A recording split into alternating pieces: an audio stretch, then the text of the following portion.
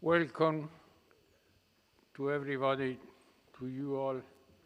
Thanks for being here with so many sacrifices and disconformities. First of all, I want to thank Pope Francis, who has brought us here and close follows our words. I would like especially thank to Kristalina Georgieva, who was the first to accept our invitation in not so much time. And I would like also thank to our academician, Joseph Stiglitz, whose insight has been guide our academy for many years. My friend, Minister Gustavo Vélez, the driving force of this meeting. Jeffrey Sachs, who introduced us to Dr. Georgieva quite a few years ago already, and the Argentinian Minister Martín Guzmán. Of course, I extend my greetings to all the ministers, ambassadors, academicians, and professors present. I thank especially Monsignor Gallagher for his presence here. Faced with so many wishes, economists, and ministers, I will not allow myself to say anything on this subject. I just want us to notice the impressive human fragility that also touch the economy and any economic systems. An imponderable, I'd say Aristotle, imponderable event caused by nature of a human will is capable of bringing the world to its knees, as is happening with the coronavirus virus in China, affected not only health, but also the economy of the world, China, but all the world. That is why economic mathematics and all economic systems thus go not take into account the human values of solidarity and the transcendence of God cannot be sufficient. In this sense, economy should always take into account the words of the Lord when he says, "Blessed are the poor in spirit, for theirs is the kingdom of heaven." Thank you very much. Please,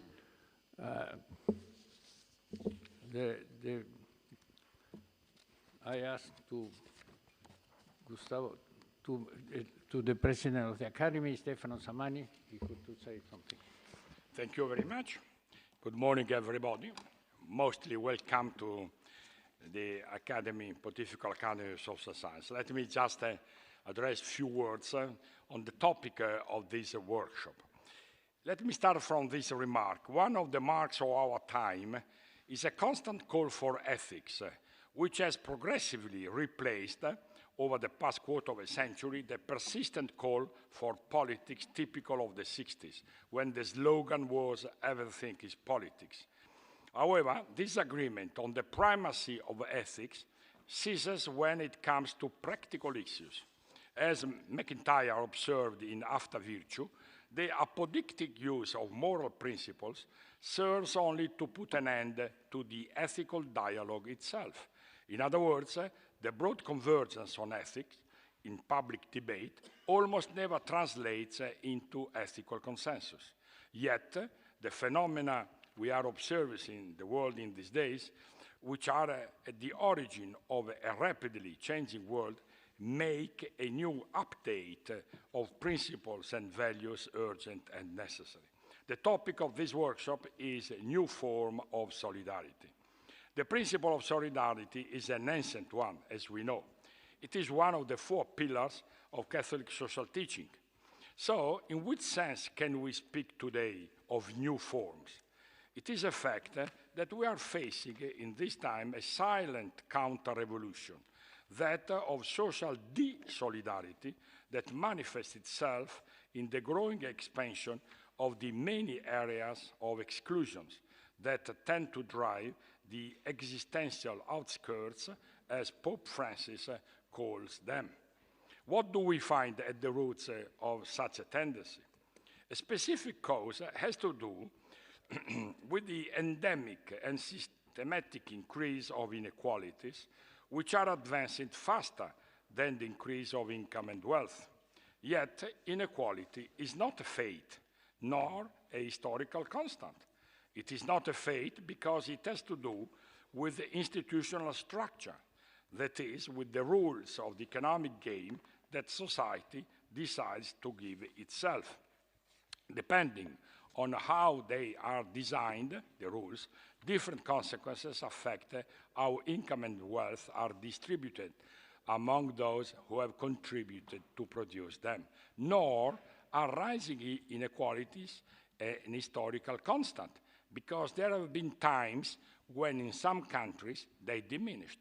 The question then arises, if inequalities do not increase because resources are scarce, or because we do not know how to act, or because they are due to particular hardship affecting certain categories of people, what are they the ultimate result of? I do not hesitate to answer that this is due to the widespread belief in two dogmas of injustice.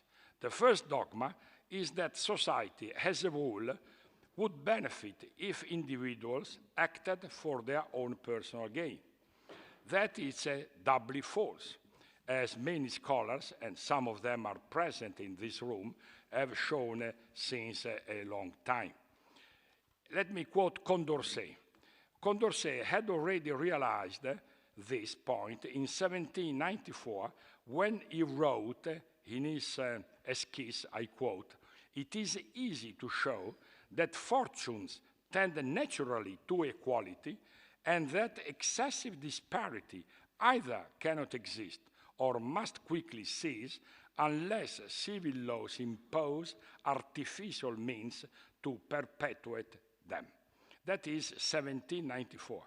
And civil laws, in his jargon, are nothing but what we call today the rules of the game. The other dogma of injustice is the belief that elitism has to be encouraged because it produces efficiency, in the sense that the welfare of the majority increases all the more if the abilities of the few are promoted.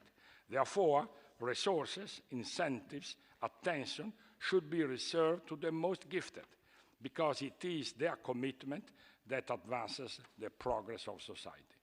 The exclusion of the less talented from the economic activity, for example, in the form of job insecurity and unemployment, is something to be accepted to foster growth. And that, once again, this dogma too lacks any scientific foundation, as we now note. In other words, to conclude, it seems to us that of the Academy, we were very receptive to the proposal to organize this workshop, because the topic we are discussing today in a very intensive day is really very important. Let me only conclude by quoting Laudato Si. The message of hope that comes from Laudato Si is that the certainties offered by techno-scientific progress are not sufficient for us. This progress has increased and will continue to increase our ability to find the means to achieve all kinds of goals. But if the problem of means is presenting itself today more favorably than it once did, the same cannot be said for the problem of the ends. Hence, the need for a new hope. And the old hope was directed to the means. The new hope is directed to the end we decide to pursue. Now, if it is true that abandoning the search for means would be foolish, it is also true that the new hope goes directly to the ends. And having hope today means exactly this: to consider ourselves neither as the mere result of processes beyond our control, nor as self-sufficient beings with no need to establish a solidarity relationship with the others.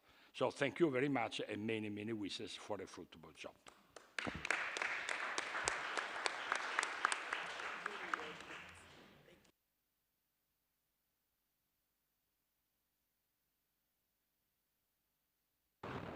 comfortability.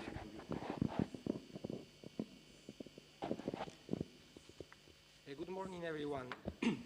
Thank you so much, Bishop Marcelo Sanchez Orondo and Professor Stefano Samagni for organizing this opportunity for constructive dialogue. Thank you all for making the time and effort to discuss solidarity and global finance. Pope Francis has encouraged us to put the globalization of indifference behind us and to instead work toward a globalization of solidarity. Someone once said that the best way to predict the future is to invent it. Our work today will be guided by a main question: how are we going to dream up the future we want to invent? When I visited this academy last October, I talked about the dangers of technological global warming. I emphasized how technology has become an emotional addiction, how fake news is threatening our sense of trust, and how the concentration of digital dividends is increasing inequality. I also mentioned the countless opportunities that automation has to offer, as long as we don't expect to run on market autopilot. Today I would like to talk about something that complements this notion of technological global warming: the global cooling of ideas. I would describe this as a kind of conceptual stagflation. The same old recipes we have been turning to for decades have become overinflated bubbles, but the damage they are causing the real economy often goes unnoticed. To move beyond this conceptual stagflation, we need to set aside our ideological visions of reality. Ideologies function as a kind of compulsory military service for our ideas, but they don't provide the practical answers we need today. We need to stop repeating the different types of automatic pilot-style approaches that have failed us time and again. Latin America is a living proof that trickle-down economy theory didn't work. But even the trickle-down democracy theory is not working. In our region, the democratic process is increasingly perceived as a mechanism that enriches the elite but impoverishes ordinary citizens. 7 out of every 10 Latin Americans are unsatisfied with how the democratic system functions in their country. 8 out of every 10 Latin Americans think that the government is in the hands of the few and they are not working for the common good. This is a blazing red light that has been fed by the uneven distribution of the benefits of globalization. To reinvent our democracy on more inclusive terms, there are 2 footprints we need to bear in mind: the ecological footprint left by our obsolete infrastructure and the social footprint left by wrong economic decisions. Our region has a foot in both the 19th and 21st centuries. While 78% of Latin Americans have a mobile phone, only 60% have a continuous supply of drinking water. 1 in 5 Latin Americans who own a cell phone do not have a flushing toilet in their home. 30% of people who have just 1 meal a day also have a smartphone. These paradoxes are new forms of slavery, as Pope Francis has said. We need a new form of creative political will in order to overcome this situation. First of all, this means setting strategic priorities for managing public debt in our countries. This is about more than just the natural resource curse. It's also about the curse of speculative financing. The free movements of short-term capital are like the false prophets who come to us in sheep's clothing, but inwardly they are ravening wolves. In Argentina, we want to move past this situation using tools to ensure that we never take on unsustainable debt again. Never again. We want to do this through democratic institutions that safeguard the rule of law, transparency, and accountability, through a multi-sector economic and social council and a joint effort between the Office of the President and the Parliament. This is the spirit of the new social compact we are promoting. We all need to be innovative and pragmatic, mainly in the era of the post-container economy, when services now account for over 25% of global trade, and new global value chains are becoming even shorter as a result of robotizations, 3D printers, and intangible assets. The new platform economy needs a new digital tax scheme to share digital dividends. The problem isn't the rise of the robots, but rather the lack of real technological social justice. The IMF has calculated that the flow of capital into a few well-known tax havens is equivalent to the combined GDPs of China and Germany.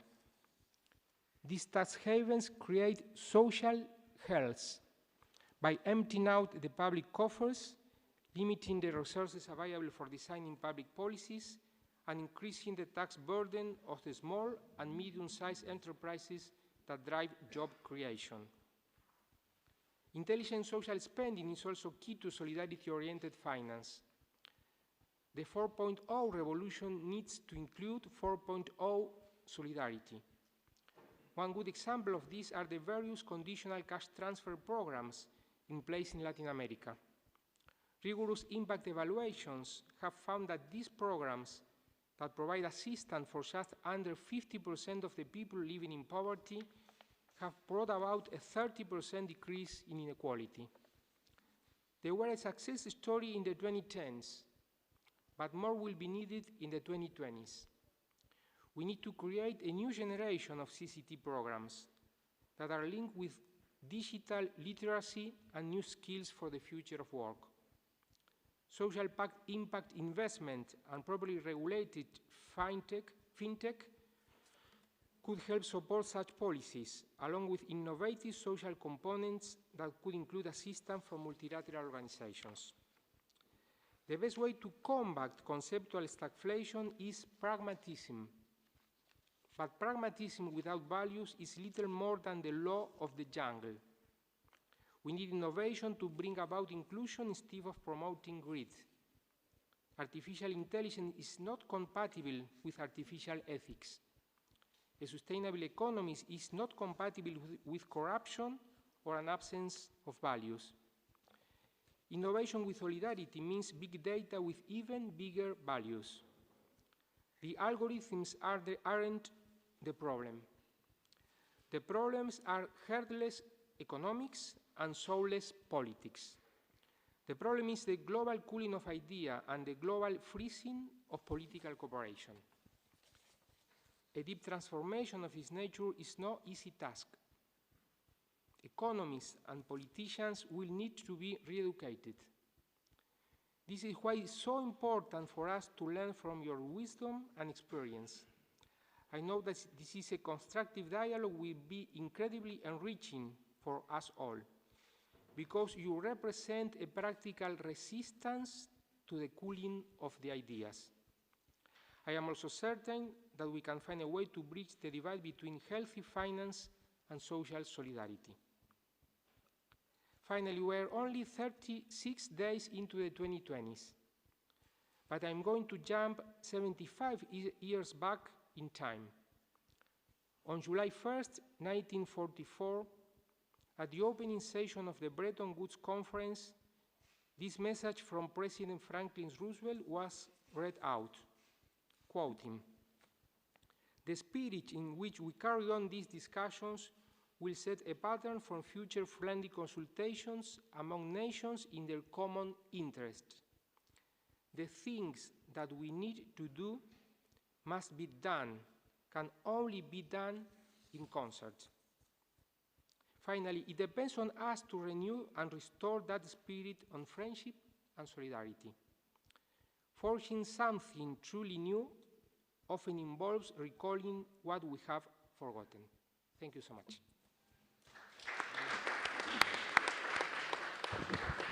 Thank you.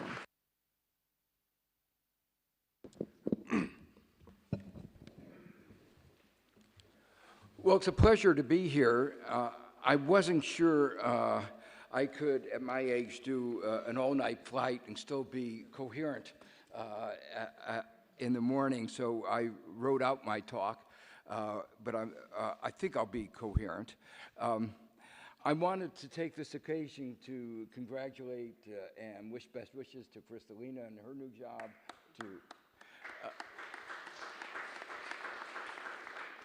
which is clearly very important. She's emphasized she's the first head of the IMF for an emerging market, and that is a major change in our global landscape. I want to also congratulate and wish wishes to Minister Guzman.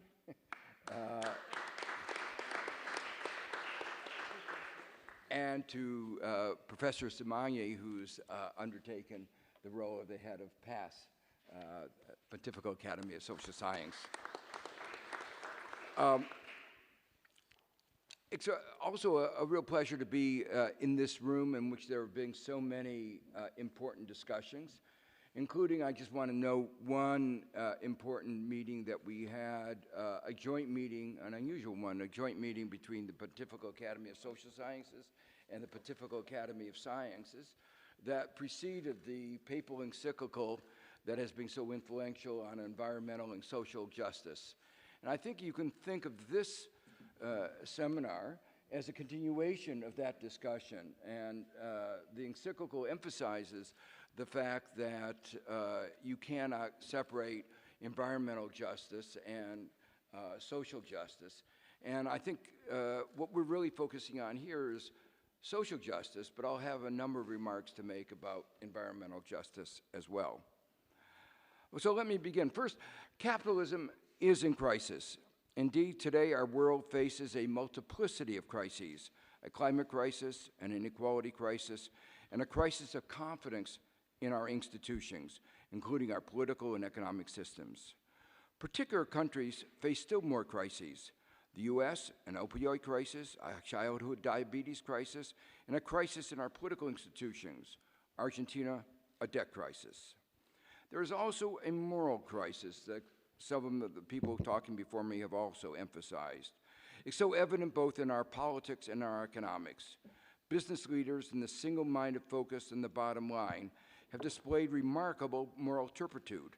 The financial sector with its predatory lending, market manipulation, abusive credit card practices, the Dieselgate scandal in the automobile sector, a food industry contributing to childhood diabetes, pharmaceutical companies pushing addictive drugs even as they claim otherwise, Facebook willing to provide a platform for mis- and disinformation and political manipulation regardless of the consequences for our democracy, has shown the dangers of a privately controlled monopolistic surveillance economy.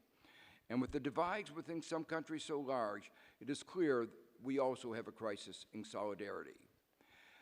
That we face so many crises at once seems paradoxical.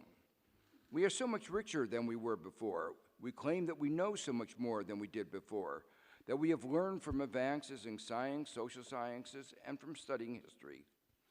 But on closer reflection, perhaps, we should not be surprised. There is always a dialectic process at work. In the very process of solving one set of problems, we create a new set. Only hubris might lead some to have claimed that the fall of the Iron Curtain marked the end of history, and the countries would all quickly converge to liberal democracies and market economies, or to suggest that the problem of economic fluctuations had been solved. Democracy in societies with high levels of inequality and without adequate social solidarity creates its own conundrums, which some countries have figured a way around, but evidently the US has not. The self-interested wealthy who wish to perpetuate their wealth have to form unholy political alliances with extremist groups to maintain political power. But even then, they have to do still more to keep their riches, like political manipulation and increasing disenfranchisement and voter suppression, which undermine democracy. While there are multiple sources of these crises, if I had to pinpoint one, it is a belief in unbridled and unfettered capitalism that grew in the latter third of the 20th century. The irony is that these ideas gained popularity just when economic science has shown the limits of markets through the work of Kenneth Arrow and Gerard Debreu, as Professor Zamani has just pointed out. Market failures were pervasive and persistent. My own work with Bruce Greenwald showed that the reason that Adam Smith's invisible hand was invisible was that it wasn't there. Economies with imperfect information and incomplete markets, that is, all economies, were not efficient. The neoliberal or market fundamentalist economic doctrines got reflected in a policy agenda that has had devastating consequences for both developed and developing countries. These Washington consensus policies were imposed on many of the poorest countries, causing a lost decade in Latin America and a lost quarter century in Africa because of the structural adjustment programs that saw to that region's deindustrialization. Shock therapy in the economies of transition led to neither growth nor democracy in most of the countries of the former Soviet Union and Eastern and Central Europe. Neoliberalism gave rise to financial deregulation that eventually led to the most serious global economic downturn in 3/4 of a century, and it also resulted in a mismanaged globalization which served corporate interests, but neither the workers in the banks nor the developing countries. What was supposed to be something that would make everyone in every country better off became the subject of vilification in both the North and the South. Financialization and globalization created a few winners, but many, many more losers. The increase in inequality, the destruction of our environment, the polarization of our societies, and the pervasive discontent, these cannot be denied. There are multiple forces at play, of course. Changes in technology, what is called skill-biased technological change, also played a role. But the direction of technology is itself endogenous, a result of market forces, and capitalism directed its energy to creating more unemployment and lowering the wages of unskilled workers rather than to what it was really needed, saving the planet and creating an economy that would serve all. The distorted economy distorted politics and society. While standard economic theory takes individuals' preferences and behavior as fixed and largely universal, with choices affected only by economic variables like prices and income, we know otherwise. As parents, we work hard to raise honest, less selfish, and more caring children. An economic system based solely on self-interest that celebrates that greed is good, in the infamous words of Gordon Gekko, leads to a society in which individuals are greedier. By contrast, cooperatives, which Professor Zamani has devoted so much of his time to studying, cooperatives encourage cooperative behavior.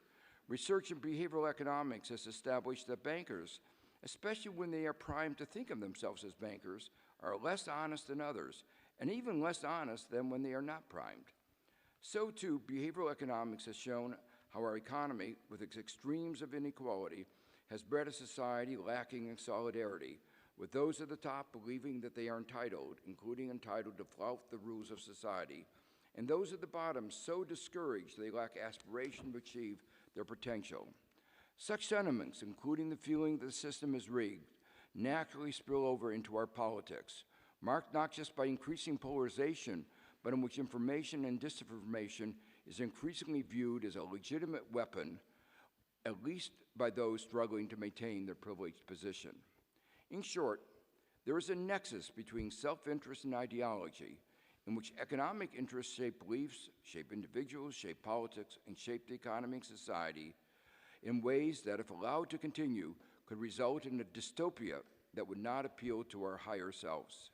If unchecked, it would enhance and perpetuate the crises to which I referred earlier. Another world is possible, and most of the rest of this talk focuses on what that world might look like. The good news is that people increasingly recognize that capitalism needs to be reformed. The problem is that too many seek only minor tweaks, while what is required is much greater. For instance, at least in some parts, business and political leaders are mouthing commitments to a better environment, better access to education, and even occasionally more equality. But when it comes to making the deep and lasting changes that would have created a society marked by sustainable social and environmental justice, that often appears a road too far. Markets, including financial markets, international markets, will be part of any successful system, but key will be restoring balance. Balance between collective action, which has been denigrated, and markets, which has been put on a pedestal. Between markets and non-market institutions like cooperatives and NGOs, and between markets, the state, and civil society. All institutions are fallible. The potential for abuse of power is universal, and each of these institutions must check each other, but in constructive ways, in ways that do not lead to gridlock and paralysis. The difficulty is that when inequalities within society become too great, systems of checks and balances will not work, no matter how good the institutional arrangements might look on paper. Wealth will triumph. I've described a system called progressive capitalism that aspires to create a better balance, a capitalism that is markedly different from the unfettered or lightly regulated system of today. Progressive capitalism recognizes, first, that without regulation, firms in seeking profits can enhance those profits often more easily by exploiting others through the exercise of market power or taking advantage of others' vulnerabilities than by contributing to society, and we have seen that repeatedly. We need regulations. All societies require regulations because what one individual does can impose harms on others. The Ten Commandments were a simple set of regulations for a simple society.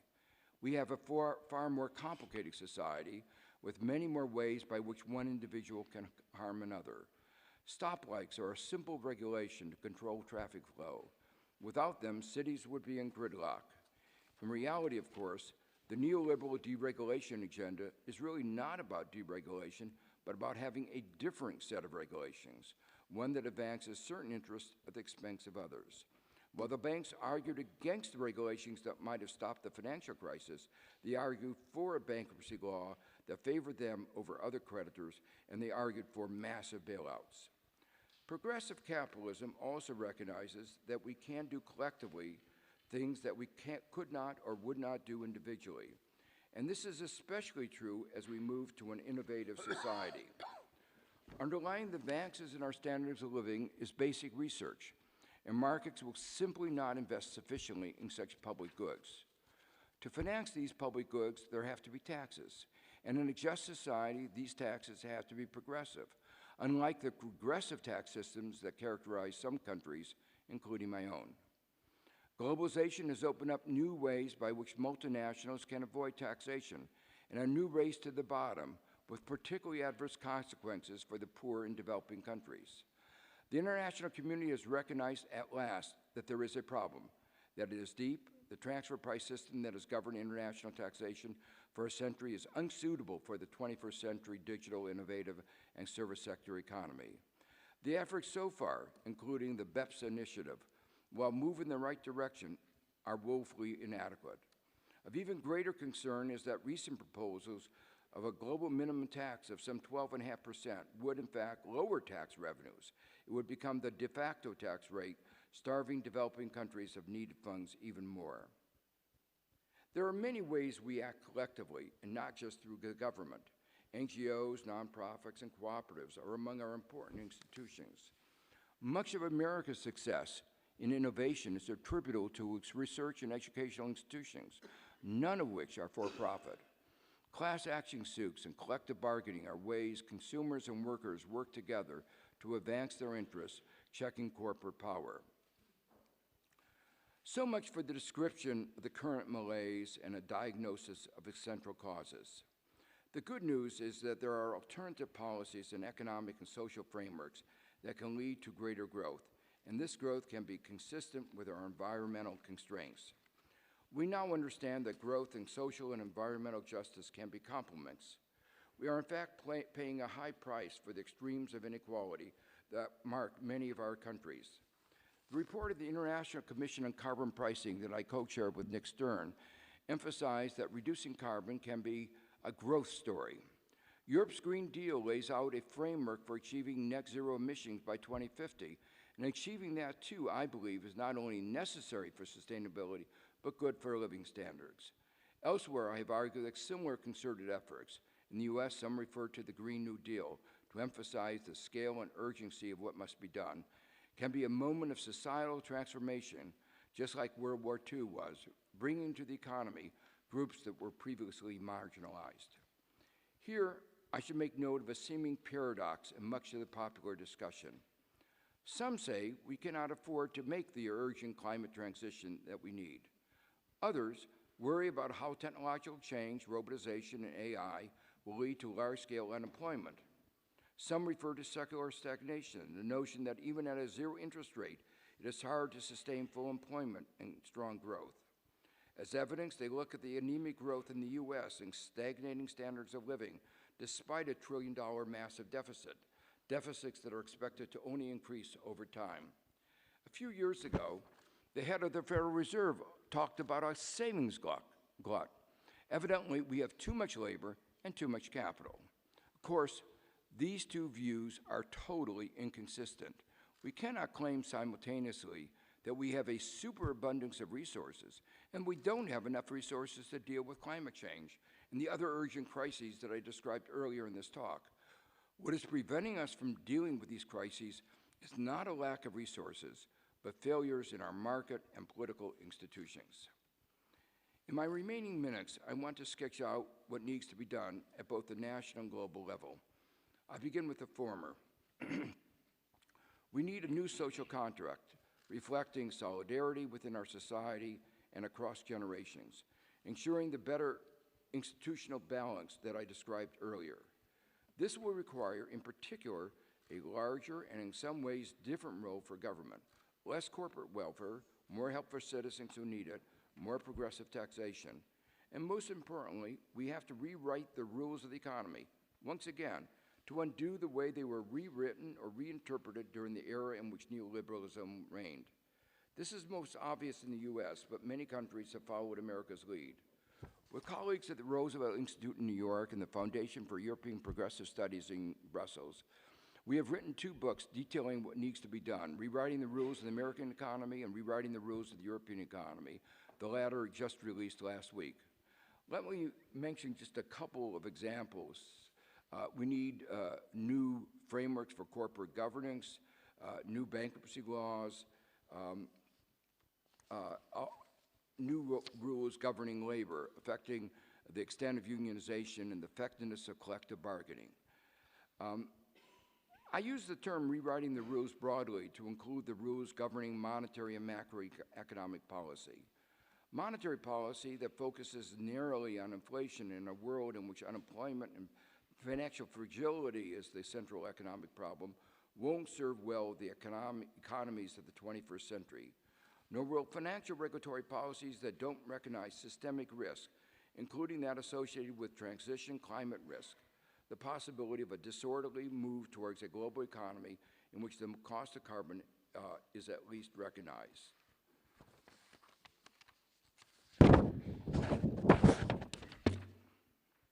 Markets are myopic, often slow to see a seemingly inevitable future, as we saw in 2008. The systemic consequences of a change from a world with a price of carbon near zero to an appropriate price of carbon, estimated in the range of $100 a ton, will be highly disruptive to the global financial system, another reason for the imperative to act now. I should note the important work of the IMF and INET, including its research group in Zurich.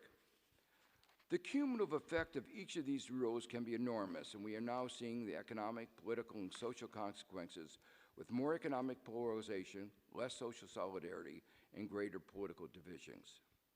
However, even when we rewrite the rules, achieving greater growth within our planetary boundaries with more shared prosperity, we will require larger public expenditures, including on basic research, technology, infrastructure, and education.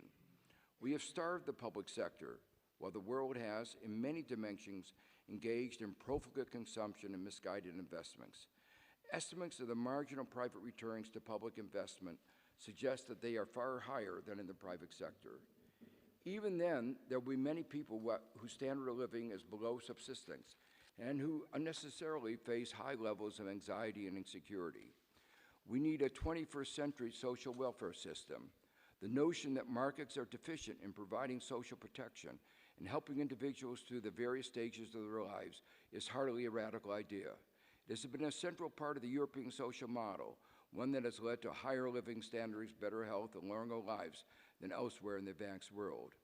A 21st century social welfare system goes beyond social protection to recognize that there are a multiplicity of market failures beyond just the absence of good insurance markets.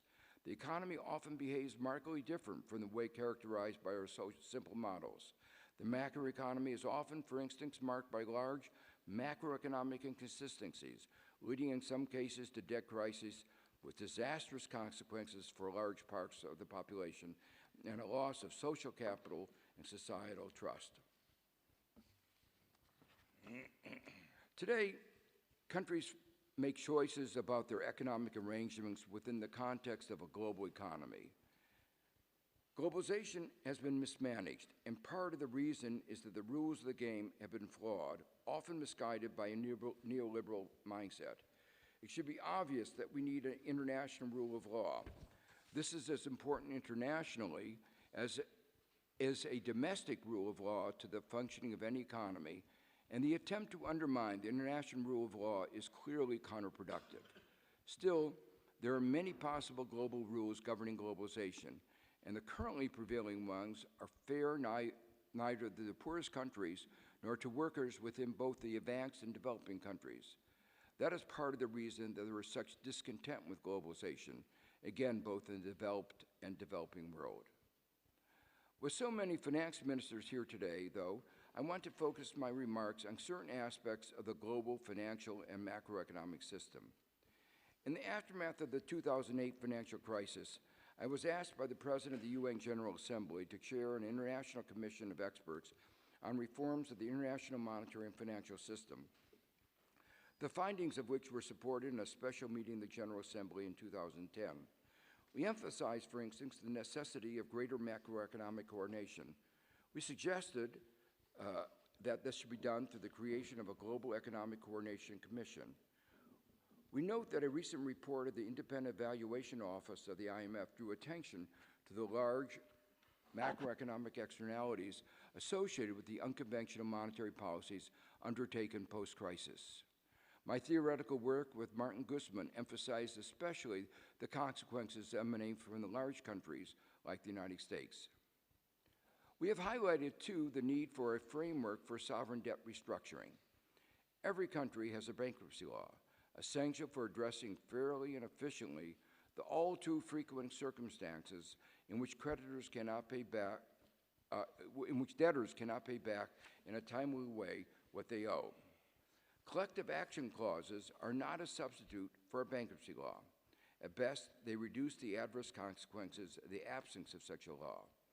We were pleased when the UN General Assembly overwhelmingly adopted a set of principles to guide such a global sovereign debt restructuring framework, but disappointed that a few of the largest countries, including the U.S., did not support these principles. Subsequent events, including the infamous rulings by Judge Grisa in a U.S. District Court, have demonstrated just how needed such a framework is. So too has the history of debt restructuring, repeatedly marked by too little, too late, excessive delays in restructuring with too few changes resulting in another debt crisis within 5 years, in some half of the cases, and enormous and unnecessary suffering in the debtor country. The irony is that even the creditors lose.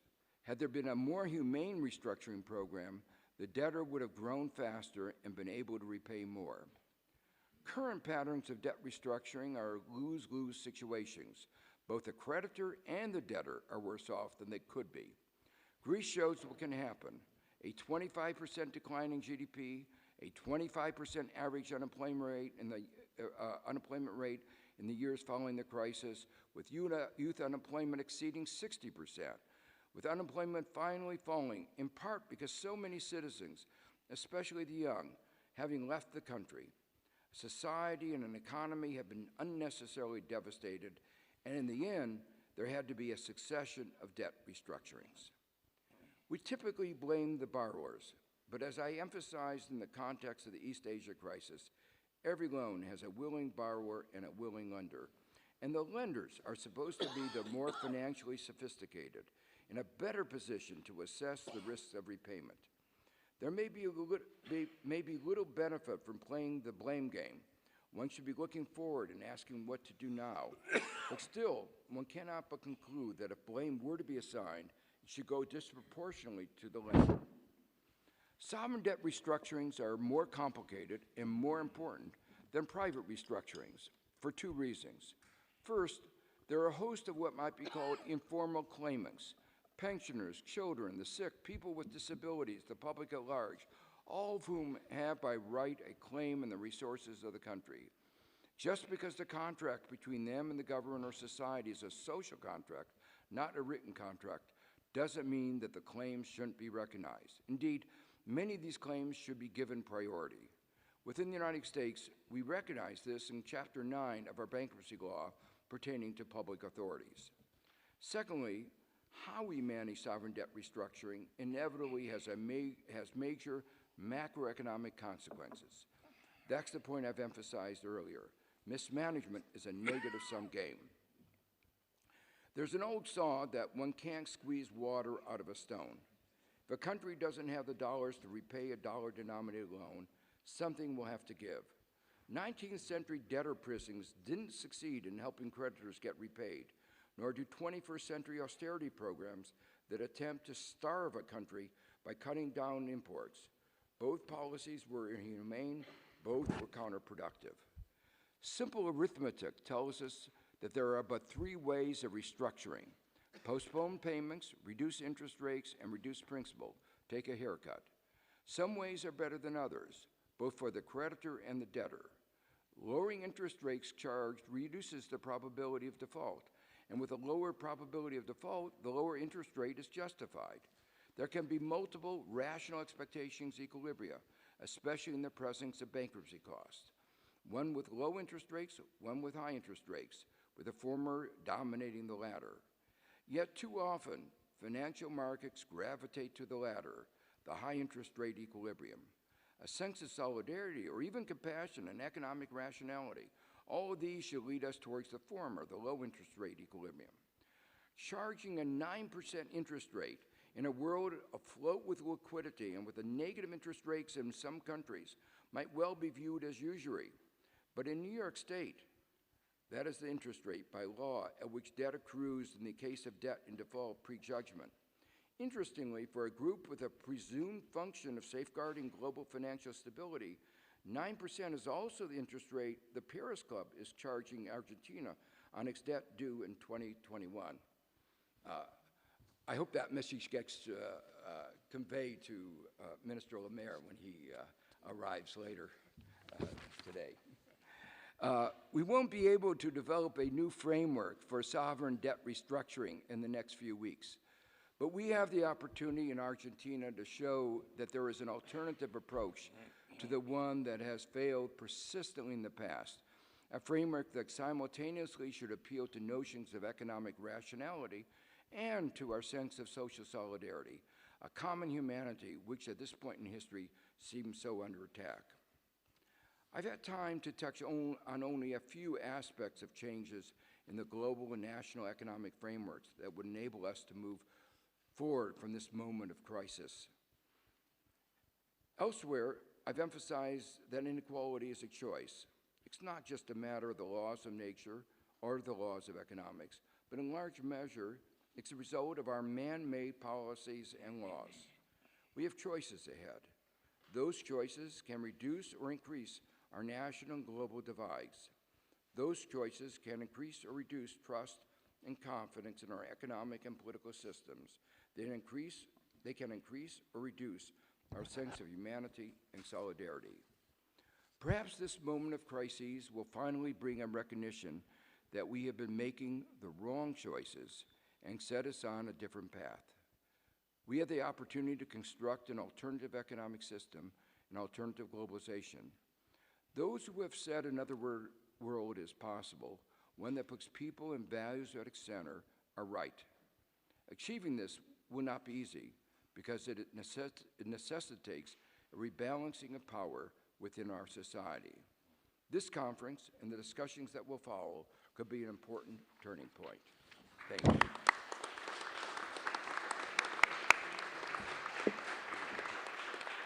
Very good. So, thank you very much, Professor Steele. I give the floor to Professor Sachs, Jeff, also to guide the discussion this morning. Thank you. Thank you very much. We have a very wonderful session ahead with many speakers on the topic of excuse me, social stability, new rules for a supportive, inclusive, dynamic, and sustainable world. Each speaker has 10 minutes. Please limit your remarks to 10 minutes because we have a very long list of speakers. So let me first call on Rob Johnson of Institute for New Economic Thinking on New Economic Thinking Research and Teaching.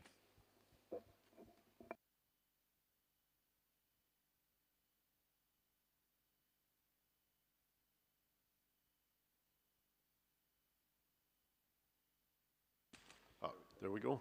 Can you hear me? Thank you. Thank you, Jeff, and it is a pleasure and an honor to be here with you all today. I'll talk about this challenge in the context of the work that we do at the Institute for New Economic Thinking. At present, I think that we are amidst a collapse in the faith and trust in expertise by people throughout the world. They wish for expertise to be devoted to the analysis of the public good, and yet they are suspicious that what they are experiencing is merely marketing for the wealthy and the powerful. One can learn a lot by reading one of the most famous children's books of all time, The Little Prince, where over and over it is demonstrated by the author Antoine Saint-Exupéry that children somehow are able to see much more clearly than their adult counterparts. We live in a time, and I'll date it to 1971, when a man named Lewis Powell wrote a memo in the United States on behalf of the Chamber of Commerce, where we've seen a tremendous growth in what I will call a hero system that created meaning for the life of people because they became financially wealthy, because they became wizards of technology who could expand the potential for all of our future, almost acting as though they were gods. And in the realm of philanthropy, whatever their donation, however politically slanted, whatever taboos they abided, they were considered to be generous. That hero system, which was guidance to many people about how to create a meaningful life, even a meaningful life beyond their physical existence, is in tatters. In addition to work to provide technical wizardry, people are now terrified of centralization of control, of taboos enforced in philanthropy in much needed areas, of policies which manipulate governance to exacerbate inequality and to make it possible not to pay taxes. What used to be called tax evasion is now merely tax avoidance because of the lobbying of the powerful. To overcome that resistance, and this is where I think the work is now important, the first thing we need is a vision, the vision of what to do. Joseph Stiglitz, in this last half hour, provided an extraordinary constellation of visions to remedy many, many of the maladies that society now suffers from.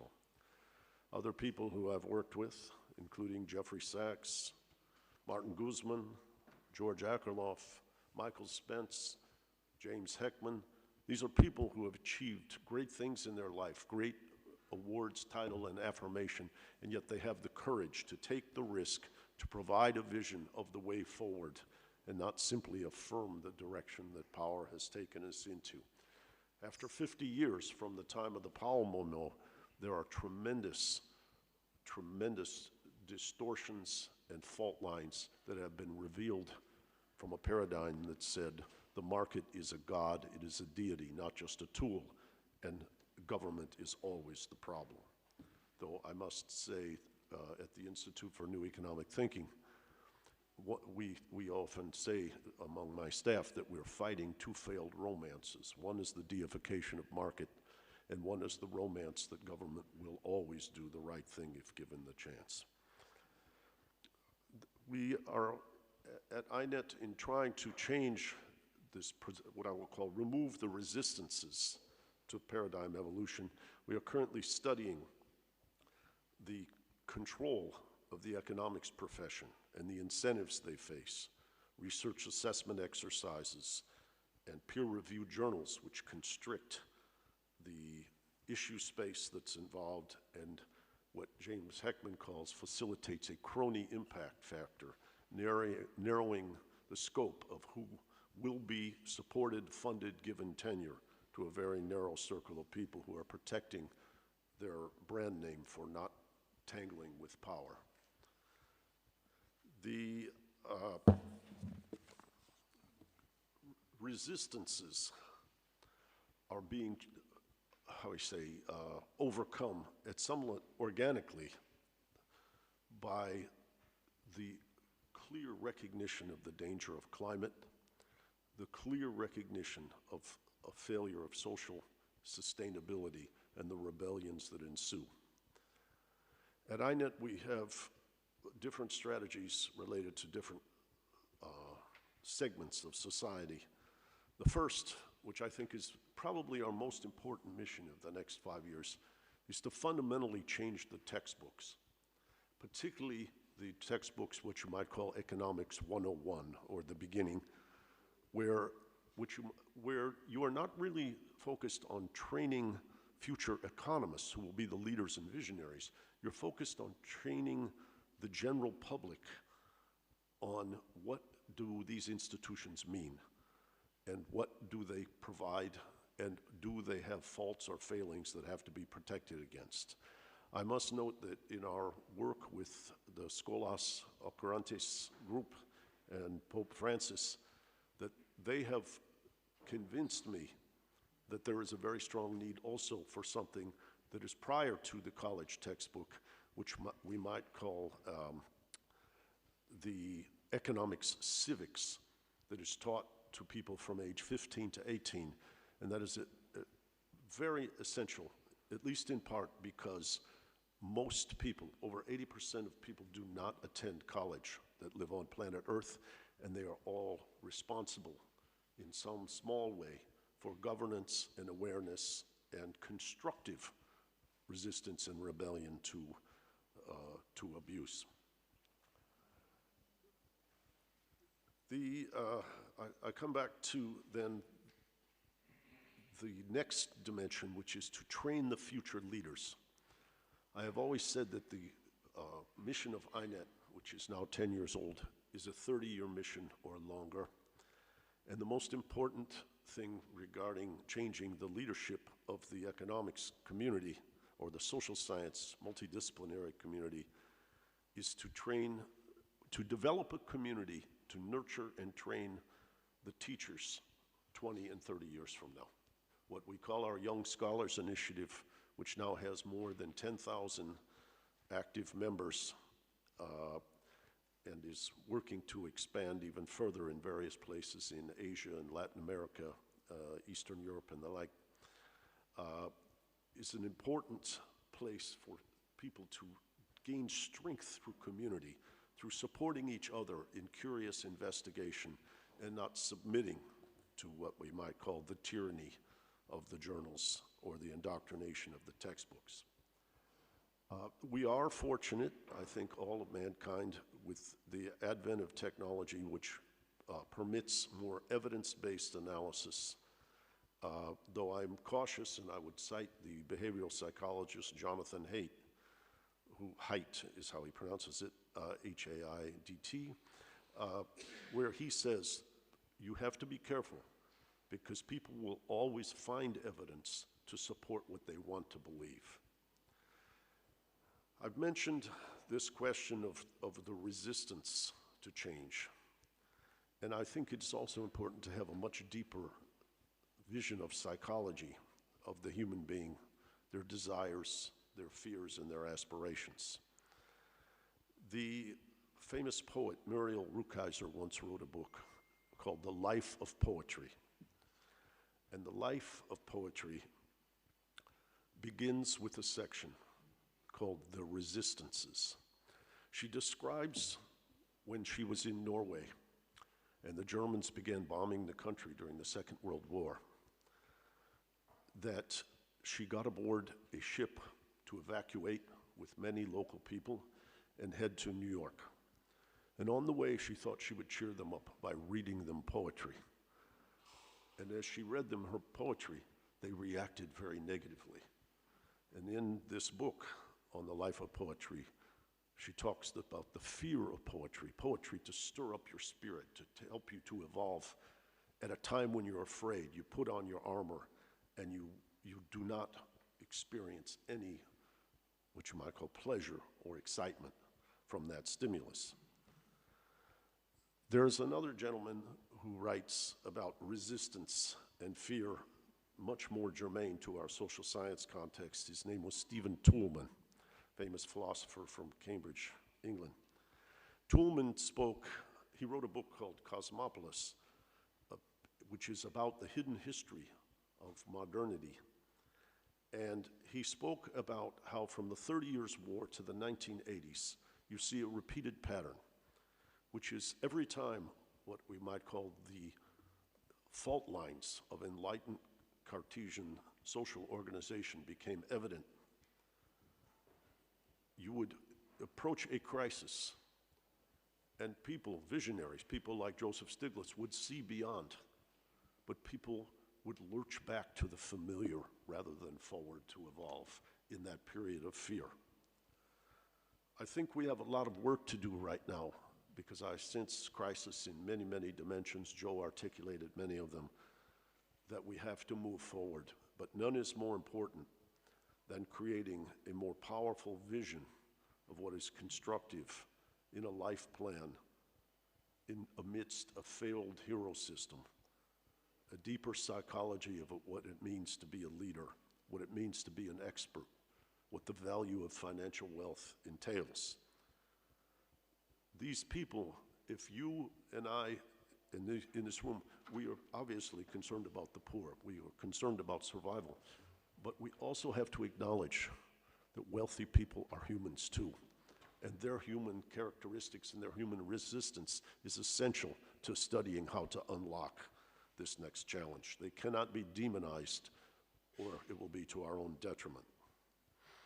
I was recently at the World Economic Forum and had the experience over several days of seeing a peer group of elite and wealthy people acknowledge together that climate change was dangerous and the challenge was upon us.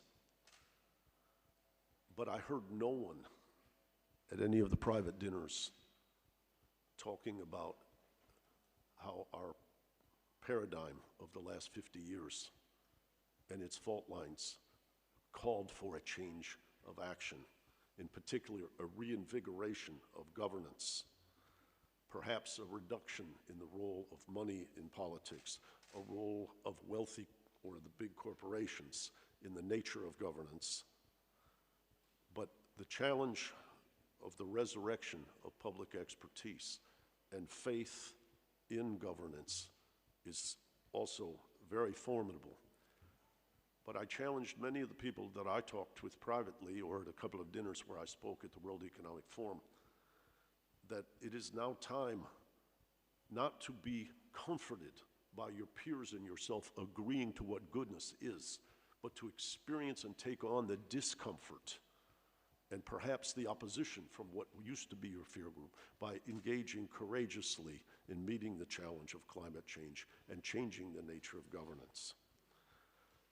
I am here today primarily because when I look at the things that I want to affirm in life, I saw Pope Francis stand out. I saw him challenge convention.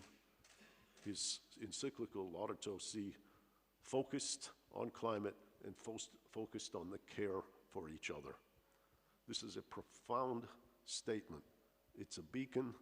It's something that our young people who, like the Little Prince, can react to positively. And it's something that I want to help reinforce with all of you to push us beyond the resistance to the next stage of society.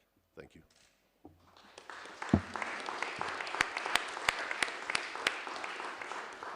Rob, thank you very much for those wonderful words and for the work of INET that you're leading. Next, we'll turn to Adela Cortina Orts at the University of Valencia.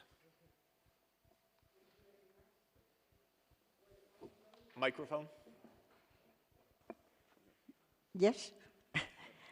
Thank you very much. I am going to talk about the problem of aporophobia, rejection of the poor. First of all, I would like to thank the organizers for allowing me to participate in this workshop, whose aim is to design proposals to construct a world based on justice and solidarity after presenting a diagnosis of the situation. As my intervention has been included in the panel of diagnosis, I will refer to a pathology that is both personal and social at the same time, which infringes upon human dignity and endangers democratic life. Its name is aporophobia. A word composed of two Greek terms, aporos, without resources, indigent, helpless, and phobia, fear, mistrust, even hate. It is constructed through analogy with terms such as xenophobia, but it is more radical and cross-cutting than them. It is present in all countries and throughout history. Foreigners are not rejected if they are tourists, or if they make large investments in a country, or if they are elite athletes or singers. Those who are rejected are poor immigrants or political refugees who try to cross the Mediterranean to the point where the European Union has been unable to find a human solution for them. The poor are rejected. The poor who do not seem to have anything interesting to offer in exchange. The most vulnerable ones in any situation, even those from the actual family. The word aporophobia, written with an F in Spanish, has existed in the dictionary of the Spanish language since 2017, and it was declared Word of the Year of the Fundeo del Español Urgente Foundation for its capacity to transform reality. Because social pathologies must have a name to make them visible, to identify them and take up a stance against them. Two main issues regarding these pathologies: what are the causes, and do we want to reinforce them or, in contrast, deactivate them? Describing the causes or reasons for rejecting the poor would take much longer than the time available to us today. But we can at least name two essential causes that are closely associated with each other: a bioanthropological cause and a social cause. With respect to the bioanthropological cause, buoyant currents of evolutionary anthropology show that we, human beings, are reciprocal animals, homo reciprocans.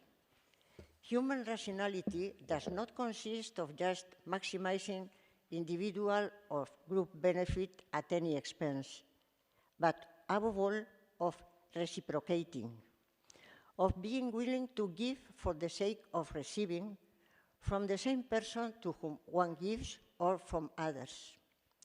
This is the game of indirect reciprocity, which explains the success of contractualist societies governed by the change principle. This is the key of the rule of law, modern economy, and social life. We are valuologically prepared to cooperate with those who are necessary to us to be able to survive and prosper. And it is true that cooperation is more intelligent than the egotistical maximization of benefit.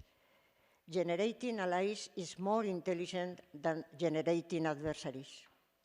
But what happens in contractualist societies with those who do not seem to have any interest in to give in exchange? The poor, the excluded, the powerless, the handicapped, the mentally sick, illegal immigrants, los desechables, the homeless, the refugees, those who in any sphere of social life, not only in economic life, lack sufficient power to return the goods that are exchanged in it, which may be money, favors, votes, support to win elections, honors, or recognitions. The most vulnerable in every situation. Even the gift economy that Marcel Mauss talked about, l'économie du don, is based on the change of presence. This is the biological and social breeding ground of aporophobia, rooted in our brains and in our societies. But above all, it is underpinned by a deceit, by a deformed and deforming ideology of reality, the ideology that assures we are isolated individuals who can only be united through contracts, when the truth is that we are people in a relationship united by a bond which we can weaken or strengthen, but not ignore. Strengthening the bond of intersubjectivity is gaining in humanity. Weakening it is becoming dehumanized. When all things considered, all human beings have something valuable to offer, and it is the blindness of the well-off that prevents them from discovering it. What can we do? 3 paths at least are unavoidable in the 21st century. Eradicating economic poverty, which is possible, and it is a matter of justice. Promoting institutions that will reduce inequalities at a local and global level. Educating in justice and compassion, in the ability to include all, but especially the most vulnerable, and discovering with clean and lucid eyes what valuable things each person can offer, even though it is not in exchange. This is the manner in which aporophobia can be deactivated. We have given it a name. Now we must put an end to it. Thank you very much.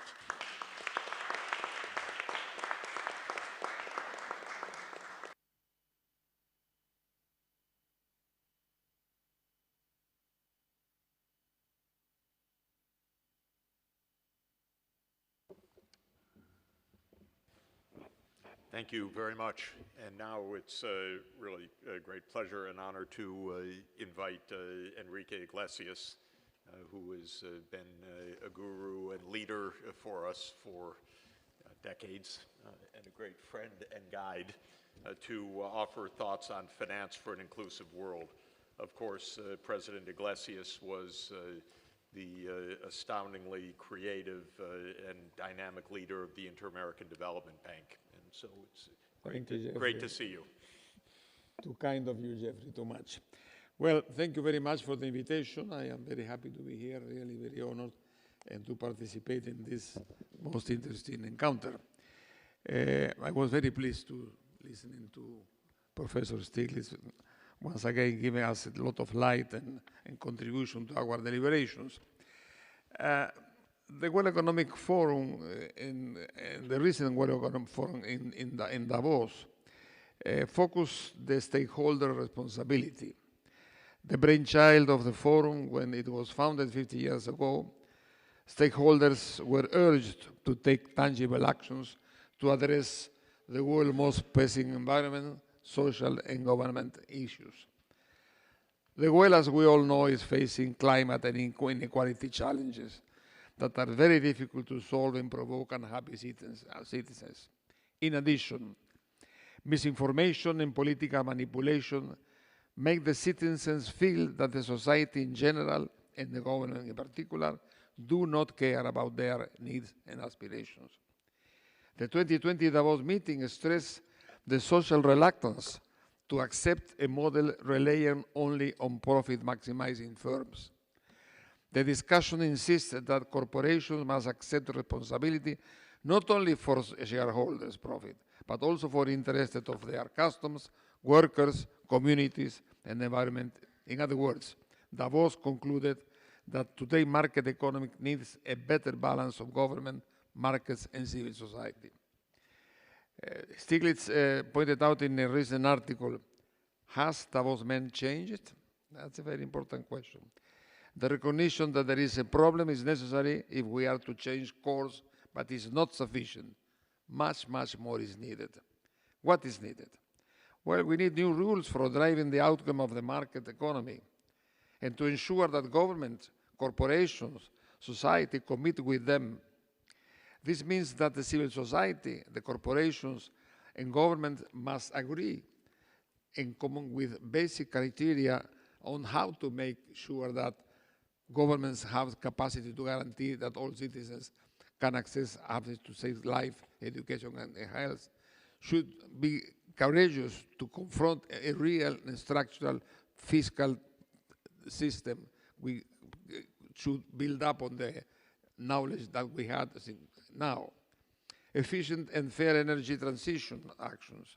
Corporations are committed with social responsibilities, principles such as paying a fair share of taxes, curbing multinational tax avoidance, ensuring developing countries get a fair share of tax revenue. Unions and other collective groups have enough bargaining power to promote fair wages and reduce wage disparities. All citizens have access to produce and service provided through markets. In this context, we need really a new social contract within the market economies. I will make now some considerations on how to promote the access to all citizens to banking and financial system, as has been asked to me to comment upon. I will make 3 comments on this issue, this complex and important issue. First, state that access to banking and financial services improve growth and income distribution. Well, according to the World Bank, around 2.5 billion people in the world do not have formal access to services, and 75% of poor people do not have a bank account. Access is essential to reduce poverty and to promote prosperity. Development theories emphasize the key role of access to finance. Lack of finance is often the critical mechanism for generation persistent income inequality, as well as growth.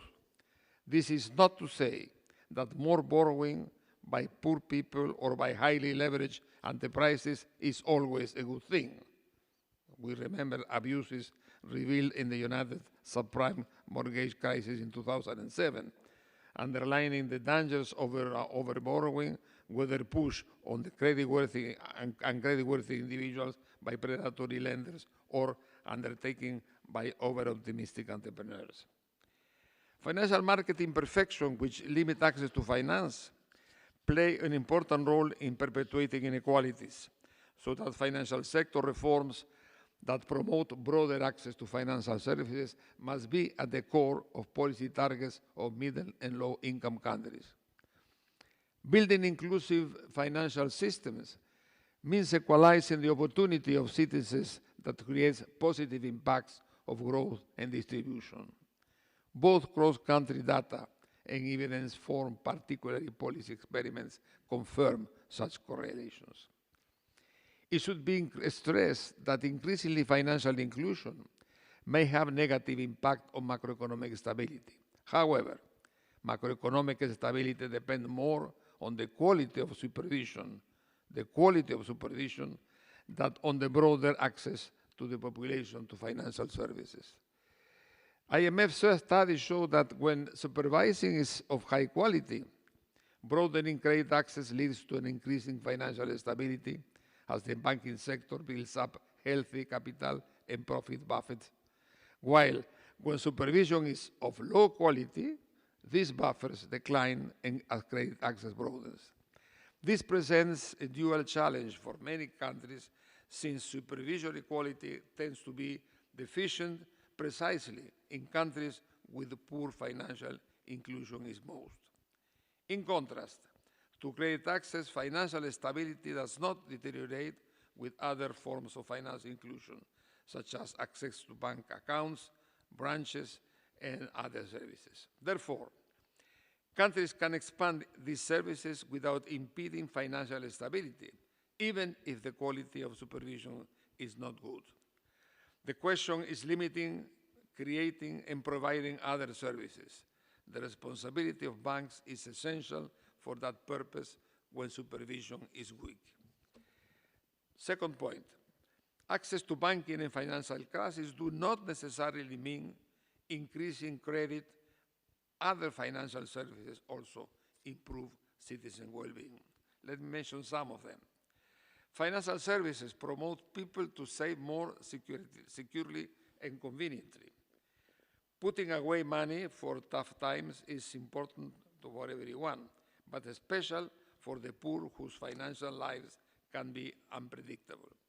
Having access to an account makes it easier to eat more and better foods, to be more prepared for health crises, and when saving starts during youth, developing good financing habits and get an education. With universal financial access, all people could be able to save even small amounts of money in a safe and secure way. Another experience. Poor people could more easily and safely receive government benefits. Globally, more and more governments are moving their social transfer programmings from cash in-kind contributions to electronic payments. Well, these recipients often now receive the full benefits payments since intermediaries who used to take a percentage of the money had been cut from the process. However, there are obstacles related to the level of the fees charged and other issues. Third, to promote the growing of small enterprises. This has been for me in my life a very important experience in the Inter-American Development Bank when we took this as a major issue to reach the small enterprises in the region. New enterprises could get access to the financial services to build a small business and allow the exposure to new markets. Where currently 200 million micro, small, and medium enterprises can get sufficient financing to run their businesses. For example, including small firms in electronic value chains and e-commerce platforms such as Alibaba in China and its Taobao platform has opened up access to credit and payment services to 16 million vendor businesses, nearly 90% of whom are small and micro enterprises. We had in Latin America very beautiful experiences in that area. I am very much impressed about how much we can develop and stimulate development of small and medium enterprises. Four, eliminating isolation of remote cities is another big problem in Latin America. Having a transition accounts through a more phone allow people in remote places. Third is the question of regulation commitment. Many barriers prevent people from opening accounts in financial institutions. The need to have a real community and regulatory system is perhaps one of the most demanding problems in the moment. So finally, just to make my comment, let me say that the World Economic Forum, as I said before, a year ago, focused on how to build a more cohesive and sustainable world. when the topic is timely, but it needs more tangible form. Working of such conclusion to be the target of this seminar, and I hope to get a lot to be arguing for this issue in many years to come. Thank you very much.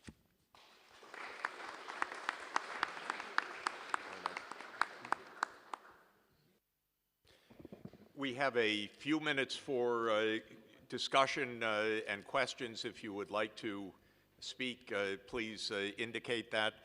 I'd like to make one remark just as part of the context for our discussion. Different countries have very different approaches to the issues we're talking about.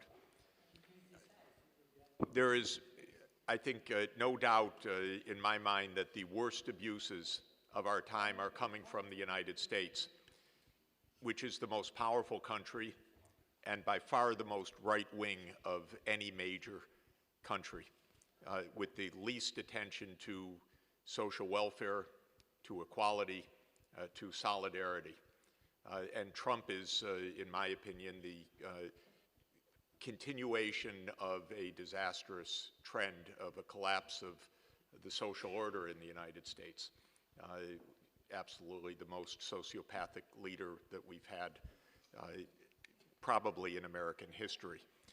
So I don't want to overgeneralize, and I would like us to make distinctions, because what we're saying does not apply to Scandinavian countries. By no means. It does not apply to many other countries which are trying to find creative, inclusive policies.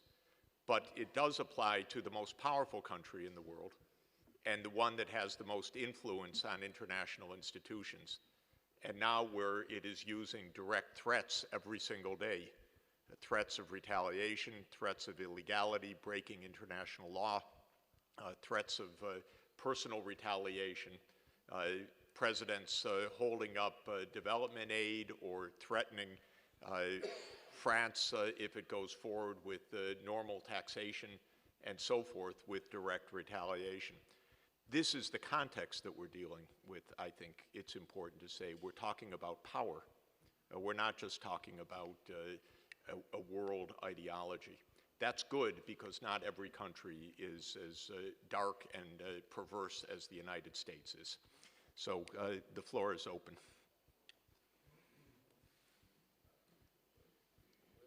Please, would you like to speak? Yeah.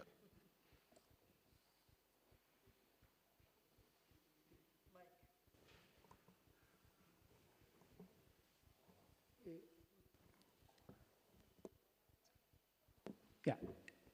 Okay.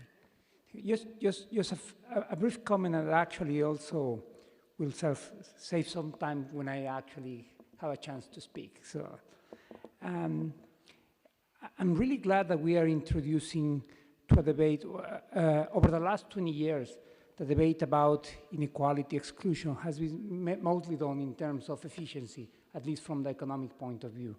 So it's very refreshing when issues related to ethics, solidarity are brought into the conversation. I remember a long time ago when I was a graduate student, when people started talking about inequality, the most strongest argument were along the lines of very unequal societies accumulate very slowly human capital. That affects growth, and that's why inequality is bad. It was an efficiency argument. Inequality is bad not because there are very poor people and very few wealthy, it's just because it does not allow the economy to reach their potential.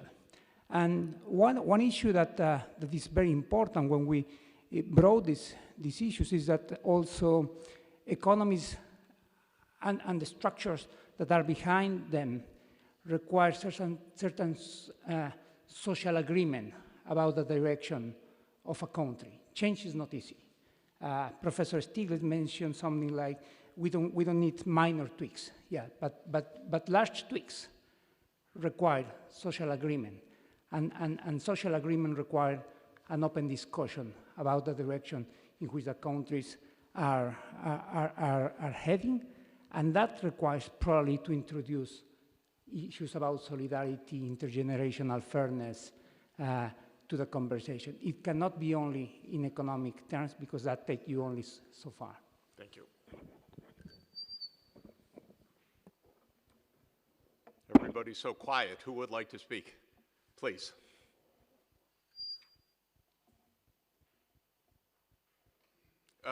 Press the request. Yeah, perfect. Yeah. Thank you. This is a question for Professor Stiglitz or Minister Guzman about monetary policy, given your research. I think it's a pretty well accepted fact now that the extremely accommodative monetary policy we've seen in the past 10 years, certainly in our country, I think we can say is the accepted approach from bipartisan standpoint. I think you even have obviously the president hectoring his own Fed chair, as we all know, to lower rates. As the question is, assuming you accept the notion that that extreme accommodative monetary policy has been part of the root of some of the gross inequality we've seen in the last 10 years in terms of asset prices being concentrated in the hands of a very few. What's the approach or solution to this apparent paradox? Joe? Well, the point is that the mix of monetary and fiscal policy to sustain the economy has been all wrong. What we needed in the aftermath of the financial crisis was much more fiscal policy. And it was very evident that there was very high returns ways of spending money. We needed to fight climate change. We needed infrastructure investment. We needed more social protection. We needed more investment in human capital, more research. So there were ample opportunities for spending money on just investment that would have yielded returns. The real interest rate was negative, and these were yielding very high returns in excess of those.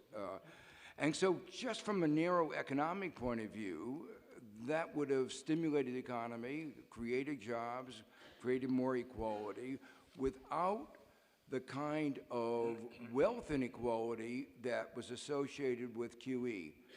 The argument that was put forward was supposedly put forward by the opposition, quite frankly, by the Republicans, was it would require deficit financing, and we couldn't afford that. But that was clearly, I don't know, it was clearly a lie, because in December 2017, they passed a tax cut for the billionaires and for corporations, didn't lead to more investment, led to almost $1 trillion of share buybacks and dividends, and contributed again to more inequality, and didn't stimulate, the growth, gave a short burst of growth, but not a sustained burst of growth. So the answer is very clearly, monetary policy had reached its limits, and what we needed is more fiscal policy. Now, the issue facing the Fed at one point was, okay, given that we can't get more fiscal policy through Congress, what should you do? And that was a little bit more of an agonizing decision.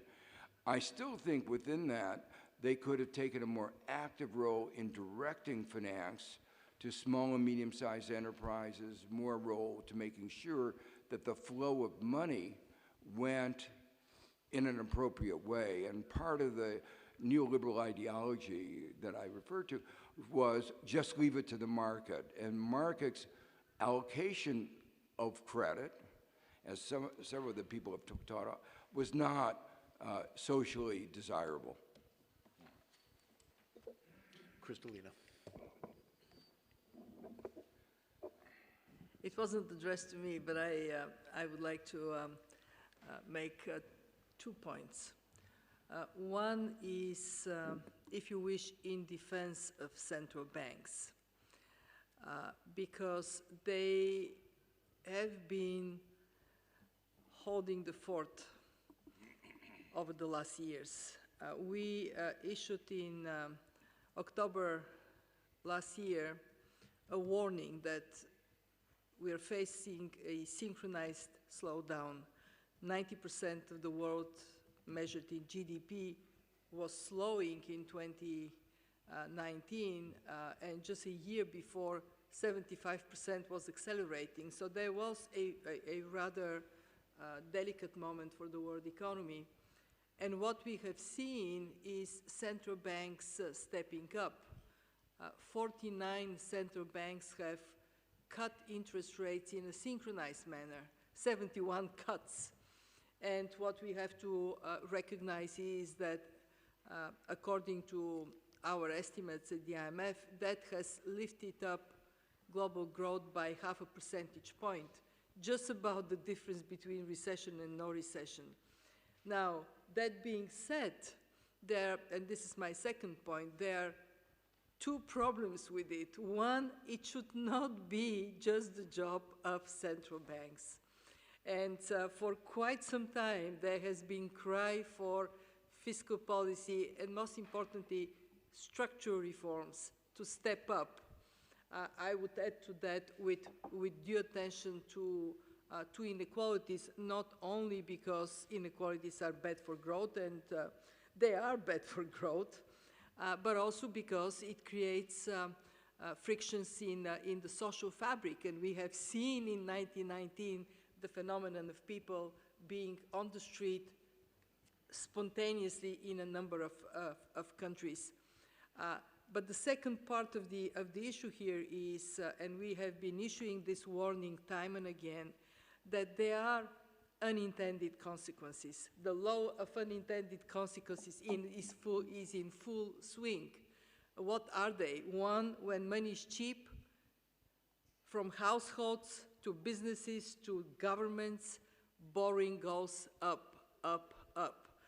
We registered 188 trillion, again a record high level of debt, and that increased borrowing sooner or later would give us a big headache. For some sooner, for others later, but this is there. More importantly, with cheap money, there is also low return in the normal way, and the appetite for risk taking goes up. In search of yield, we see also increased risk for the financial system of the world. And as you said in your question, we also see shift towards equities, and that is in a way redistribution of wealth that doesn't go through parliaments. So for all these reasons, we have been making time and again this point that there has to be much more balanced economic, a mix of economic policies, and hopefully with the exhaustion of monetary policy space, which is for many countries already there, there would be more attention to that. So it's not just for the US, I think it is something for the world to pay close attention. I'd like to also mention part of the problem comes from the entire way that our governments are organized, and from the macroeconomics profession. In 2009, when the crisis was very deep, what the macroeconomists, especially in the Obama administration, called for was an immediate stimulus. And within 6 weeks, there was a vote for a $900 billion stimulus. It had no plans. It was short-term. I was completely against it at the time, and said to the president at the time, take 6 months and make a plan for a strategy. I will quote myself just for a moment. Macroeconomists trained in the past, this is from 2009, which I gave to him.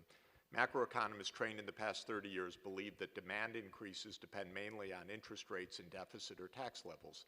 Yet increased spending on renewable power, a robust power grid, carbon capture and storage, wastewater treatment, fast intercity rail, higher education, and so on will depend on establishing a policy framework that harmonizes regulations, land use, public finance, and private investment. Large-scale stimulus, in other words, requires a nitty-gritty of public-private planning, technology assessment, demonstration projects, and complex project financing. This is not what macroeconomics is. Macroeconomics is turning dials.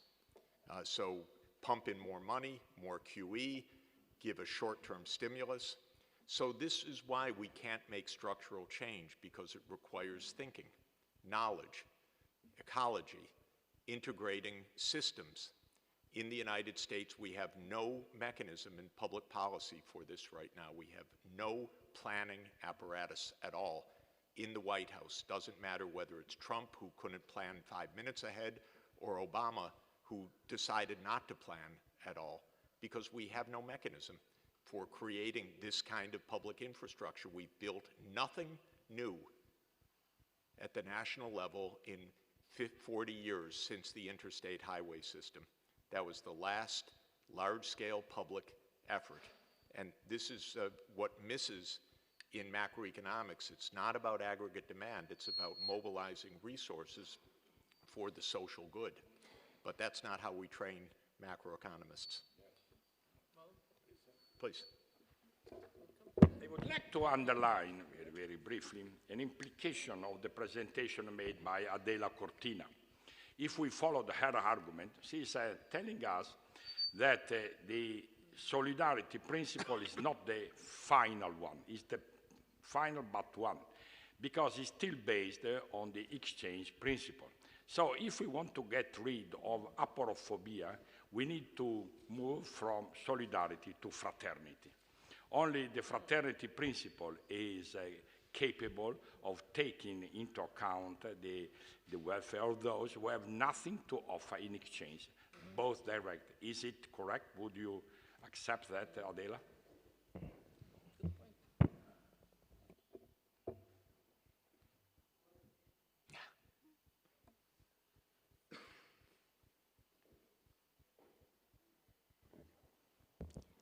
Well, I think that the problem is the economy. Economists has not an idea of this aporophobia. Economy has not in account the idea of that poverty must end and construct mechanisms on this line. I think now is the time to recognize that everybody has this dignity and that the mechanisms must be created. And I think this is the idea of this seminar, and then of our work in the 21st century, because it's a question not only of solidarity, but also of justice. Justice with the dignity of human being. And we must construct a world with the idea of human dignity and with a democracy with equal people and not with inequalities. I think this is the idea of us. Wonderful. Thank you for a wonderful session for all of the speakers and all of the interveners, and we have a coffee break now. Thank you.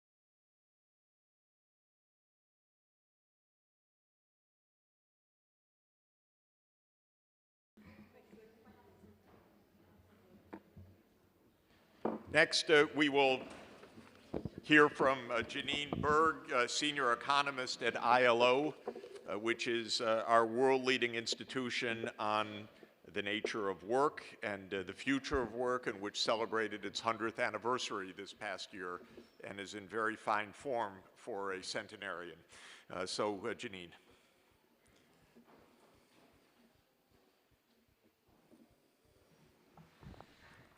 So thank you very much for the invitation to be here. It's really a pleasure and honor to participate in this seminar on new forms of solidarity. As Professor Sachs just mentioned, last year my organization, the International Labor Organization, celebrated its 100th anniversary. At its establishment in 1919, along with the League of Nations, the founders laid out 9 guiding principles that member states were to abide by, including the principle that labor is not a commodity. This simple but dramatic principle guides the ILO's work. The ILO was founded in the wake of the savagery of the Great War. Political leaders at that time realized that only through social justice could there be lasting peace, and that dialogue and cooperation were fundamental for achieving social justice. The ILO is the only international organization to have a tripartite structure. It brings together workers, employers, and governments in search for common rules and policies that are of benefit to all. It is a democratic institution that provides guidance to its member states on the rules and policies needed to effectively govern the world of work. We cannot have just societies without such rules. And these rules, if well designed, applied, and respected, can bring prosperity, well-being, and greater equity. Safety and health regulations mitigate risk of accident or morbidity on the job. Long working hours prompted the first labor regulations. Today, almost all countries set limits on weekly hours for work, as well as regulating overtime pay, and annual leave. Working hours are a primary determinant of earnings, as well as workers' overall well-being, given its implications for work-family balance and safety and health. Minimum wages raise the wages of low-paid workers and thereby reduce earnings inequality. Over 90% of countries have a minimum wage. Many countries have introduced or strengthened their minimum wage system in the past decade. To combat working poverty, Germany adopted a national minimum wage in 2015. India has recently extended the coverage of minimum wages from a list of so-called scheduled employments to all wage workers in the country. South Africa, which previously operated a limited number of sectoral minimum wages, introduced a national minimum wage in January 2019. Most recently, Qatar, the first country in the Gulf, has announced the introduction of a non-discriminatory minimum wage covering both nationals and migrants, including domestic workers. Maternity protection ensures that mothers have adequate time to give birth, to recover, and to nurse their children. It ensures that women will not lose their jobs simply because of pregnancy or maternity leave, and thus provides equal access to employment as well as the continuation of a vital income for the family.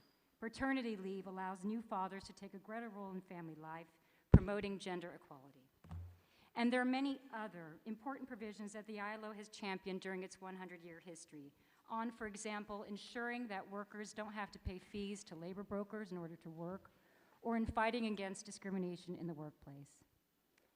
Yet while the world has made enormous progress on these fronts, too often our institutions are being questioned, chipped away, or ignored. Too often they are dismissed. Most recently, technological progress is being used as an excuse to skirt these regulations, to characterize them as relics of an industrial age that are not needed in our new digital world. Over the past years, my organization has undertaken in-depth research on digital labor platforms and their implications for workers and the world of work. While technological changes have allowed these platforms to emerge, it is humans who have designed these platforms and who, through their design, decide who benefits and who loses. These platforms can be a source of good, a means to bring economic opportunities to workers who have been marginalized in the labor market, a new and more efficient way of organizing work for our 21st century lives. But they cannot be left on their own to self-regulate. We found in our research, for example, that more than 2/3 of American workers on the Amazon Mechanical Turk crowdsourcing platform were earning less than the US federal minimum wage. They were also not being privy to Social Security benefits. Wage theft is rampant on many of these platforms. And when workers feel that they have been treated unjustly, there is no human-run dispute resolution system to turn to. Management by algorithm is the new normal. Where are the regulators? How are we to ensure a fair and just future of work if we do not establish rules of governance? What needs to be done to ensure that labor does not become a commodity? The idea that the labor market or the financial market can self-regulate is a libertarian fantasy.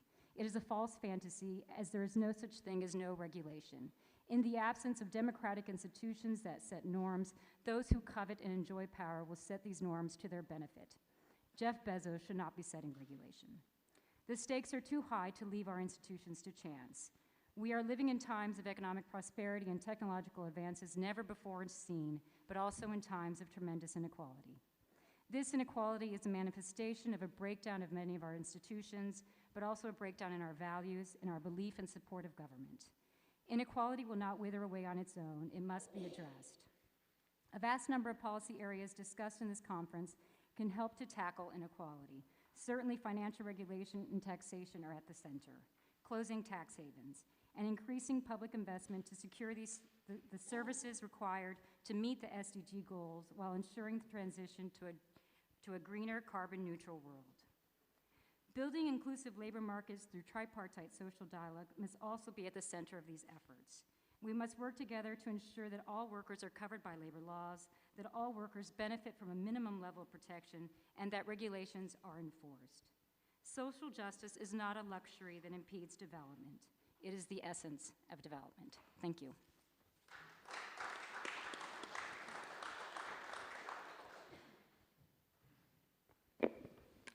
Thank you very much for those important words. And now I would like to ask Rohinton Medora, President of the Center for International Governance Innovation. Jeff, thank you. I've been asked to reflect on big data and new technologies and how they work in the context of this conference. I guess I'd begin with a few context-setting points and then end with what we might do to improve the situation. And I'd begin by saying that data is actually part of a continuum, and we've always known this. Data is a continuum that goes from data to information to knowledge to wisdom. And for this continuum to work well, two things would be at play. One is the technology that links them, and the second is values. Now, whether you call it values, ethics, or morality, as Joe Stiglitz pointed out, technological change and how we transform ourselves is not exogenous. It is, in fact, something that is endogenous and is or should be driven by a value system. Now, there's something about new technology that perhaps breaks that chain, and there are certain characteristics in the digital economy that might be worth flagging. Digital firms tend to face high upfront risk and high fixed costs, but once you have it made, you really have it made, and marginal costs often tend to be zero. This also gives advantage to first movers, and it prioritizes strategic behavior. It also means that a lot of the profits that are made are effectively monopoly rents. And so this is the environment, the economic logic that is compelling firms increasingly to behave the way they do. Now, if you think about data and how it fits into this model, the fact is data comes with different imperatives. And so if I'm a national government and I want to think about how we deal with data strategy, it seems to me that there's at least 5 aspects that we should be balancing. Obviously, data has the potential to create immense amounts of wealth. And that's not a bad thing because we need that wealth to do social good. But at the same time, data has characteristics that make us value our privacy. They make us prioritize public security. As we've learned in the last few years, data is imperative if we want to preserve our open society and have a healthy democracy. And in many ways, data infrastructure works the same way that physical infrastructure did generations ago, which is just as with railroads and broadcasting and so on, it is part of the nation building and social fabric building consensus. And so it's not surprising that we find that the world is effectively, unfortunately, balkanizing into three zones. You have the state-centric China zone, where effectively you cede data to the state. Its counterpart in some ways is the US zone, where it's big firms to whom you have ceded that sovereignty. And then in Europe, you have the GDPR, where it's in principle person-centric. And there's a host of countries, in fact, the majority of the countries in the world, who lie outside these three zones. And so I think the question going forward is, how do we have a global data zone that balances all of these exigencies while valuing that each country at any given point in time might want to balance these differently? And so I'd begin with the overall. And Joe Stiglitz mentioned the 10 Commandments. More recently, we have the Universal Declaration on Human Rights. And I would argue that we need something similar for new technologies, that we need a broad moral and pragmatic statement that will guide us all in how technology is created and how technology is used. Now, if I use the UDHR as the example, you might say, well, what's the point? I mean, there's lots of countries who sign on and have no intention of abiding by its tenets. And I'd say we still need one because it's aspirational. Having aspirations is a good thing. Having a clear moral statement is a good thing. And people across the world look to these statements, even and especially in societies where they're not being valued. Second, this kind of statement actually guides national and subnational legislation. So it has a practical value as well. And third, as we've seen with the International Court of Justice, over time, this kind of broad statement can be used to name and shame and ultimately prosecute people who go against its ethos. And so I think there's a good case to be made for why we should have a broad global statement a la UDHR on new technologies, or simply on how we use big data. Now, from that flow, a lot more of what I'd call important but pedestrian issues that we're tackling, perhaps not deep enough and not fast enough, but let me just mention 4 or 5. I mentioned at the outset that huge amounts of wealth can and are being created by new technologies, and that this wealth is awfully concentrated because this is mostly driven by proprietary intellectual property. And so the logical response through the centuries has been public action. You tax wealth and use it for the public good. That imperative becomes even stronger going ahead than it has been in the past. And so the attempts to harmonize taxation, particularly of digital firms, to understand that monopoly rents have to be treated as such and treated differently, is something that we should pay increasing and indeed multilateral attention to. Second, innovation tends to be concentrated in a few parts of the world and a few regions within those parts of the world. How innovation is diffused is something we haven't paid enough attention to. And in fact, the only global framework we have on this TRIPS goes back at least 2 decades. And the fact is, as we think ahead to all the potential good that technology can do, we need to revisit that framework. We've done it in ad hoc ways. During the HIV/AIDS crisis, we had compulsory licensing. We do have mechanisms like advanced market commitments. We have grand challenges. But we do need to revisit the way innovation is created and especially diffused. Because if you think of something like climate change, if there is a path-breaking technology, it works best if everyone adopts it instantly and really well. And that goes against the tenets of the way currently technology is diffused. And so we need to revisit why technology is created and how it is diffused. I'd also make the point, again, in the spirit of saying that the use of technology is not exogenous. If I created a slightly better headache pill, it's going to take me a good 7 to 13 years to get it to market. If I create an algorithm that improves facial recognition that might lead to a better cure for acne or something much better or much worse, it pretty much happens instantly. And so you have to ask yourself, if we use an FDA-type model in some parts of the health industry, why don't we have it more broadly? And so I think algorithmic accountability, algorithmic ethics should be part of the public policy framework and not seen as outside it. And in the same spirit, because, as I said, the economics of this seems to drive predatory behavior, foreign investment is something that increasingly countries around the world, including mine, Canada, are going to have to look at, because when you allow foreign investment in the digital context, you find that it is your data that is at play, it is your workforce that is at play, as you said, and there's a range of issues in which work is done here, but the IP and the wealth created is done there. And so I do think that we have to revisit foreign investment as well. And the final sort of set of points I'd make on this, because I was also asked to think more about multilateral and international cooperation, is that the global system has been sclerotic.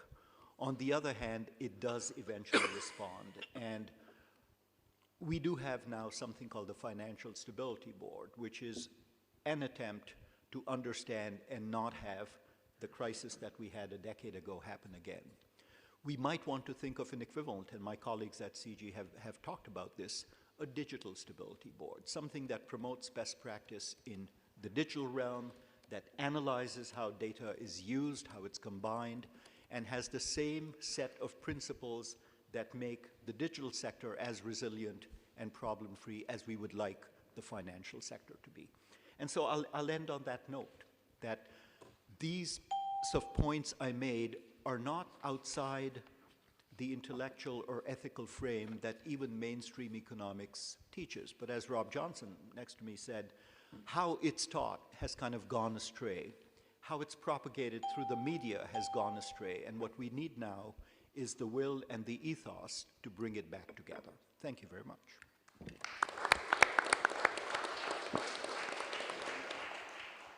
Thank you for excellent comments.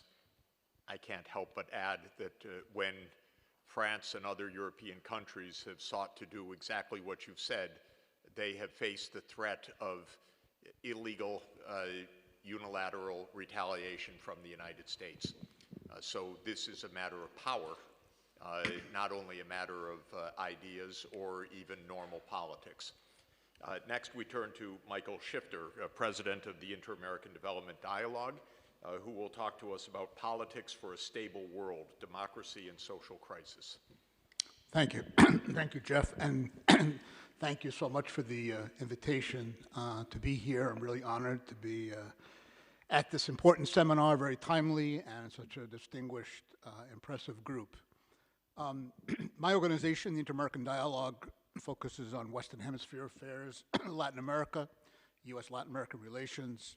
So I'm going to concentrate my remarks on what we're seeing in Latin America, and particularly what we saw at the end of 2019, which is not unique to Latin America, as we've seen a lot of unrest globally, but Latin America, I think it was particularly intense and more than we've seen in recent memory. And looking at 2020, thank you. Looking at 2020, it would be surprising if a lot of this turmoil did not continue, because the problems and the causes, underlying causes, remain. The persistent, I want to make the distinction Jeff made about you have to distinguish between different countries. And if we look at the cases that many of us are studying, Chile, Ecuador, and Bolivia, and others, Honduras, Haiti, they're very, very different. And I think it's a mistake to lump them all together and to say somehow that there's one single explanation, because there's a lot of variation. Nonetheless, there are a lot of problems that, to different degrees, one can see in different countries. Economic stagnation, for one, in Latin America. Alicia Bárcena has talked about this a lot, but certainly the region is not doing well economically. Politicized judiciaries, corruption, crime, in a few cases, authoritarian rule, and then two features which are common to the region as a whole. that I think are common elements. One is inequality, which Latin America has been the world champion, not a happy distinction, and continues to be that way, despite some improvements that we saw in the 2000s. It's come back, and especially in some countries like Brazil, Argentina, it's come back.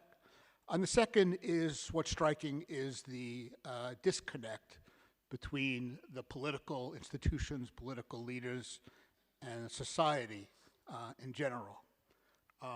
My organization, The Dialogue, produced a book a year ago called Promises Unfulfilled, Latin America Today. And we asked leading Latin American analysts and scholars to focus on 6 salient issues on the agenda: rule of law, corruption and violence, inequality and poverty, economic policy making and management, Latin American integration, and Latin America and the world. And what was striking is that if you read all of those chapters, there is a common thread, which is the failure of state capacity, the failure to deliver in all of those areas. Promises, high expectations, but at the end of the day, really a failure to produce. And I think what Gustavo Vélez told us at the beginning, some of the data about dissatisfaction in the performance of democracy, is certainly a wake-up call. It should be a wake-up call for all of us. Legitimacy is increasingly linked to the capacity to deliver what citizens are demanding. That's how I think citizens see legitimacy of their governments. But I also think it's important to go beyond, and this was mentioned before, and I want to reinforce the point, go beyond economic inequality, and which leads to technocratic responses, technocratic fixes, which are important but certainly not sufficient and don't capture what's going on. In Latin America, I think more so than we've seen, certainly in my 50 years of working and living in Latin America, is a perception of a lack of fairness, that political, economic elites enjoy a set of privileges and prerogatives that have been denied to most citizens, pent-up resentments that aimed at a sense of entitlement by those who hold most power and influence, and too often do not give the dignity and respect to others that they deserve. The protests that we saw last year, and that I think we're likely to see this year as well, have been amplified by social media to an unprecedented degree. We've all followed protests in Latin America. That's part of the fabric, but the role of social media, I think, is a key factor that has changed the dynamic of protests and political constitution. What we've seen is that the path of social mobility in the region remains highly precarious for most citizens. In many countries, especially in South America, it made a lot of gains during the commodity boom, 2003 to 2013. There was an expectation that those advances would continue, those gains would be sustained, and be able to move up the ladder on social economic ladder. And what we've seen is just the contrary, that we've seen social fractures surfaced and compounded by the government's incapacity to satisfy expectations, what were called the so-called new middle classes. But those new middle classes have not had their expectations met as soon as this economic boom ended in 2013. The most dramatic example that we've seen in the region, I think, is Chile. It's one of the region's highest per capita incomes, the model of prosperity and democracy for the rest of the region. But as we've learned by the explosion that nobody predicted on October 18th, there are serious deficiencies. Health and education services are out of reach for many. Household debt is high, and most economic and political power remains in the hands of a few. A new generation is demanding fundamental change and has much less fear than previous generations and expressing their discontent. So there's a before and after, I think, Chile of October 18th. Now, elites is a term that's commonly used, and I think we should make some distinctions. There have been new elites in Latin America that came to power in the name of challenging the old traditional elites. And those new elites, as we've seen in a number of countries, have amassed enormous economic and political power themselves and become entrenched. And the second point is elites are not homogeneous. Some are committed to revamping education systems, generating economic opportunities, and so I think we have to make distinctions about those that are really tied to the old order and those that have a more enlightened, less myopic view and understand that fundamental changes, structural changes needs to happen. So the demand the citizens, I think, are expressing and have expressed in a number of countries is greater access to economic and political power, breaking the nexus between private interests and the political class, and attaining equal justice under the law. I've been asked to talk about a little bit about what are the consequences. One of the consequences that disturb and trouble me in these recent cases, and I think it's important to draw attention to, is the role that the military is assuming in a number of these countries. In Peru, in Ecuador, in Bolivia, in Chile, because of the incapacity of political elites to address fundamental demands and the breakdown of traditional institutions and people going to the streets, the military is playing a role that it shouldn't play in a democratic society, and that's something to watch out for. And the second is the risk is that a lot of the citizenry is frustrated and there's growing support for leaders and programs that are opposed to liberal constitutional democracy. I'll let Jeff Sachs speak for my country, but I think we can see something similar in Brazil, and it's something to watch for even in Chile, seeing how this crisis evolved and what the responses of the political and economic elites. Argentina to me is a different case. There's a new government and a greater capacity to channel frustration and anger as well. But there too, one has to be observant.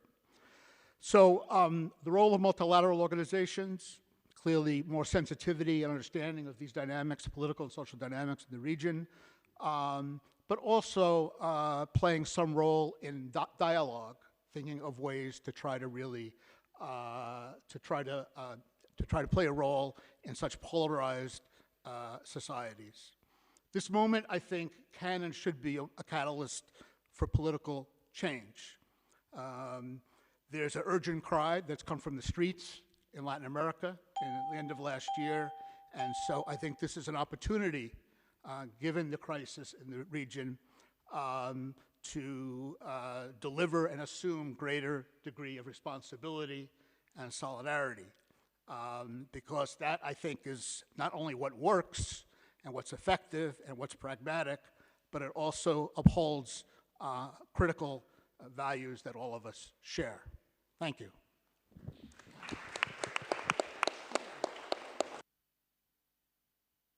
Thank you very much, Michael. Now we'll hear from Jose Antonio Belaunde, who is the CAF Development Bank representative to the European Union. Okay. Well, I will first of all thank for this invitation who honors me and honors my institution. I would say from the beginning that Latin America has always had a constant vocation for integration and has made multiple attempts with different models. This search for association has had an inspiration as a role model in the process of the European integration. However, the starting point of each region was not the same, and the political, economic, and support mechanisms that drove and accompanied the process in Europe were very different from those in Latin America and the Caribbean. History has run its course, and those differences in basic fundamentals of integration have resulted in very dissimilar progress. I won't say anything on Europe, which is nowadays headlines in the newspaper. But I will refer to the case of Latin America and Caribbean, and I will remember that different regional integration initiatives of the similar natures and objectives coexist. Andean Community, Latin American Integration Association, Mercosur, the ALBA, or Bolivarian Alliance for the Peoples of Our America, UNASUR, and recently the Pacific Alliances are among them. This large amount of initiatives indicate that in the region there is not a lack of willingness to integrate, but difficulties arises from nature and characteristics of the process, as well as the long-term commitment that requires this kind of initiatives. Why has this region had so little progress in terms of integration despite so many attempts?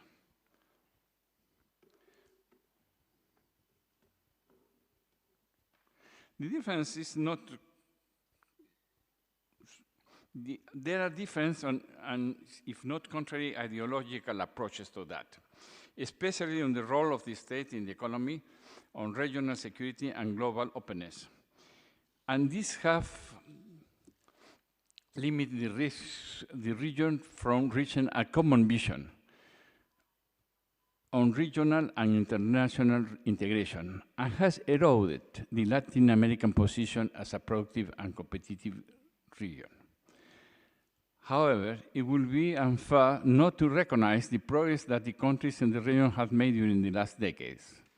It can be said that they have achieved what we would call two great political pacts: macroeconomic stability and social development, which in a whole can be considered successful. Thus, millions of people have managed to get out of poverty, and the middle class has had an important growth. But it remains the challenge to overcome the deep inequality prevailing in our countries. Looking ahead, the region needs to move toward a new pact focused on improving productivity and competitiveness.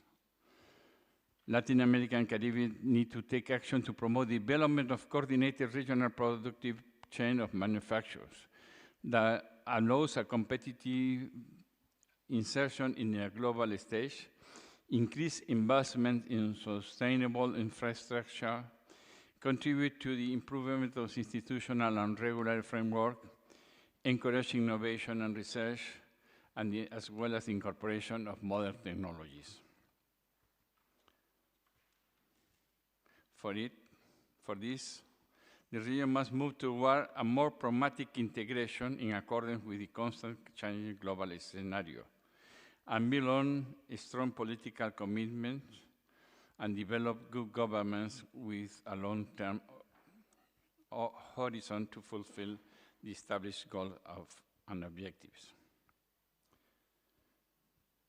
With this view, we have to overcome the past paradigm and assume a sort of integration à la carte, which means an approach not only to seek economic integration, which of course matters, but also look into more into areas such as the improvement of connectivity, infrastructure development, or investment in border areas that in our countries are usually least developed.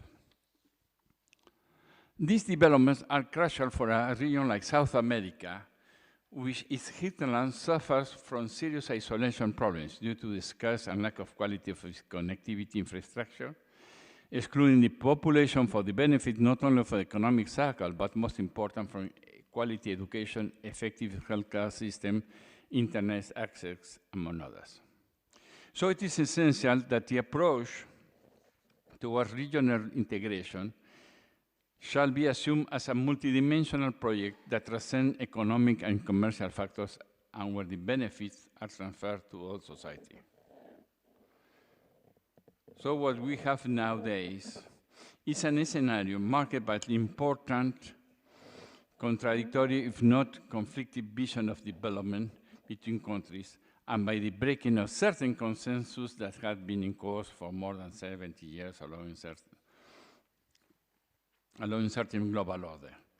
In this context, one question arises: how can the region generate the condition to increase its level of productivity and competitiveness and shield itself from the fluctuation of external factors?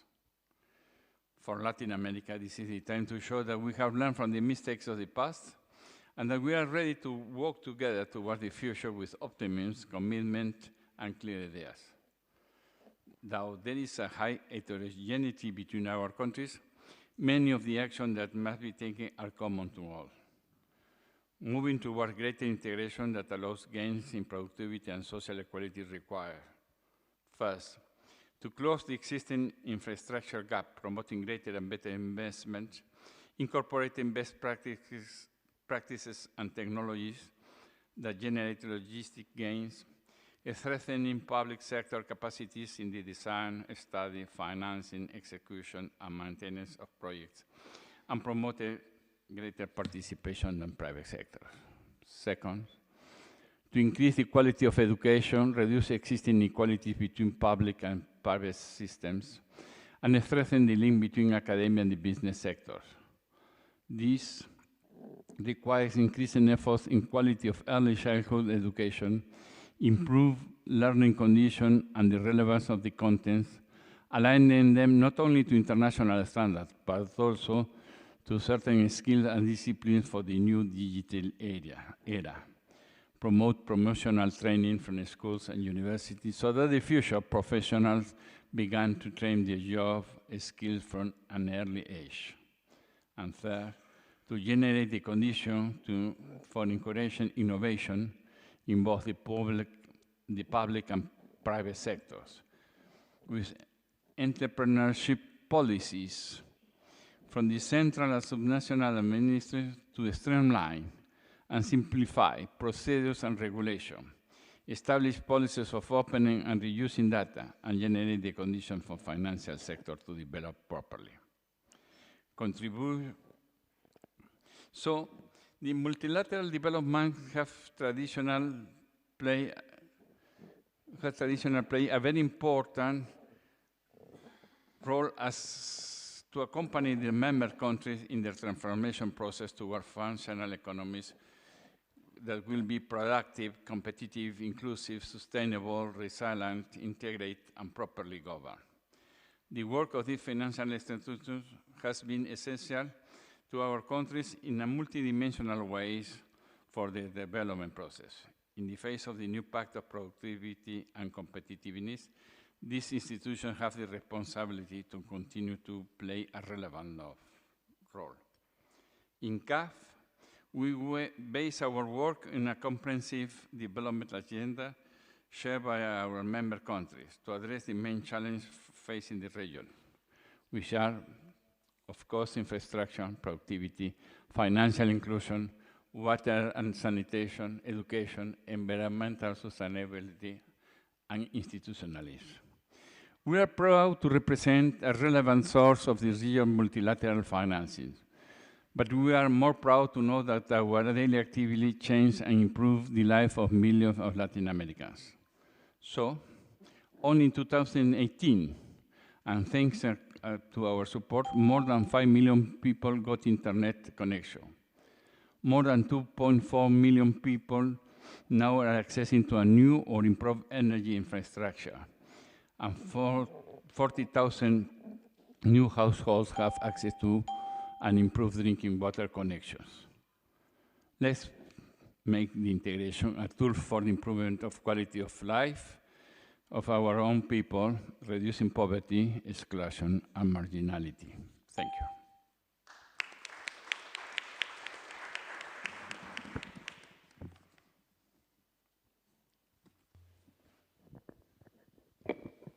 Thank you very much. We're very honored with the arrival of His Eminence Cardinal Latteria. Thank you very much for being here, and we're looking forward to your words in just a moment. And we'll ask just before to listen to Juan Notaro, President of Fonplata Development Bank. Thank you. Thank you, Chairman. Yeah, please, there you are. Thank you, Chairman, and thank you very much for the invitation to participate. In the banks, the financial institutions that we are, we tend to focus on loans granted, the credit portfolio, disbursements, yields, and the movements of the market. The business of finance, after all, is all about lending money and recovering it with interest. And the poor service we would do to our countries if we did not call for the financial health and solidity of our institutions. The proposed reflections for this contribution, therefore, are most opportune. What is the role of development banks and the financing of social infrastructure and sustainable projects? And the second, even more, can development banks plant the seed for solidarity between people? These are questions that help make us pause to reflect why we do what we do. In my first years working at the Inter-American Development Bank around 2000, Enrique Iglesias repeatedly brought a message to the board that marked me personally for the rest of my professional path in different multilateral institutions. He always said, never forget that in the IDB we are more than a bank. The more than a bank are the people. In order to have this always in mind, in Fonplata, a development bank from Argentina, Brazil, Bolivia, Paraguay, and Uruguay, we have incorporated this into our slogan, taking development closer to people. It is a philosophy that guides our work, but that, at the same time, obliges us to ask ourselves an even more difficult question. How? How can we take development closer to people? What is our role? What should we do? What is the best way to do it? In order to start reaching an answer, I would like to remember the words of Pope Emeritus Benedicto XVI when he said that the economy and finances don't exist for themselves alone. They are simply an instrument or a means. Their only purpose is the human person and its total realization and dignity. That is the only capital that is correct to safeguard. The human person and its total realization and dignity, the most valuable capital of all. It is a theme that is ever more present in the economic and financial global forums. In the recent forum in Davos, the concern of how to make the economy and financial instruments for a fairer world was present in many of the discussions. No longer does this mean simply philanthropy, no socially responsible programs to display in annual reports, but rather a growing conscience amongst the world's corporations of the necessity to cooperate with other social agents in order to become more competitive. Not for profit alone, but in the sense that their concern and their effective action for the environment, for inclusion, and for social rights are the clues for their future survival in a society that has already started operating under different codes. The challenges are enormous. In the region where I work, Latin America, all middle-income countries, the inequality remains alarming, as Michael was mentioning before. Of the 50 countries with the highest social mobility in the world, only 3 are Latin American, and the best place is Uruguay, just in the 35th place. Poverty remains persistent and hereditary. The economic and social achievements obtained during the commodities boom have deteriorated and are even more difficult to sustain, with the social, political, and economic instability in many of our countries underlines a complex panorama that in some cases has forced massive migratory movements that have generated additional problems in the region. Add to this the biggest global threat of our time, climate change and its consequences. Some days ago, the United Nations High Commissioner for Refugees, Filippo Grandi, warned that we must be prepared for the displacement of millions of people due to the ever more frequent and intense climatic events. I list these problems not intending to generate a alarm of despair, but rather to outline a panorama that will allow answers to the question posed at the beginning. Can we be more effective and achieve more in our mission for development by recuperating and promoting a culture with greater solidarity? I believe that we definitely can. Firstly, development banks, as members of multilateral systems, have a privileged position that must be used in their interaction with governments, civil society, and the business world in the supply of resources and viable alternatives in order to address the inequalities within and between regions. Secondly, the development of alliances and the joint coordination of efforts, knowledge, and financial resources between our institutions must be an additional priority in order to reach a capacity and agility of response that is consistent with the magnitude and increasingly critical deadlines of the challenges we face. The changes occur ever faster. Also, the frequency and devastating impacts of financial, migratory, climatic, or pandemic crises, such as the present coronavirus, are worst on those that are the most vulnerable, independent of where they live. Thirdly, for our banks, more austere and less bureaucratic, being efficient, more austere and less bureaucratic is also a sign of solidarity. In particular, solidarity with our countries that are largely the ones who provide our capital, especially in times when public funds do not abound. It would be a very positive sign if partnerships were strengthened with the corporate sector for greater fundraising. Fourthly, we must never forget that the final recipients of our efforts are the people, and in particular those that for the different reasons are held back or who face restrictions that prevent them from progressing, having better opportunities, and achieving better quality of life. In the words of Pope Francis, it is time to lift the poor up out of their despair. That is to say, give them knowledge, the resources, and the tools to move forward. Now, therefore, is it time to make a significant effort to overcome another of the big imbalances of the developing world, the technology gap. For example, there already exists a Brazilian bank that is 100% digital. With a cell phone presence of more than a phone per inhabitant, the development of digital financial services is a big step in favor of financial inclusion in a country where close to 50 million people don't have a bank account. At the development banks, we have an obligation to open our doors and our financing to this type of innovative initiatives that take advantage of technology to encourage inclusion of the poorest among the populations. Lastly, the environmental challenges and climatic changes mean that we need to take into account new paradigms. The approach should be comprehensive.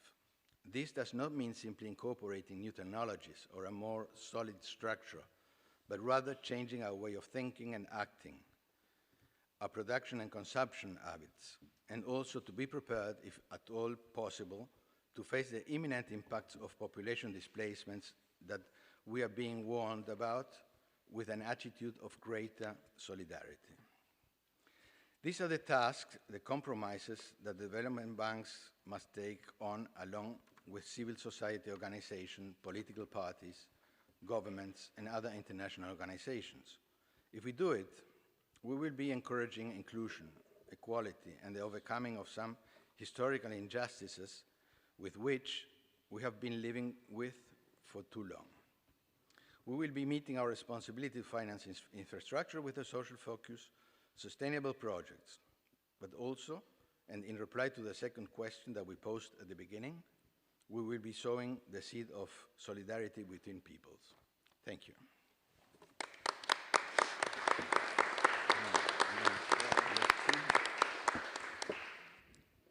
Thank you for that wonderful statement. Very thoughtful and very encouraging. Development banks are indeed crucial institutions and can engage in complex projects in ways that the private sector cannot, to really master that public-private interface, which is very, very difficult. For those who don't know, John Maynard Keynes, the architect of the IMF and the World Bank, was asked at the conclusion of the Bretton Woods negotiations, so Mr. Keynes, what is the difference of the fund and the bank? And he said, it's very easy. the fund is a bank, and the bank is a fund. The World Bank and the other development banks are a fund of capacity for public-private progress in sustainable development, and a very heartening statement. We're now very privileged to be able to listen to His Eminence Cardinal Latteria, the prefect of the Congregation for the Doctrine of the Faith, who will speak to us about finance for an inclusive world. Your Eminence, thank you. Thank you very much. My text is in Italian.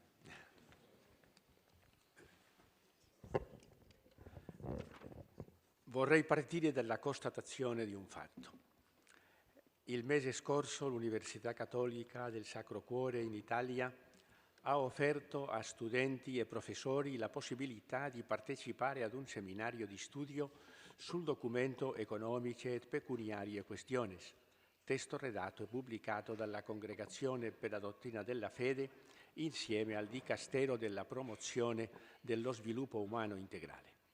Con grande sorpresa di tutti, a questo seminario, che doveva rimanere un piccolo evento, si sono iscritti spontaneamente 80 professori di varie facoltà e più di 700 studenti, creando gravi problemi organizzativi all'università stessa.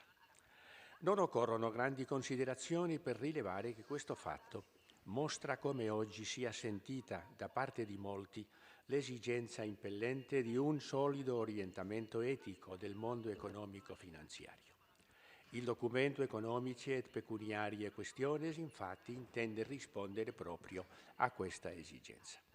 Non è scontato notare che fino a qualche tempo fa il mondo economico-finanziario reclamava una sua autonomia, non soltanto di disciplina a sé stante, la qualcosa del tutto legittima, ma anche dal punto di vista etico.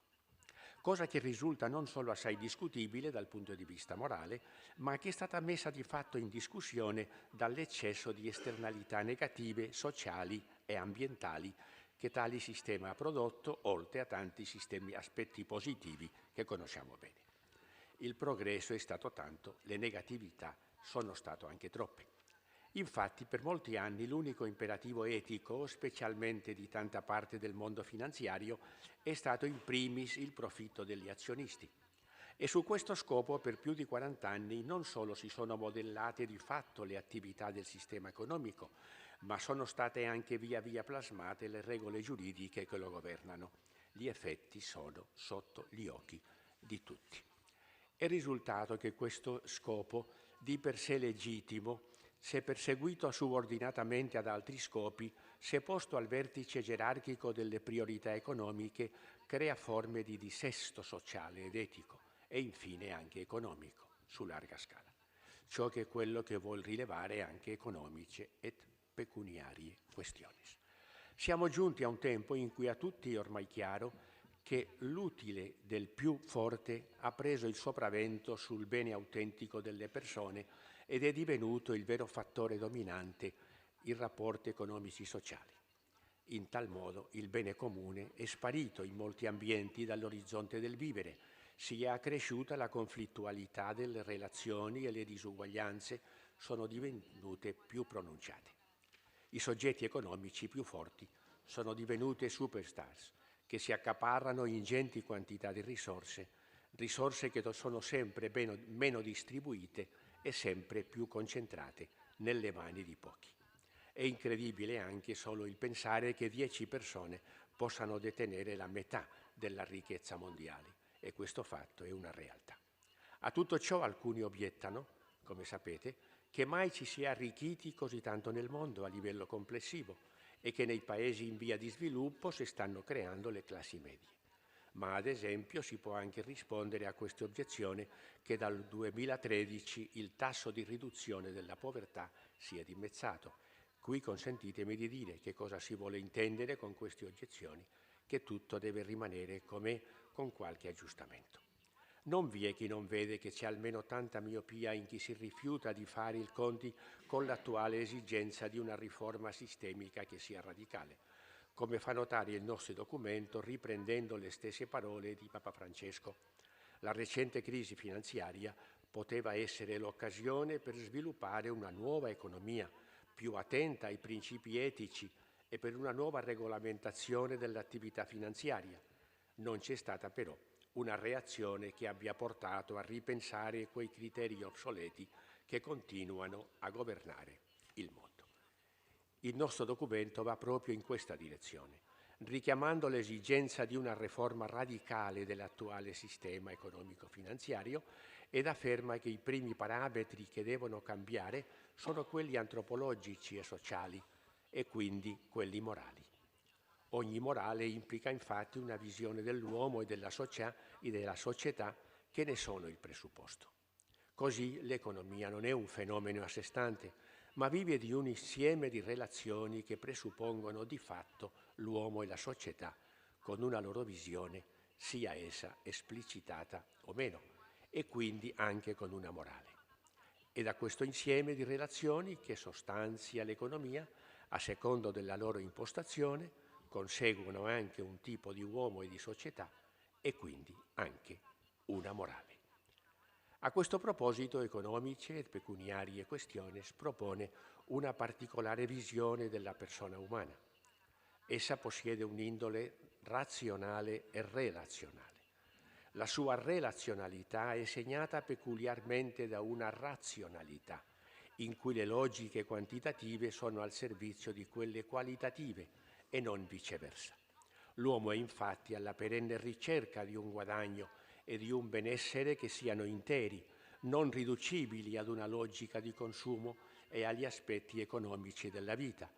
Da questa particolare antropovisione deriva un'etica amica della persona umana, vale a dire un'etica fondata sulla libertà, sulla verità, sulla giustizia e sulla solidarietà. A questo riguardo il documento dice che all'origine di tante disfunzionalità dell'attuale sistema economico-finanziario vi è anzitutto una carenza di visione dell'uomo e di etica. Ciò che oggi manca è un'etica amica dell'uomo. Qui il documento si pone nel solco della Caritas in Veritate di Benedetto XVI e della Laudato Si di Papa Francesco e va oltre affermando che etica e funzionalità del sistema economico-finanziario non solo in un rapporto di trade-off, di alternatività, bensì di sinergia e reciprocità. Più vi è un'etica adeguata e più il sistema umano e sociale in cui vivono anche i rapporti economici prospera e si rafforza. Solo quando è avvenuta una previa bonifica dal punto di vista etico il sistema finanziario può sviluppare tutte le sue potenzialità benefiche, con le ricadute positive per tutti che ne derivano. Solo allora può avvenire quel trickle down, quella ricaduta favorevole, anzitutto assiologica, che di fatto è stata finora impedita dall'autoreferenzialità dei grandi attori e soggetti economici. Una visione e un'etica amiche della persona intendono produrre proprio questa ricaduta favorevole dei valori. Senza tali solidi fondamenti, l'uomo, non sapendo più chi è e cosa ci sta a fare nel mondo, non sa più nemmeno come agire bene e finisce per rimanere in balia delle sue convenienze, del momento e degli interessi che dominano il mercato. Questa certezza soggiace al testo delle considerazioni. Il mercato, per funzionare bene, ha bisogno di presupposti antropologici ed etici che da solo non è in grado di darsi né di produrre. Una solida visione antropologica con le sue implicazioni etiche non solo è necessaria ad una vita degna per l'uomo, ma aiuta anche l'efficienza dei mercati. Perciò si è ritenuto opportuno dover ribadire alcune elementari evidenze antropologiche, da cui discendono diverse considerazioni che aiutano ad un discernimento etico in quel complesso ambito che è il mondo economico-finanziario. Tale discernimento è ormai indifferibile se non vogliamo scivolare verso un collasso sociale a livello mondiale dalle devastanti conseguenze. Il documento si basa su alcune evidenze elementari ed universali e non intende sposare alcuna opinione di scuola, bensì solo essere uno sguardo leale su alcuni ambiti dell'attuale mondo finanziario per offrire un giudizio morale su taluni aspetti di quegli ambiti. E questo è un doveroso servizio da donare agli uomini come orientamento verso la vita buona, presupposto ineludibile per ogni forma sociale che miri ad essere il meno ingiusta possibile. Per tale motivi economici e pecuniari e questiones non può essere considerato un testo confessionale solo per cristiani o cattolici, ma un programma che si rifà alla comune ragione etica e a quella che la tradizione ecclesiale chiama legge morale naturale. Tale è d'altronde anche il metodo della dottrina sociale della Chiesa che in ambito pubblico, nel contesto dell'attuale società plurale, argomenta e formula proposte anzitutto a partire dalla ragione e della legge morale naturale. Quest'ultima impostazione argomenta e offre un discernimento fondato anzitutto sui principi di verità, cioè di rispetto della realtà, e di bene, cioè di giustizia ed equità, riguardo ai quali tutti sono evidentemente interpellati, anche al di là delle loro convinzioni religiose. L'appello a un simile discernimento si rivolge perciò non solo ai competenti operatori economico-finanziari, ma a tutte le donne e agli uomini di buona volontà. Ecco perché sono questi i destinatari del nostro documento.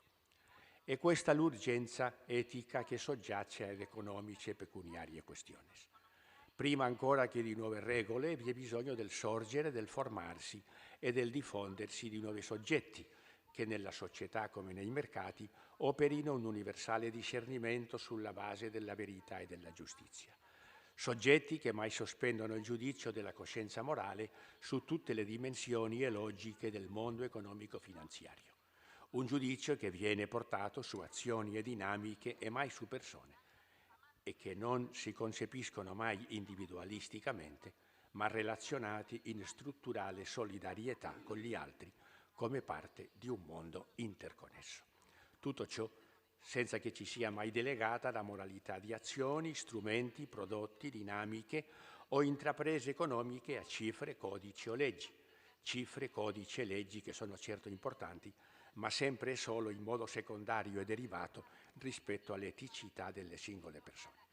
Perché sono anzitutto le persone morali, prima ancora che le leggi, a rendere morale il mercato. E le persone sono rese morali quando vivono fattivamente la dimensione della solidarietà e in esse opera a 360 gradi un discernimento fondato sulle verità e giustizia. L'amore alla verità e alla giustizia è infatti il fondamento dell'amore al bene integrale dell'uomo, volta e chiave di un autentico sviluppo. Proprio tale visione permette di riconoscere ad ogni sistema economico permette di riconoscere che ogni sistema economico legittima la sua esistenza non solo mediante la mera crescita quantitativa degli scambi, bensì documentando soprattutto una capacità di generare qualità della vita, cioè di produrre sviluppo per tutto l'uomo e per ciascun uomo. Infatti, solo a partire di uno sviluppo che sia per tutto l'uomo e per tutti gli uomini si può parlare legittimamente di bene comune.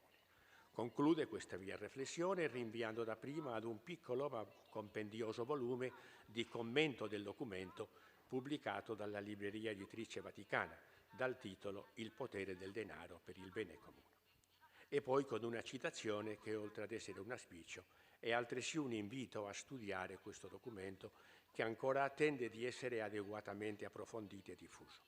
Oggi è quanto mai urgente, dice il documento, una riscossa dell'umano per riaprire gli orizzonti a quell'eccedenza di valori che sola permette all'uomo di ritrovare se stesso, di costruire società che siano dimore ospitali ed inclusive, in cui vi è spazio per i più deboli e in cui la ricchezza viene utilizzata anche a vantaggio di tutti. Insomma, luoghi in cui per l'uomo è bello vivere ed è facile sperare. Grazie tante.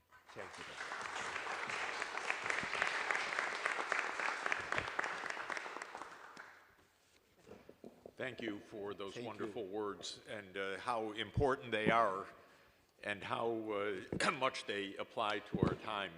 The Church's social teachings are of fundamental significance for reawakening an ethical basis for the economy. So it's extremely important what you've told us and also guided us to some new documents. Thank you very, very much. We have 20 minutes for open discussion, and the floor is open, please. Thank you, Your Eminence. Thank you again for being with us.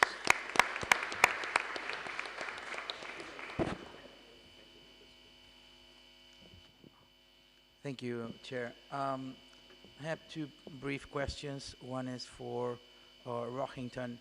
I was wondering, in reference to your exposition on IPs and the dangers of the IP concentration and the whole protection of IP, how do you see it interplaying with antitrust practice and regulation? In the last years, we've seen diminishing in its using as a being of a tool against concentration, but maybe you can think of ways of addressing the problem of IP and how to tackle it from the antitrust perspective. Then I have a brief question for Juan regarding the role of the multilaterals in fighting poverty and expanding development. And I was wondering, how do you see the tension with multilaterals as issuers in the capital markets and the demands from credit rating agencies? To what point this tension create problems for the fostering of the own purpose and objective of multilaterals? And how do you see this tension playing out in the future? Thank you.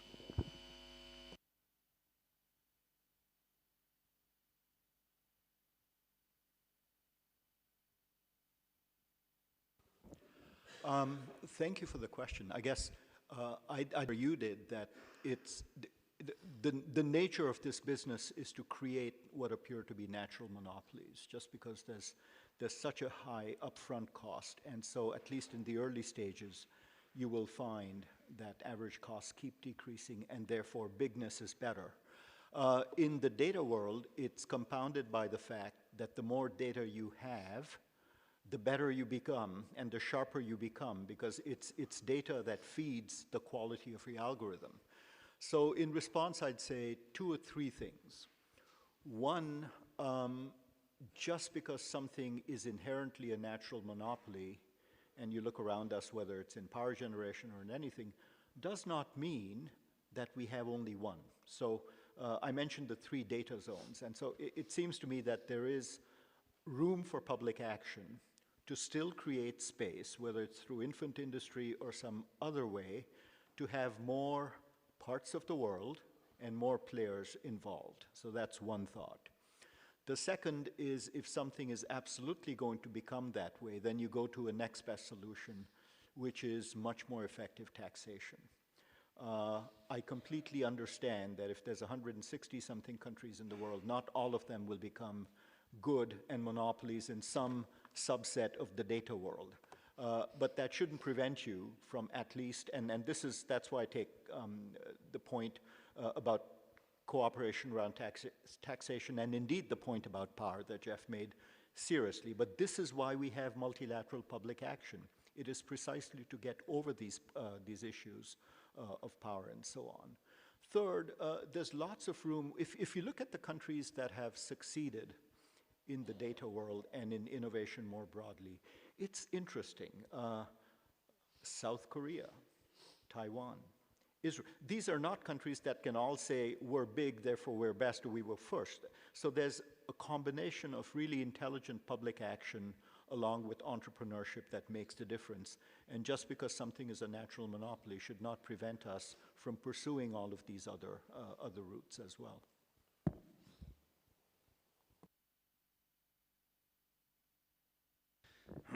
Well, it's a very interesting question, and I will address it from a point of view of a case. We are a regional bank, and there's a difference in between the more global banks and ourselves.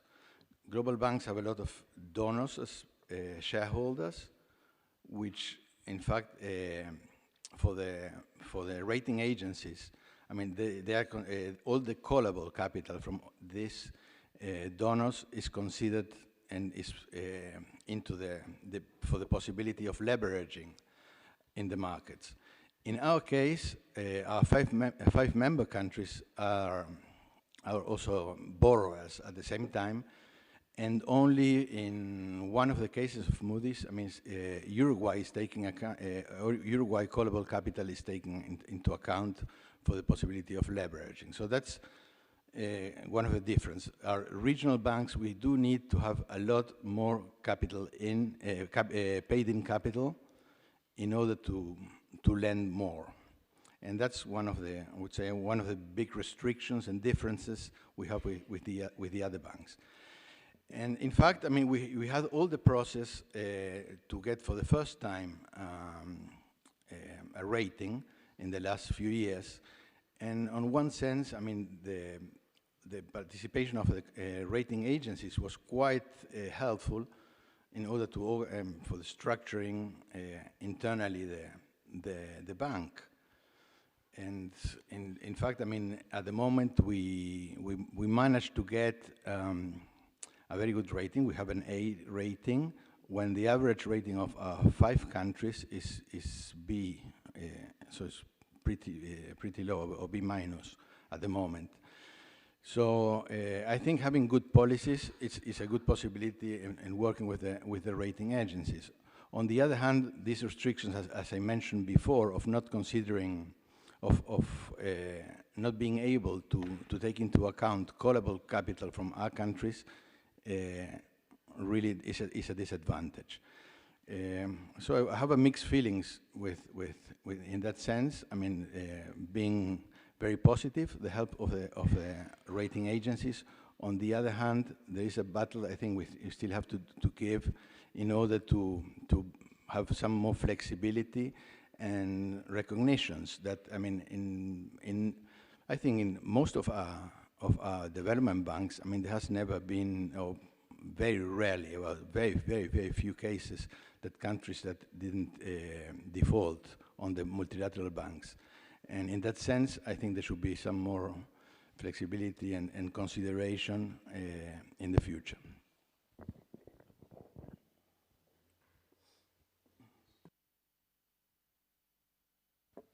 Okay. I first want a couple comments on Rohinder's remarks about intellectual property and digital information. I mean, the first is that the ILO had a commission almost more than 15 years ago on the social dimensions of globalization.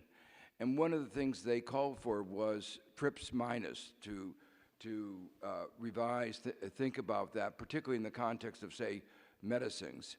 And the unfortunate thing is that the world since then has gone to TRIPS plus, with making it more difficult to get access to generic medicines as a result of provisions like data exclusivity.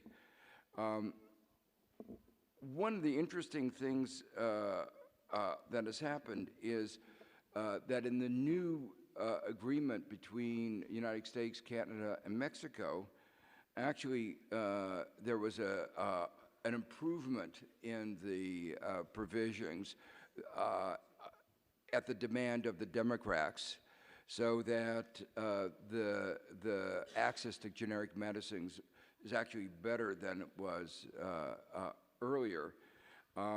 But in the area of data, the new agreement is entrenching some of the bad regulatory framework that the United States currently has, in contrast to what has gone on in Europe. And that's a really important thing. This is going on not only in that agreement, but also in the US-Japan agreement. So one provision in that the US has is Section 230, which is the immunity of the platforms from liability for whatever they put out on the platform, which is one of the main reasons why there's so much misinformation and disinformation going out over the platforms. That immunity gave them freedom to do everything. And that provision, an immunity, is entrenched in the new trade agreements. And it's an important warning for any country when they sign these agreements that really they're tying themselves down to a particular view of the internet, and one I think that's very misguided, very dangerous, and very different from that that is going on in Europe. On the issue of access to knowledge related to climate change, to technologies that will relate to emissions. In the original Rio Agreement in '92, there was a provision for compulsory licensing, but the United States has walked away from that agreement. And I think it's important for the rest of the world to now say, you know, that was the global framework for dealing with climate change. And if we're going to really deal with it, it's really important for us to go back to what we agreed to almost 30 years ago in the Rio Agreement. Then I want to emphasize that some people have thought that the way to deal with the digital problems is to give individuals property rights in their data. That's not going to be a solution. Let me say, you know, I was in a meeting where one of the heads, CEO of one of the big companies bragged that he could get people to sell them all their data for a few dollars a month, and that they had no idea about the value of their data. So he was almost bragging how he could exploit other people and then have all that data, and as you say, giving him enormous amounts of monopoly power. And we're already beginning to see the ability of these companies to go into other areas like banking where they can use that data and in some cases efficiently, but some cases for purposes of exploitation. So there will need to be a very strong regulatory framework, not only for the use of data, the keeping of data, the whole, in all these areas in liability. And I think your suggestion of trying to have a digital stability board or some framework of thinking about this in an area that's evolving very quickly, I think is very, very important. Then I have a question for Michael about whether he'd like to speculate about, you know, a lot of people looking at Chile say Chile's inequality has come down a little bit. They've done a great job in reducing poverty. Why are the protests now? Why weren't they earlier? And you know, what interpretation do you give about the occurrence of these and the form they're taking at the current time?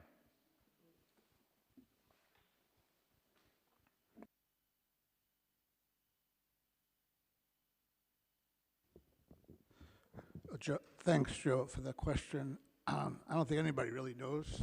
That's the honest answer. You know, I've read all the analysis and I spoke to a lot of Chileans, and I think the fact is, I mean, the easy answer to that is there was a rate increase on the subway, but it was very modest, and it's not exactly a very powerful explanation of what happened. I think in Chile you had just a lot of things that were happening at the same time that weren't very visible and that many people didn't see. And that sort of came together, and maybe the rate increase just kind of, and the metro being sort of a symbol in some ways, just triggered a much wider protest. But I think there you had a lot of people with different grievances coming together. I don't think you could just focus on one issue. And like in Colombia, where there were also massive protests later on, there was no real leadership. There was no single demand, and so I think there was just a discontent. And I think people have talked about that's why I made the point about inequality. I think it's inadequate to talk about it just in economic terms, because you're right, inequality went down in Chile, and poverty has gone down considerably. But still, there is this also this kind of resentment, people just really going through a very hard time, and a lack of kind of political sensitivity on both sides of the ideological spectrum. It's not a partisan or political issue. I think it was, and in all of the countries in Latin America, I lived in Chile a couple of years, the first years of democracy after the Pinochet dictatorship, and it struck me as a country where this disconnect between the political class and the rest of society and citizens is most pronounced. And at some point, that's just not sustainable. And so I think this was the catalyst, and that's what happened. But if I can't claim that this is an airtight explanation, but that's the best I can do. I want to only say something about the question. And I think that this is the very important merit to have the idea of Perón, the idea of social justice in the end. Of course, not any time the leaders of this party are completely coherent and in all the sense, but the idea that the first idea to have more justice came from Perón, from the revolution to make Perón. So this was the first in Latin America, we can say. And I don't know what is the relation of this with the United States, because I don't know if the United States understand to the end the importance to put some kind of justice in the programs, in general programs. To start with the question of health, or the other question, that is more in the European countries has more solutions. So this is my question. Alicia, do you want to come into this discussion? I don't know how to put, yes, here we are. I just wanted to comment something on Chile. I think it's important. First of all, I think in ECLAC, we consider equality as a driver of growth, not as a result of growth, number one. And we have measured the inefficiency of inequality in many fronts. What are the costs of not having equality in education, in nutrition, and what are the effects in the economy in terms of productivity, innovation, and growth? We really believe that inequality erodes the dynamic of growth, and the culture of privilege is really something that has gone all through the region in terms of this culture of privilege that is, for example, one of its expression, of course, is tax evasion, is one form of considering the culture of privilege. And so there's not a culture of equality, but a culture of privilege that naturalizes or makes inequality look like a natural phenomena.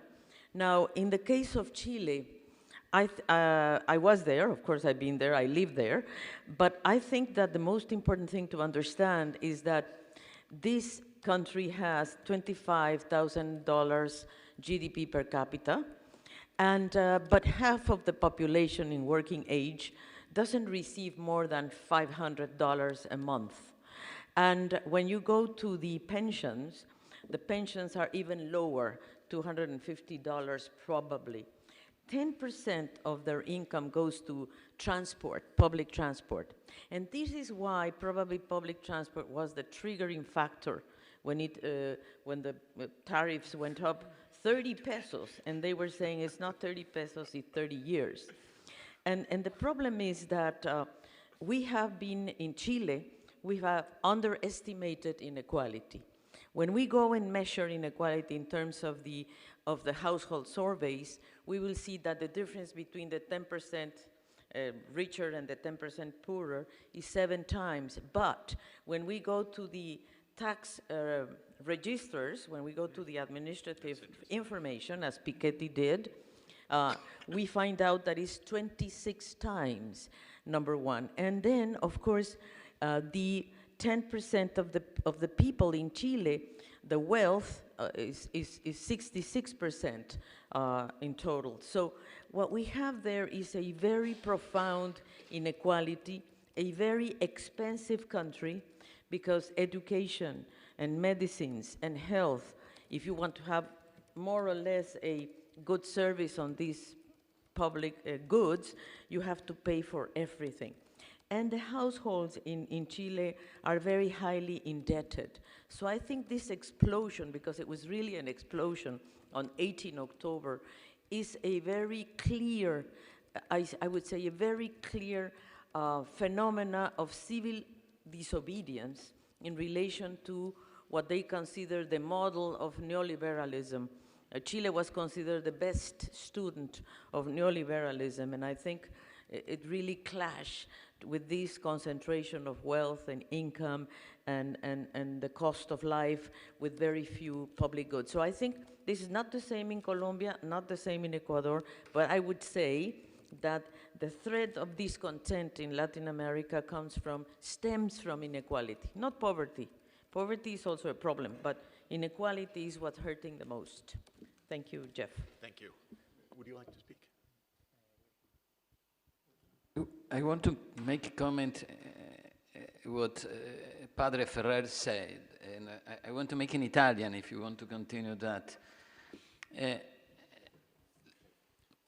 Quello che ha detto Padre Ferrer è estremamente profondo per noi economisti, dovremmo non retoricamente prendere quello che ha detto, ma prenderlo. Ha detto una frase che dovremmo ripensarla una e due volte. Lui ha detto: al di là dei risultati di un sistema economico, noi abbiamo bisogno di un percorso per l'individuo ex ante che dia formazione, che dia etica, che dia morale. Non è il risultato di un mercato, è qualcosa che viene prima, è qualcosa che si elabora prima, è qualcosa che si concepisce prima. E questo per noi economisti è un tema, perché quando noi andiamo a studiare questo lo vediamo come un risultato del modello, come un outcome del modello, come che il modello e il mercato tiene una failure, si correggo la failure, se non la correggo di qui, la correggo di là, ma il principio di leggerlo ex ante è così importante che dovrebbe a noi tutti gli individui mettere all'inizio l'uguaglianza come fattore di base, perché quell'uguaglianza è le risorse che ho, la etica che ho, i valori che ho, e l'individuo non è pure razionalità. E credo che noi economisti, quelli che abbiamo scritto modello, qua il mio professore Stefano, che è stato il mio professore per molti anni, noi economisti dovremmo capire questo più profondamente. E chiudo sugli economisti con un'altra cosa, un commento al mio professore Stefano, che è il seguente. Che ricordi, Stefano, quando tutti gli economisti italiani volevano applicare il modello di pensione cileno in Italia? E tutti gli economisti dicevano: noi dobbiamo cambiare il modello di riparto e andare al modello di capitalizzazione cileno e riportarlo qua. Quanti economisti? Possiamo citare nome e cognome di tutto, Certation Index altissimo. Meno male che non l'abbiamo fatto. Meno male che non l'abbiamo fatto, perché se avessimo portato il modello cileno in Italia e in Europa, oggi saremmo come il Cile oggi. Quindi credo che questo dibattito è profondo, questo dibattito ci porta a insegnare l'individuo ex ante dei processi economici. Grazie.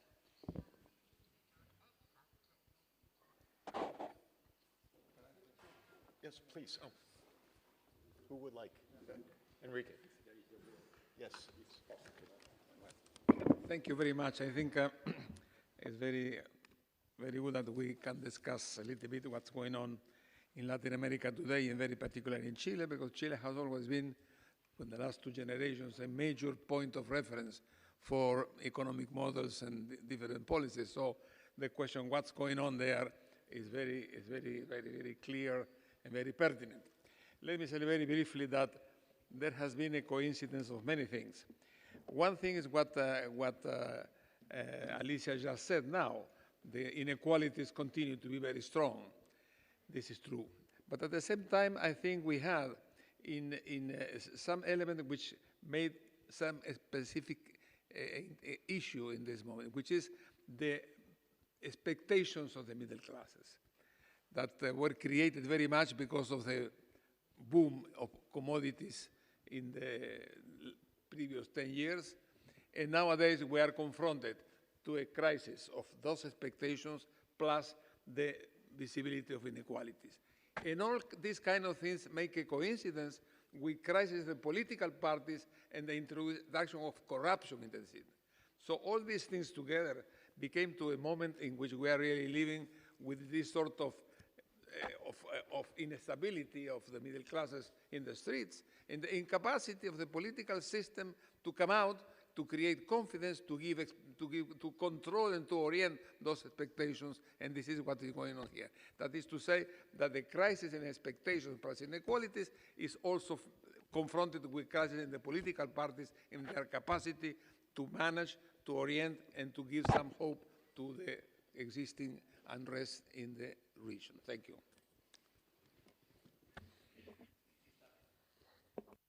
We have been blessed with some added minutes also, so we can take further and go deeper discussion, please.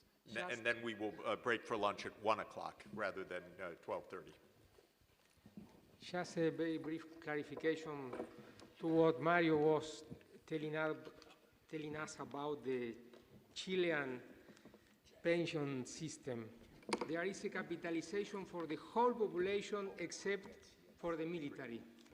The military in Chile has a solidarity system, and when the corruption arises within this sector, this is one of the main factors that arise the anger from the people there.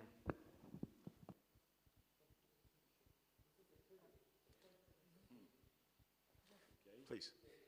Nope. Oh, sorry. Stefan.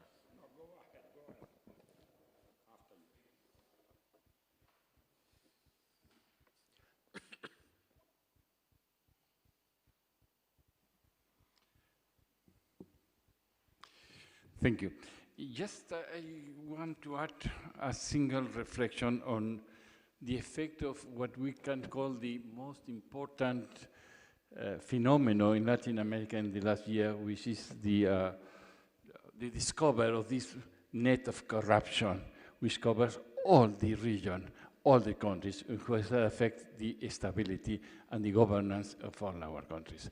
We have different response to that, either in Chile, in Peru or Colombia, but you have always the same common ground, which is the extension of the corruption in all the countries who have benefit also because of the commodities boom, in which governments have enormous amount of money to spend on public works, and also was a source of important corruption system which cover all the region. That's what I like to add. Thank you. Yeah, Stefano. No, a very quick remark. Cardinal Ferrer had to leave, but I would like to stress the main point of the presentation he gave of this document, Economiche et Pecuniaria Questiones. That is the first time in the history of the Church that the dicastery, the Congregation of the Doctrine of the Faith, deals with an economic and financial matters. That is important. Why is that so? Most commentators said, but that is not the proper role of the doctrine of the faith to do that.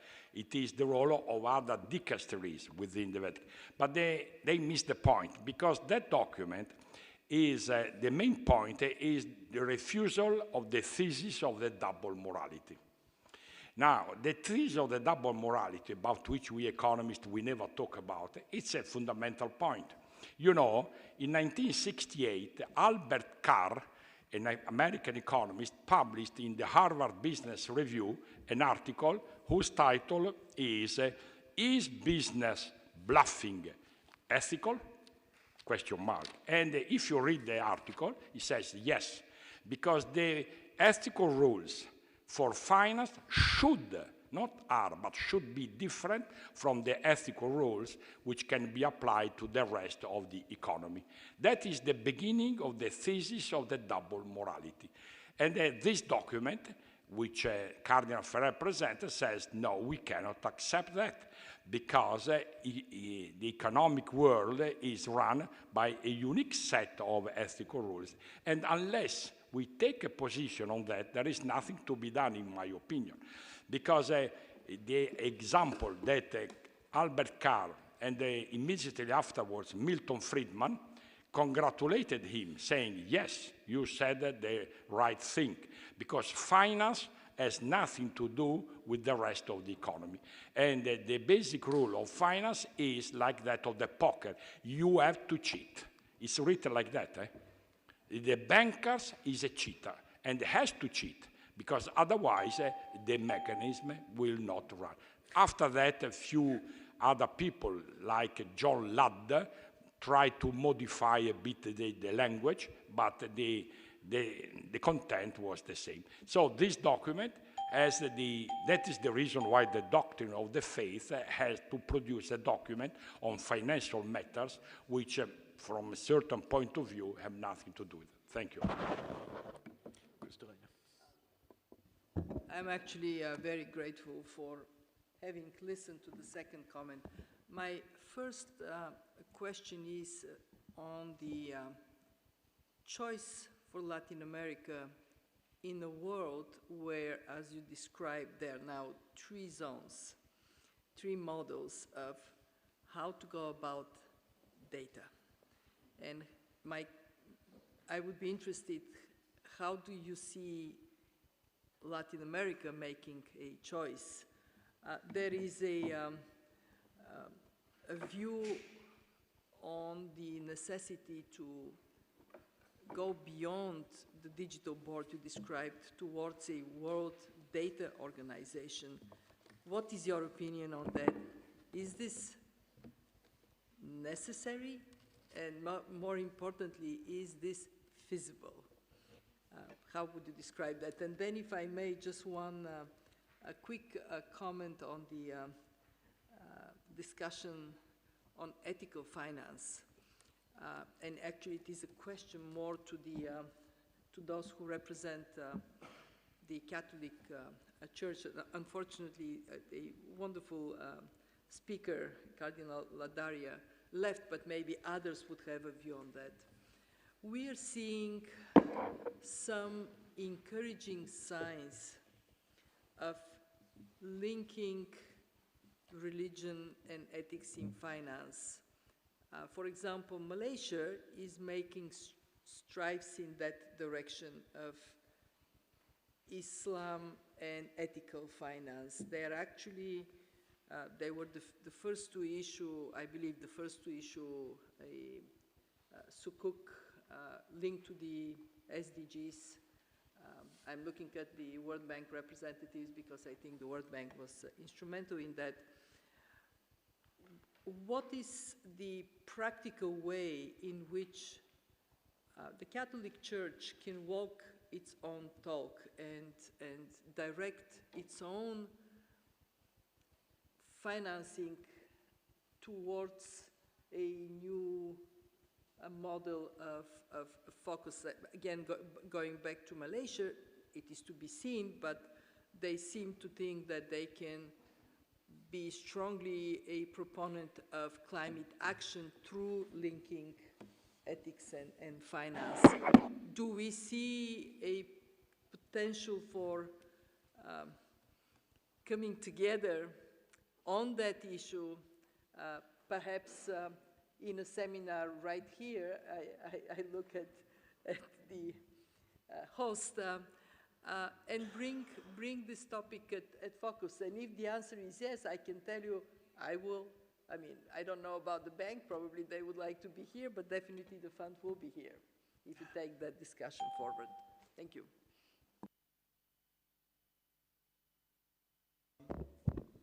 Let me take a run at the 2 questions that were posed. One is, what might Latin America's choices be? And second, do we need, and even if we needed one, is it possible to create new global institutions? On the first point, I'd sort of riff off one of Joe's observations on the way trade is now being adjudicated and Sergio's question. And I'd say, in addition to the use of safe harbor provisions, which protect digital platforms from being publishers, and the US is consciously promoting this through bilateral negotiations because it has more power. The other thing I'd look out for, Joe, there is data localization, which is the other thing in USMCA, where there's a one-sentence clause that says data localization is not on, period. I'm not a small Latin American country. I'm Canadian. I'm worried about this.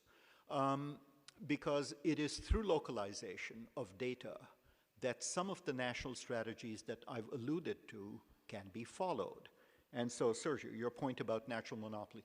What if I'm Brazil, or if I'm India, or even if I'm a collection of countries, what's the proverbial cliche? What do I have most of? My people. What do people generate tons and tons and tons of data? What do we need to be really sharp in today's world? Lots and lots of data. So I'd say the infant industry argument, the commanding heights argument, the gains from cooperation so that you can create your own space here exists for the large majority of countries. And there's no reason to see these 3 data zones as given because they weren't given forever. I think there's really room for all the countries that don't belong in them, and there's room for almost Pearsonian multilateralism to make these zones talk to each other and to create harmony where it otherwise didn't exist. And so my colleague and I, and it's going to be published in Project Syndicate next week, make the case for we're in a Bretton Woods moment for the digital era. And we need, rather than think about we have these institutions, can we use one more, we need to rethink almost in that San Francisco Bretton Woods mold. And so your point about new institution, I take it. I take the point that there might not be an appetite. I'd say, number one, what are the costs of not addressing this issue through an institution like that? Second, it doesn't have to be a new institution. I think existing institutions can take the digital world more seriously. And just as we created a kind of fourth leg for Bretton Woods through the FSB, we might want to think about that kind of non-treaty-based process through which we get at some of these issues. But that shouldn't prevent the Bretton Woods Troika or anyone else, including national and regional cooperation, from making strides here. It is greenfield territory. If Estonia is cited as a leader in this field, surely that gives hope to lots and lots of small countries.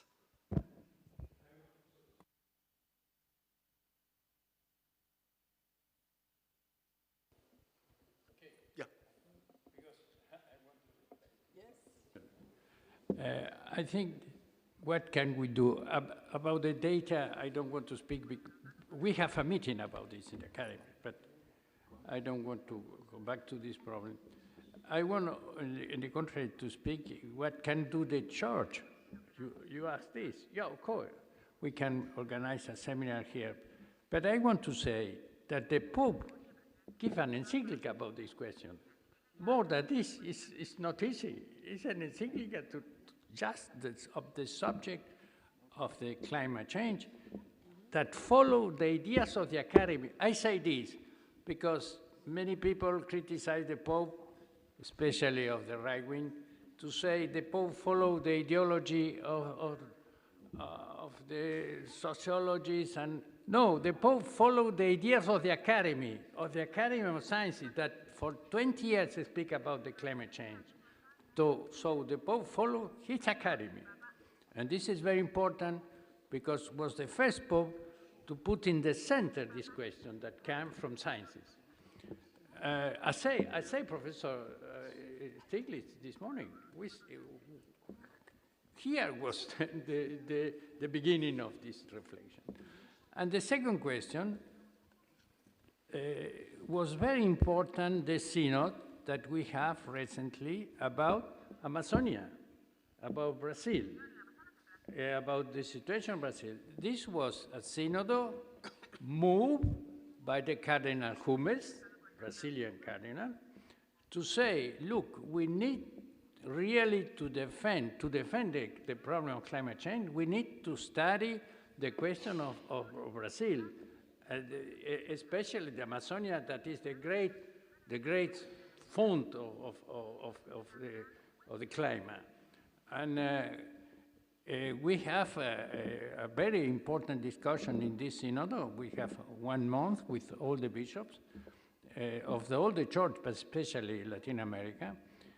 And it was very interesting because some bishops from Africa say, but what is the originality of this question? Because we have the same problems. And yes, but in the end, they understand that the Church of Latin America really have a reivindication of the justice. And of course, also in relation with the climate, but also in relation with the people, because there are bishops to work martyrs to defend the people. And this really, I think, was a great contribution. And we hope and we wait for the document that is maybe this week or the other week was published. So this, but we can organize another meeting, of course. Thank you.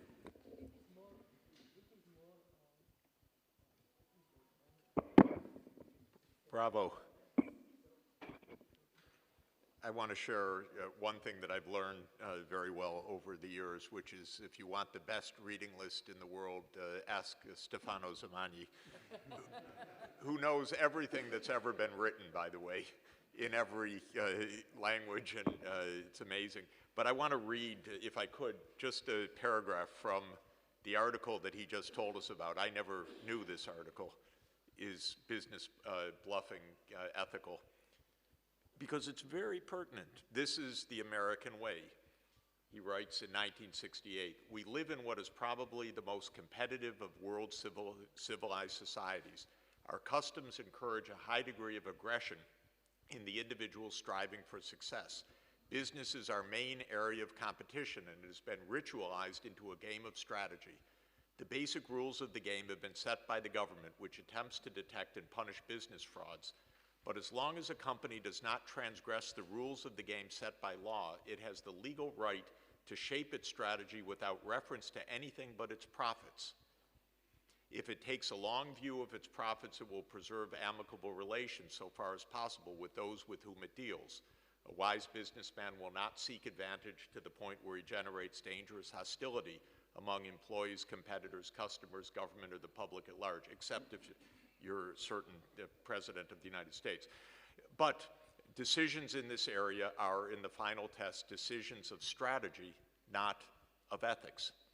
And this is completely relevant. This is not a hypothetical. This is exactly the line of Wall Street in 2008, which said when they cheated their counterparts by selling toxic assets, well, they're big boys. I don't have to. This was the line of Lloyd Blankfein, who remains the head of, is he still the head of? No, he just stepped down from Goldman, sorry. But they're cheaters. And if you live in this social circle, which I watch closely, like Joe, and we get to see it close up, they honor each other for the competency of their cheating. One of the highest, most respected people on Wall Street is John Paulson, who cheated IKB Bank of Germany of $1 billion. And Goldman was the partner in this fraud. Goldman paid a fine. Paulson did not pay a fine at all. He kept the $1 billion.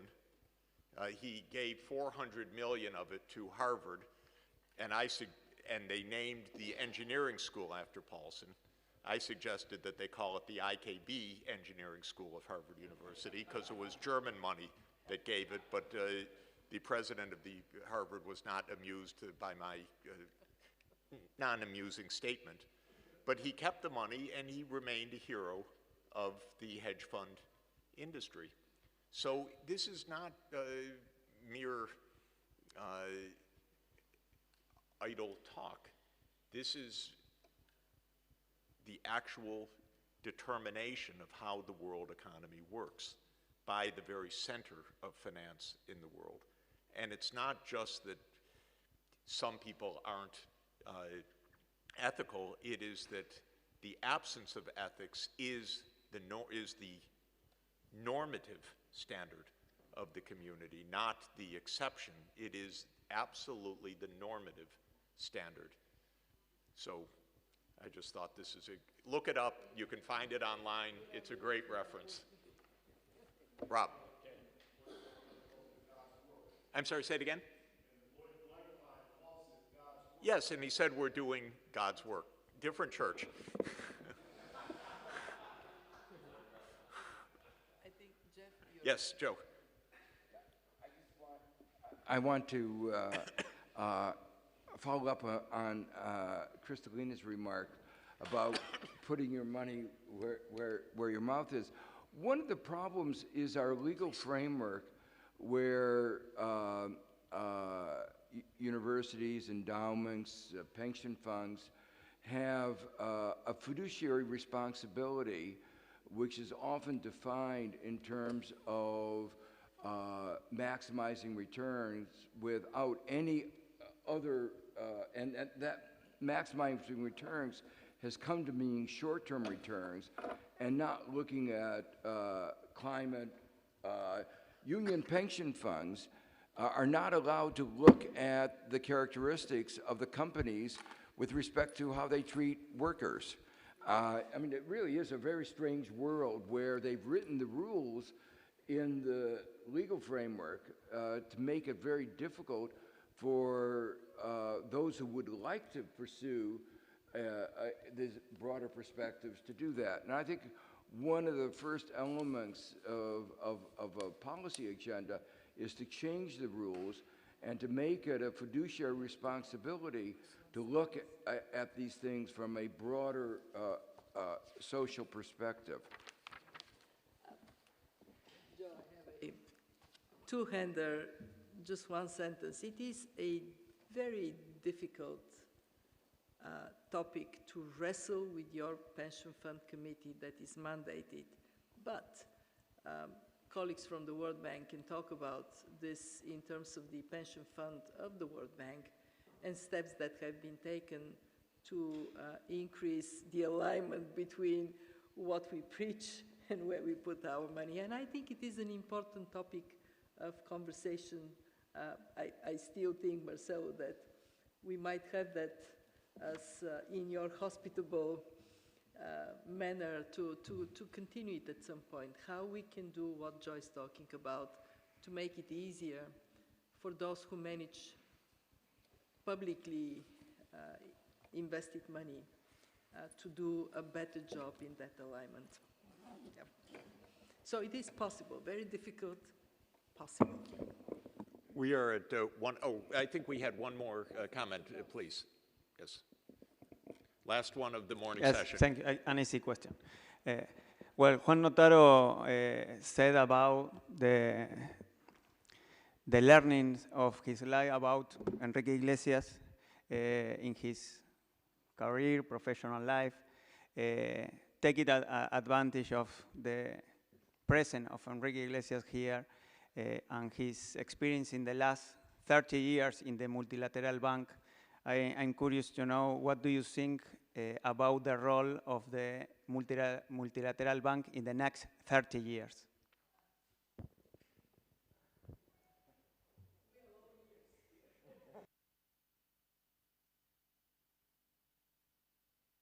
A 2-minute answer for a very pithy answer. I think they have a very important role adapting to the new circumstances. This is a new world coming in, with a lot of uncertainties, a lot of problems, but also a lack of leaders to organize the public opinion. And that is probably the thing that worries me more now, is looking to Latin America, is the crisis of the political parties and those people who can really talk to the people and sell their ideas and manage their expectations. In this field, I mean, the international organization, we had to adapt to all these realities. I think they have a role. It was mentioned also here very wisely that we must recognize the new realities to organize a new way to manage those institutions. But I think the question is to be realistic in terms of recognize the new realities, what has to be done, and how we can communicate those things and manage the public opinion in the right direction. What we are having now in our region is a crisis of the political parties, lack of leaders, many ideas, but very few people able to communicate them. Thank you. Join me in thanking all of the presenters for a wonderful, wonderful morning. We will now have a lunch. We'll have to be timely to be back here absolutely in our place at 3 o'clock. Very, very important. No, yes. And 2:45. 2:45 in our seats for a very exciting afternoon. So please, we'll go for lunch now.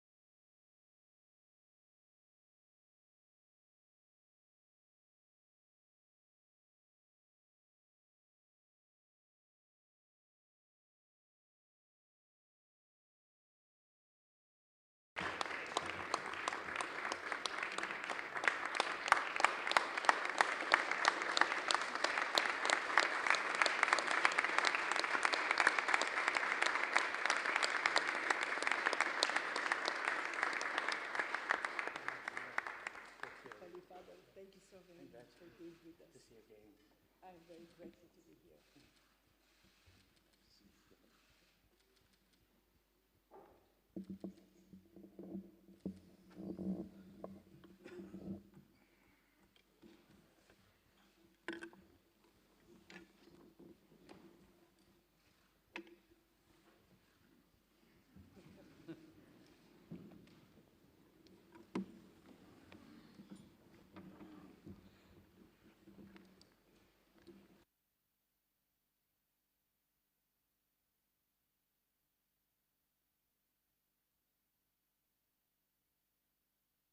Naturalmente el Papa no tiene necesidad de presentar en su casa. Muchas gracias por venir. Bienvenido, Santo Padre.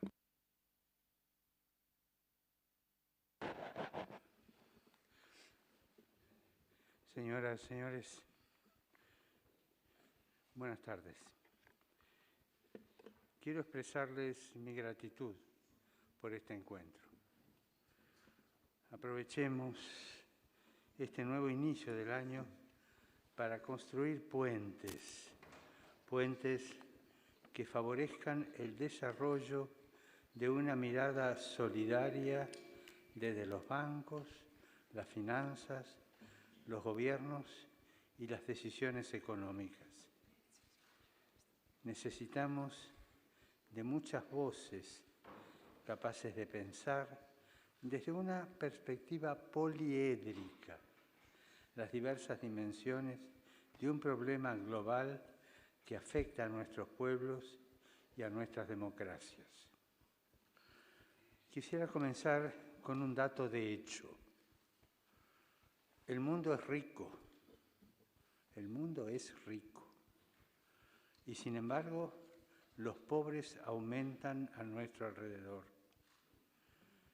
Según informes oficiales, el ingreso mundial de este año será de casi $12.000 per cápita. Sin embargo, cientos de millones de personas aún están sumidas en la pobreza extrema y carecen de alimentos, vivienda, atención médica, escuelas, electricidad, agua potable y servicios de saneamiento adecuados e indispensables. Se calcula que aproximadamente 5 millones de niños menores de 5 años este año morirán a causa de la pobreza. Otros 260 millones de niños carecerán de educación debido a falta de recursos, debido a las guerras y a las migraciones. Esto es un mundo rico, porque el mundo es rico. Esta situación ha propiciado que millones de personas sean víctimas de la trata y de las nuevas formas de esclavitud, como el trabajo forzado, la prostitución, el tráfico de órganos. No cuentan con ningún derecho y garantías. Ni siquiera pueden disfrutar de la amistad o de la familia. Las realidades no deben ser motivo de desesperación, no, sino de acción. Son realidades que nos mueven a que hagamos algo. El principal mensaje de esperanza que quiero compartir con ustedes es precisamente este. Se trata de problemas solucionables y no de ausencia de recursos. No existe un determinismo que nos condene a la inequidad universal. Permítame repetirlo, no estamos condenados a la inequidad universal. Esto posibilita una nueva forma de asumir los acontecimientos que permite encontrar y generar respuestas creativas ante el evitable sufrimiento de tantos inocentes, lo cual implica aceptar que en no pocas situaciones nos enfrentamos a falta de voluntad y decisión para cambiar las cosas y principalmente las prioridades. Se nos pide capacidad para dejarnos interpelar, para dejar caer las escamas de los ojos y ver con una nueva luz estas realidades. Una luz que nos mueva a la acción. Un mundo rico y una economía vibrante pueden y deben acabar con la pobreza. Se pueden generar y estimular dinámicas capaces de incluir, alimentar, curar y vestir a los últimos de la sociedad en vez de excluirlos. Debemos elegir qué y a quién priorizar. Si propiciamos mecanismos socioeconómicos humanizantes para toda la sociedad, o por el contrario, fomentamos un sistema que termina por justificar determinadas prácticas que lo único que logran es aumentar el nivel de injusticia y de violencia social.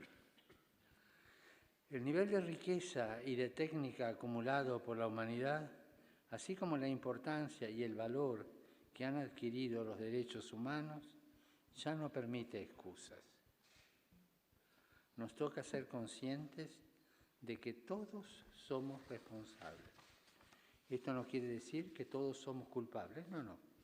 Todos somos responsables para hacer algo. Si existe la pobreza extrema en medio de la riqueza, también riqueza extrema, es porque hemos permitido que la brecha se amplíe hasta convertirse en la mayor de la historia. Estos son datos casi oficiales. Las 50 personas más ricas del mundo tienen un patrimonio equivalente a los 2,2 billones de dólares. Estas 50 personas por sí solas podrían financiar la atención médica y la educación de cada niño pobre en el mundo, ya sea a través de impuestos, iniciativas filantrópicas o ambas cosas. Esas 50 personas podrían salvar millones de vidas cada año. A la globalización de la indiferencia la he llamado inacción. San Juan Pablo II la llamó estructuras de pecado. Tales estructuras encuentran una atmósfera propicia para su expansión cada vez que el bien común viene reducido o limitado a determinados sectores, o en el caso que nos convoca, cuando la economía y las finanzas se vuelven un fin en sí misma.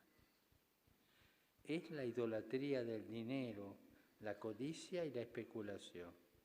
Y esta realidad, sumada ahora al vértigo tecnológico exponencial que incrementa a paso jamás visto la velocidad de las transacciones y la posibilidad de producir ganancias concentradas sin que estén ligadas los procesos productivos ni a la economía real. La comunicación virtual favorece este tipo de cosas.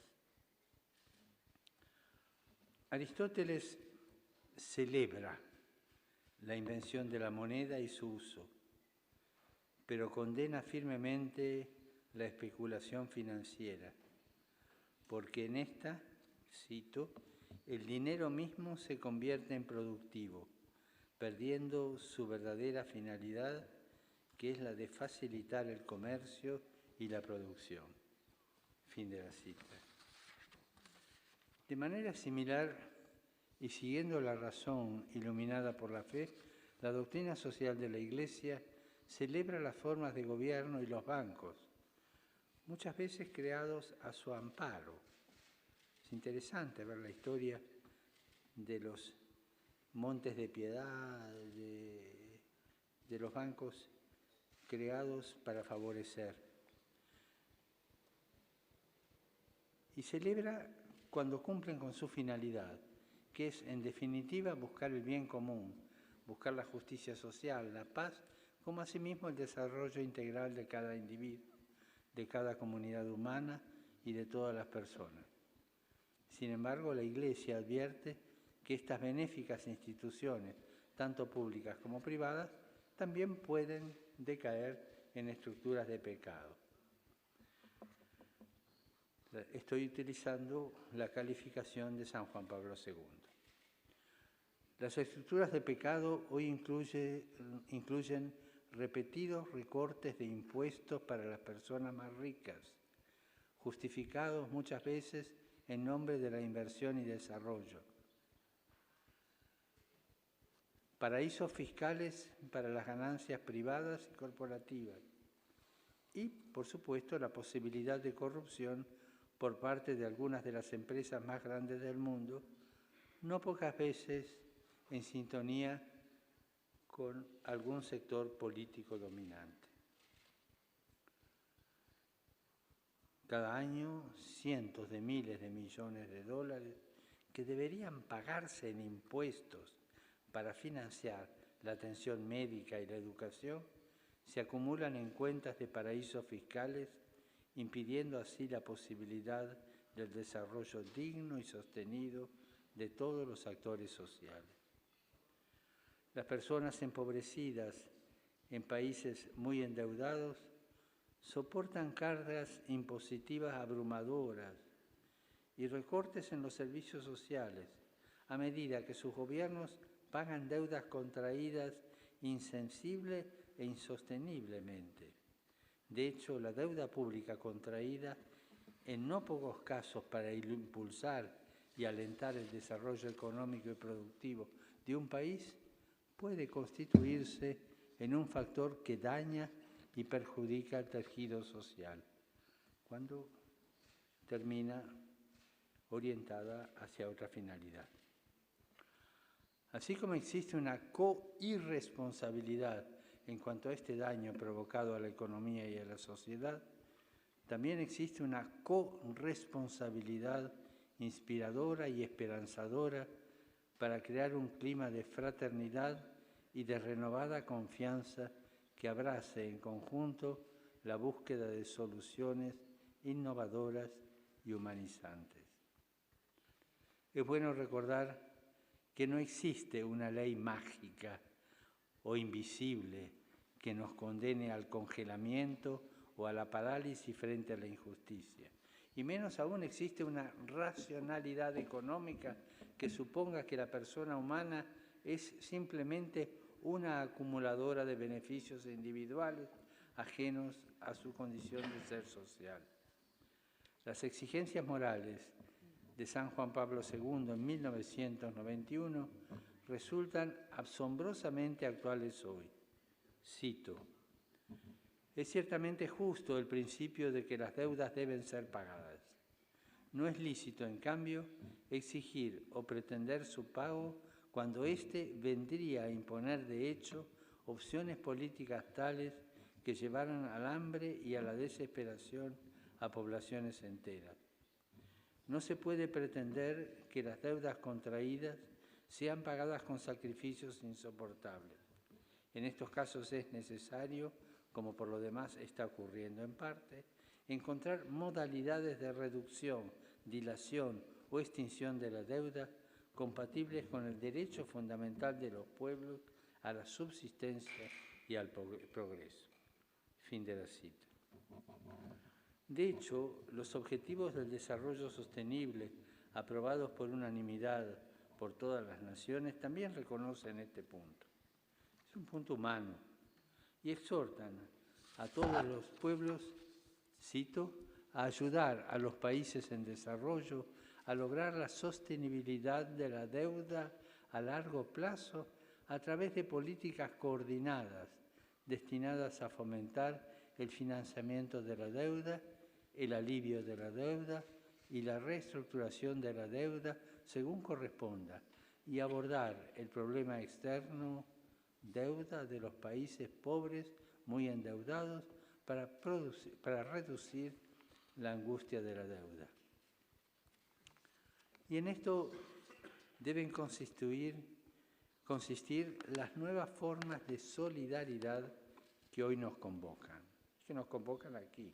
Si se piensa en el mundo de los bancos y la finanza, en la ayuda para el desarrollo de los pueblos postergados y la nivelación entre los países que gozan de un determinado estándar y nivel de desarrollo, con aquellos imposibilitados a garantizar los mínimos necesarios a sus pobladores.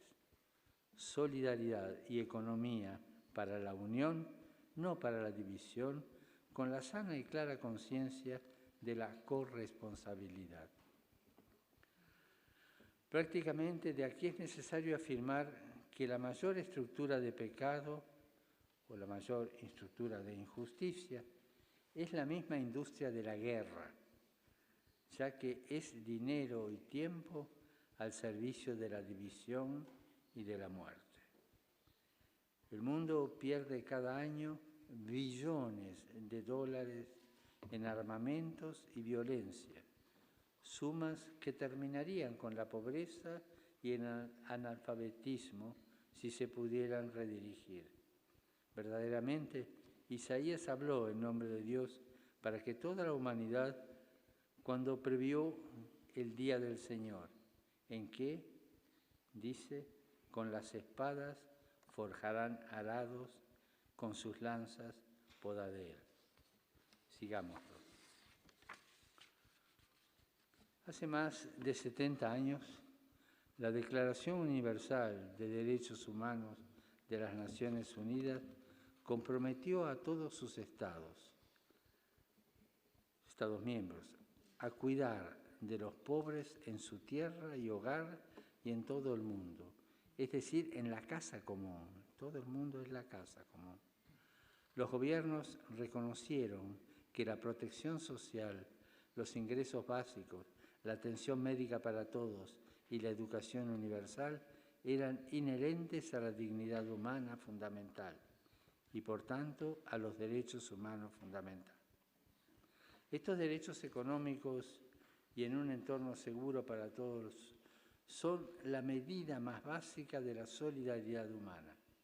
Y la buena noticia es que mientras en 1948 estos objetivos no estaban al alcance inmediato, hoy, con un mundo mucho más desarrollado e interconectado, sí lo están. Se ha progresado en esto. Ustedes que tan amablemente se han reunido aquí son los líderes financieros y especialistas económicos del mundo. Juntos con sus colegas, ayudan a establecer las reglas impositivas globales, informar al público global sobre nuestra condición económica y asesorar a los gobiernos del mundo sobre los presupuestos. Conocen de primera mano cuáles son las injusticias de nuestra economía global actual o las injusticias de cada país. Trabajemos juntos para terminar con estas injusticias. Cuando los organismos multilaterales de crédito asesoren a las diferentes naciones, resulta importante tener en cuenta los conceptos elevados de la justicia fiscal, los presupuestos públicos responsables en su endeudamiento y, sobre todo, la promoción efectiva y protagónica de los más pobres en el entramado social. Recuérdenles su responsabilidad de proporcionar asistencia para el desarrollo a las naciones empobrecidas y alivio de la deuda para las naciones muy endeudadas. Recuérdenles el imperativo de detener el cambio climático provocado por el hombre, como lo han prometido todas las naciones, para que no destruyamos la base de nuestra casa común.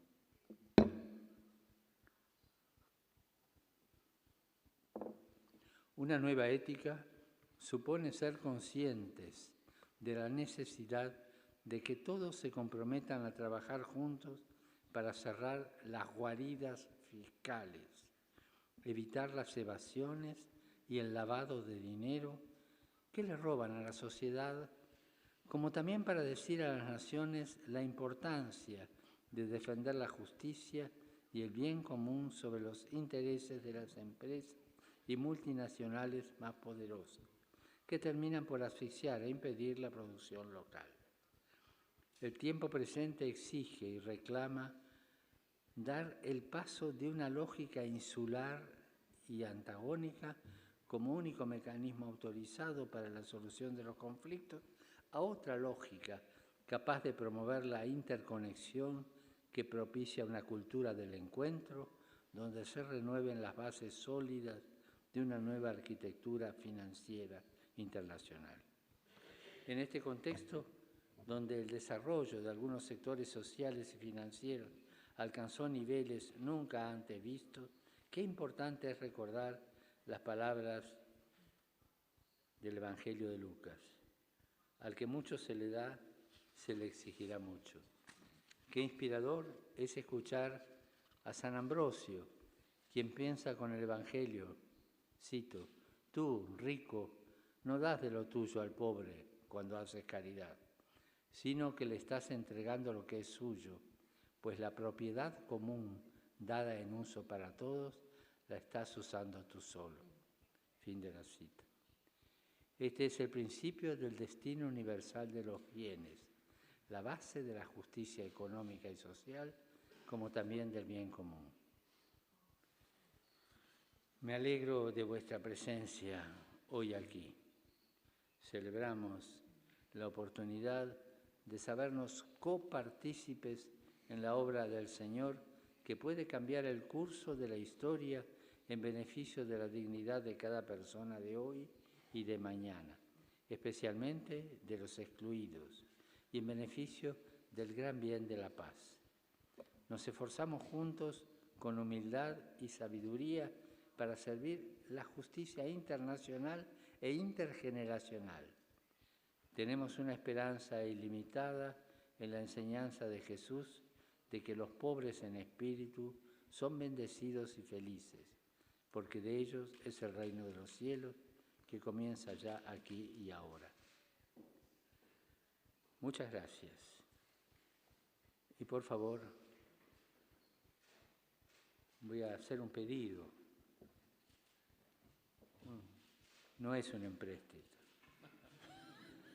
No se olviden de rezar por mí, porque este trabajo no es nada fácil que me toca hacer. Y yo sobre ustedes invoco todas las bendiciones, sobre ustedes y sus trabajos. Gracias. Grazie Santità, ha ragione. Io più capisco lo spagnolo. Io sono italiano di Bologna. Non capisco lo spagnolo. Io cardinale Zucchi.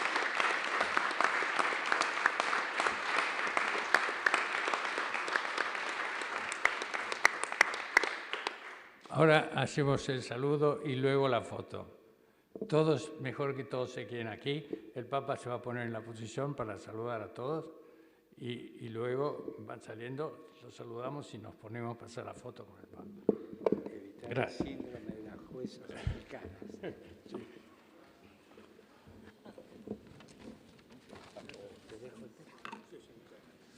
Un discorso molto coraggioso. Vediamo. No, molto coraggioso, perché più esplicito di così.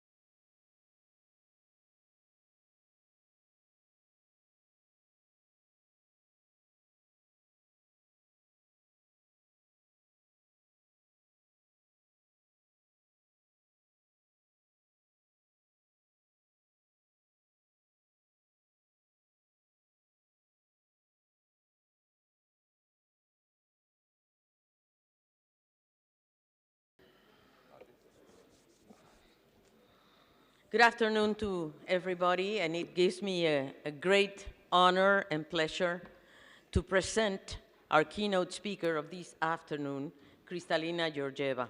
Kristalina, apart from being a very good friend, I must say, she has been the director of the IMF since October 2019, and before joining the fund, she was the CEO of the World Bank from 2017 to September 2019. And she has done many things, so it's so long, her CV is so wonderful. But one of the things I want to highlight, indeed, is that she helped to shape the agenda of the European Union.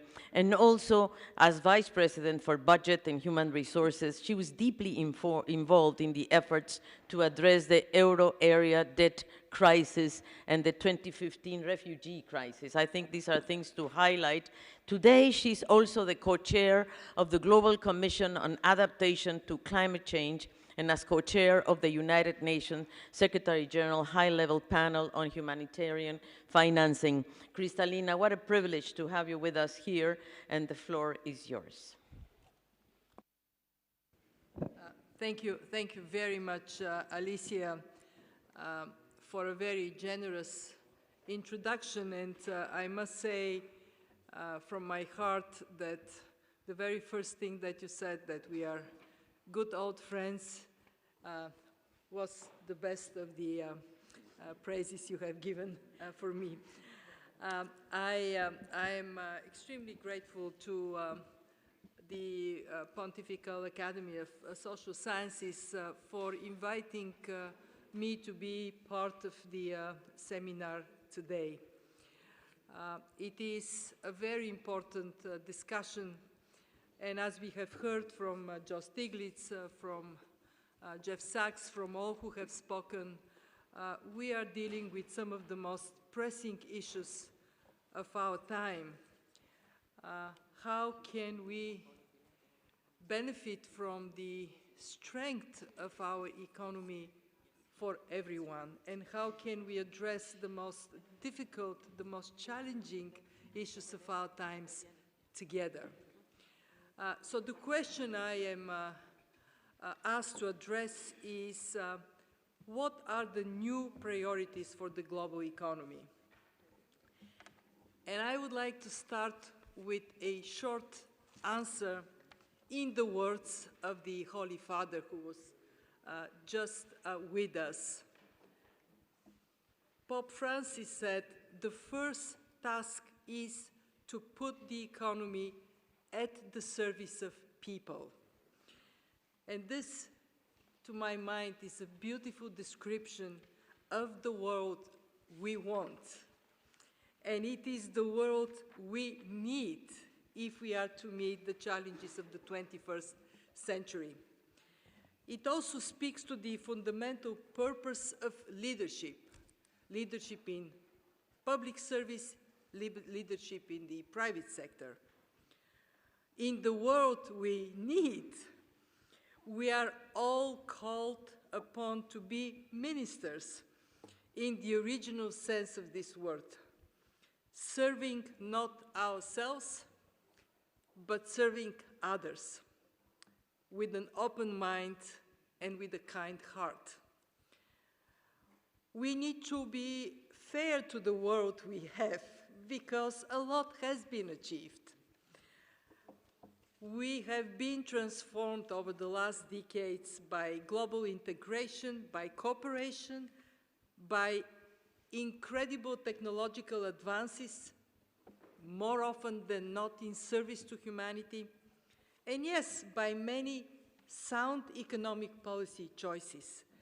And as a result, over the past decades, child mortality has fallen by half, and more than 1 billion people have lifted themselves out of extreme poverty in the world we have, in the world today. These are remarkable achievements. They are unprecedented in human history. But if you are one of the 700 million people still living in extreme poverty, this progress means nothing to you. If you are one of the 172 million people jobless, not by choice, but because they are deprived from a dignity of a job, this progress means nothing to you. So we need to recognize that the world we have, our economy, has cast some dark shadows. Excessive inequality. We heard it from the Holy Father. We all know that since 1980, the top 1% globally has captured twice as much of the gains from growth as the bottom 50%.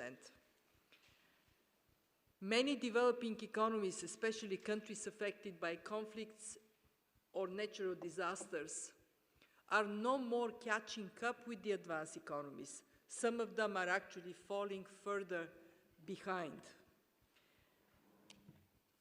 And the current economic structure is harming our natural environment, is putting the future of our children at risk. And it is not surprising, therefore, that in this context, a recent global survey tells us that more than half of respondents said capitalism is doing more harm than good. And the implications are alarming: declining trust in traditional institutions, rising political polarization, social tensions. So the question is, how can we lift these dark shadows and bring in more light? How can we have an economy that is at the service of people? And I want to outline 3 areas of action. This is what my institution, the International Monetary Fund, is embracing with determination. First, inclusive growth, helping countries foster a culture of solidarity, something that we heard from Joe about.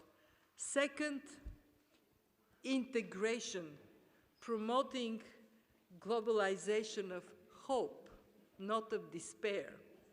And third, climate action, caring for our common home. So let me start with inclusive growth. And I want to first talk about Latin America, because this is the region most represented here. Credit should be given where credit is due. Latin America has made quite a significant progress in reducing excessive inequality. We know the region was a champion. It has done, in many places, better. But we are still not at the point when we can celebrate that this tide of inequality has really turned. And we have talked in the previous session about unrest in the region, and there was an agreement in the room that the root cause of unrest, first and foremost, is inequality. I heard some saying not poverty, but inequality. And it is not coincidence that this discontent erupted in places where the gap between rich and poor is too high, where growth is too low to deliver better opportunities for those who need these opportunities the most. Many who consider themselves middle class are left with growing fears that gains could be reversed, that they could be moving back towards the shadows of poverty. And if Latin America is to meet these challenges, it does have to nurture this culture of solidarity that rebuilds trust and recognizes that a sense of dignity that comes with good jobs, reliable public services, and stronger social safety nets. This is what people expect to see. And that the best way to nurture solidarity, in our view, is to concentrate on one particular aspect of inequality, inequality of opportunity. And that means investing in people, not just spending more on schools and training, but improving the quality of education, turning into reality lifelong learning, bringing the private sector with a sense of responsibility for reskilling and upskilling workers as technology changes the nature of work.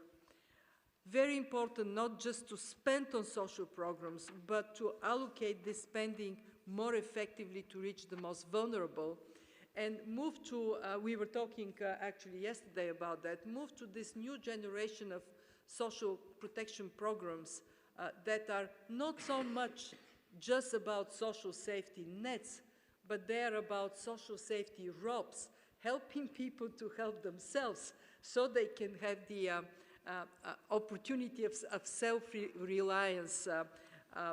We know that when these policies reduce the inequality of opportunity, then with it comes reduction of income inequality. We have seen in our research, and Minister Herrera spoke about that, not only we have the economic benefits of stronger growth, faster and stronger, more sustainable growth when inequality is down, but we create social cohesion that helps that nurturing of solidarity to take hold. We have to be fair that many of the countries, Latin America, and not just Latin America, are faced with very tight space for spending. And many would be saying, okay, how to do that? How to invest more when we are in very tight fiscal position? And we can work together both on looking at how we can raise more, and I will come to this point of actually collecting the taxes that are due, but also how to improve the quality of spending, how to make sure that every peso or every dollar, every cent can be stretched further by higher quality of public expenditures. Our goal is to ensure that policies deliver for people. And we at the IMF actually have been working quite a lot on social spending. We have made that part of our DNA, our programs. For policies to succeed, they also have to be inclusive in other respects. They have to be inclusive in terms of making sure that women are not only part of the labor force, but they're treated equally and they're paid equally for the job they do.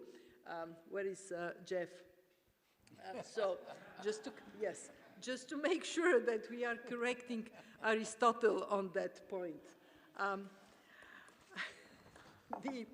The aspect for us that is hugely important in being fair is also to look at market concentration in job creations, entitlements that need to be addressed at all levels, and have the courage to actually deal with them. Above all, in my view, in Latin America and other parts of the world, there is plenty of room to fight against the darkness of corruption. Corruption hinders growth, it hollows out the economic and social foundation. It feeds into growing discontent, especially among young people. And to do something very important, if we are to have more money to spend for people, to address relentlessly the extensive tax avoidance and tax evasion. Globally, the number is staggering. Globally, in offshore financial centers, there is about $7 trillion, 8% of global GDP. And a sizable share of this wealth comes from illicit activities, from tax avoidance. These are problems that we need to work together to address. Neither countries on their own or international institutions on their own can succeed, but if we work together relentlessly, we can turn the tide on tax avoidance. Our analysis shows a very serious problem with choosing low-tax destination to cut taxes. Non-OECD countries, and most not all of the Latin American countries are non-OECD countries, lose about $200 billion a year because companies are able to shift profits to low-tax locations. And that is what erodes the ability to take decisive action, to serve people, to meet the Sustainable Development Goals. Beyond culture of solidarity within countries, we need global culture of solidarity. And that takes me to this notion of globalization of hope. We have seen in recent years what I call globalization blues. We are all disillusioned, globalization is not popular, but we are so interdependent. We need each other.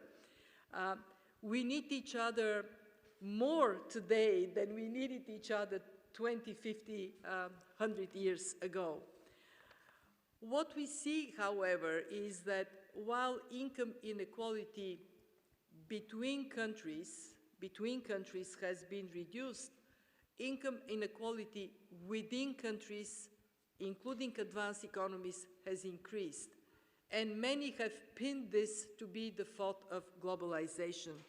So we do need to recognize where we have been coming short, especially in terms of who wins, who loses from globalization within countries, and be sure that we are honest about the efforts that have to be made, especially when technology so quickly changes the allocation of work.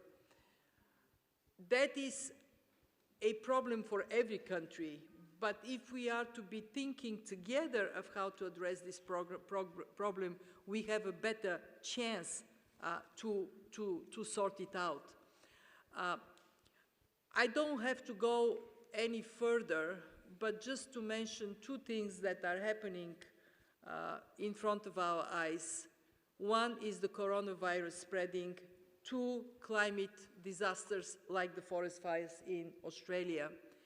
To make the point that we are in a more fragile world. Yes, as Pope Francis said, it is a richer world, but it is also a more fragile world, and it requires for us to find solutions together to be more effective in this world. To my mind, we have to make sure that we do hold on our interdependence that is best demonstrated through open, fair trade.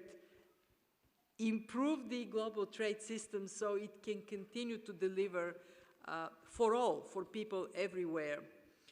I am also very keen to see that we do not give up on international cooperation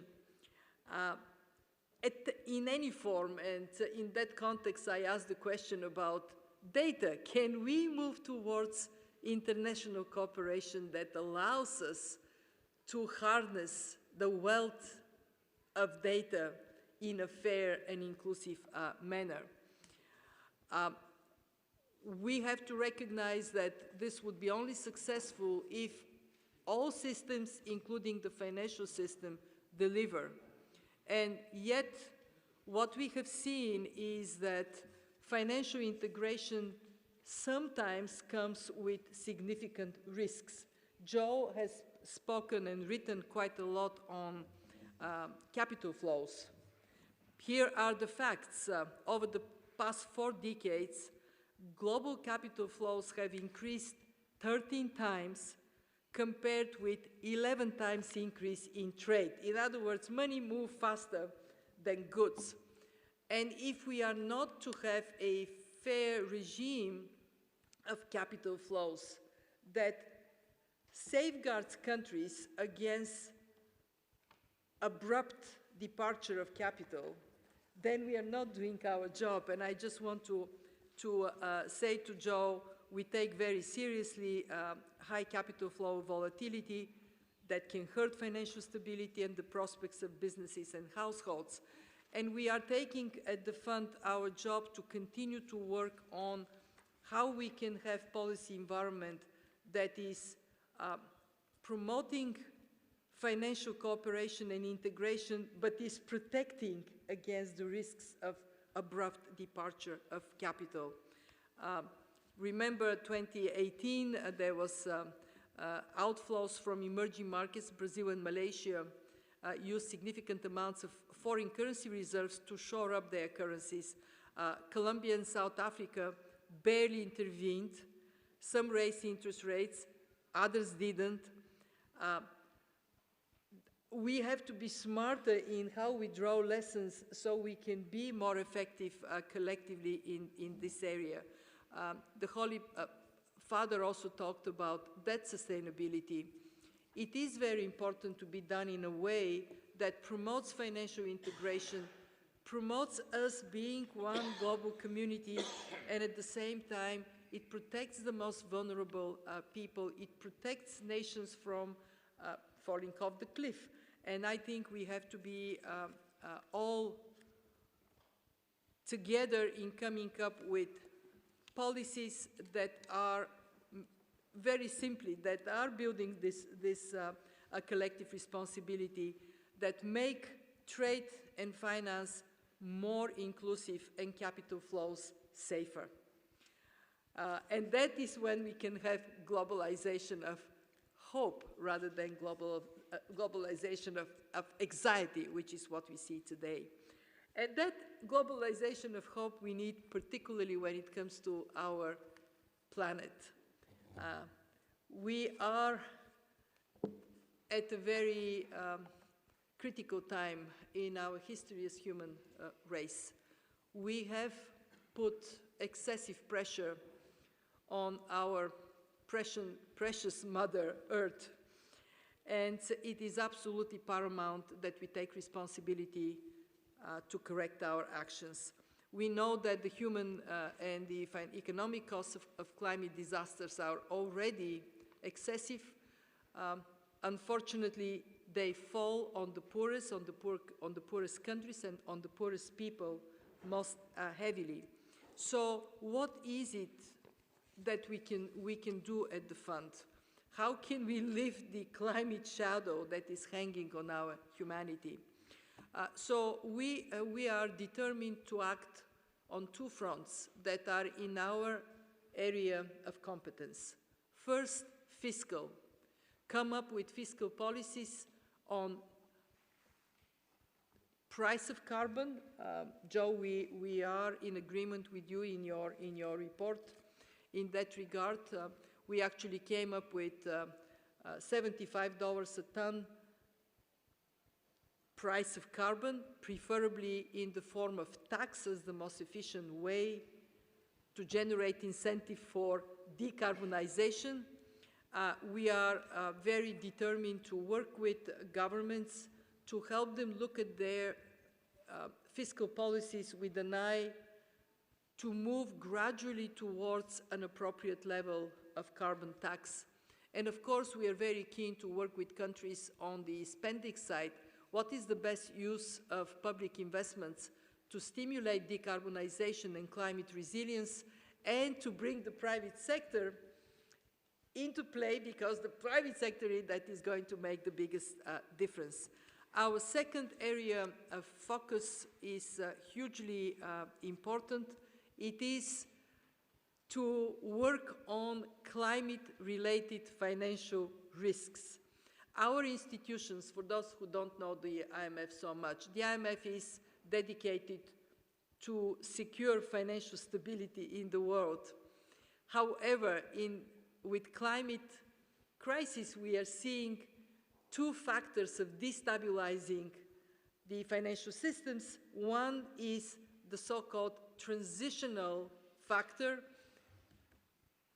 transiting from high carbon to low carbon sectors. In the European Union, there is now a Green Deal that by 2050 would move the EU to be carbon neutral.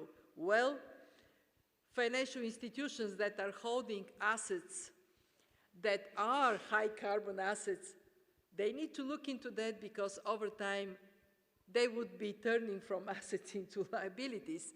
And some estimates suggest that the potential cost of devaluing these assets is somewhere between $4 and $20 trillion. Clearly a growing financial risk. And on the other side is the impact of climate disasters on financial institutions. If you are holding investments in a disaster-prone area or sector, obviously with climate risk growing, these investments are becoming more problematic.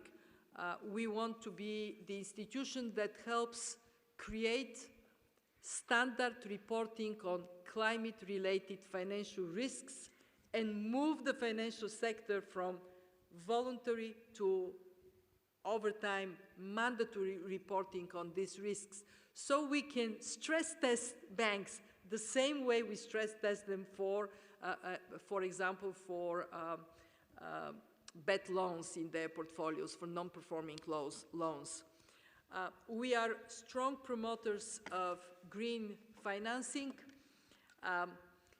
President Hoyer of the European Investment Bank and the World Bank have a long-standing challenge, which is the institution that was the first to issue green bond. President Hoyer would say us, and then Mr. Van Trotzenberg may say us. Doesn't really matter. What matters is that, President Hoyer, it matters. It's you. Let's give it to you. What matters is that from a very niche product, green bonds are now becoming more mainstream, and we would like to create the appropriate incentives for financial institutions to move in that direction very rapidly. So these are the three areas where we as an institution are committed, and we are taking very concrete steps to move the world to be more inclusive, more integrated, and certainly with higher sense of responsibility for the future of our planet. I think we would be often seen as an institution that is strong-minded, but I want to assure you that we are strong-minded, we are also soft-hearted. And that is not your grandmother's IMF anymore. I want to finish with a quote from Lev Tolstoy.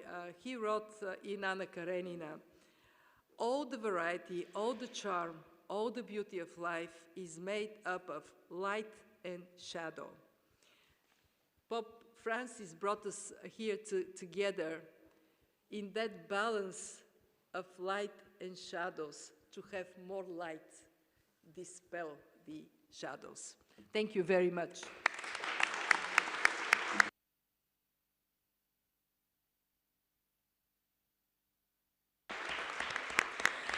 Thank you very much, Kristalina. You certainly gave us a very good overview of your thoughts, and I think we all feel very happy and pleased that you are heading the IMF, somebody that is so conscious of the importance of public goods such as climate security, the importance of fiscal policies, inequality. I think these are the things that we have to put on the table.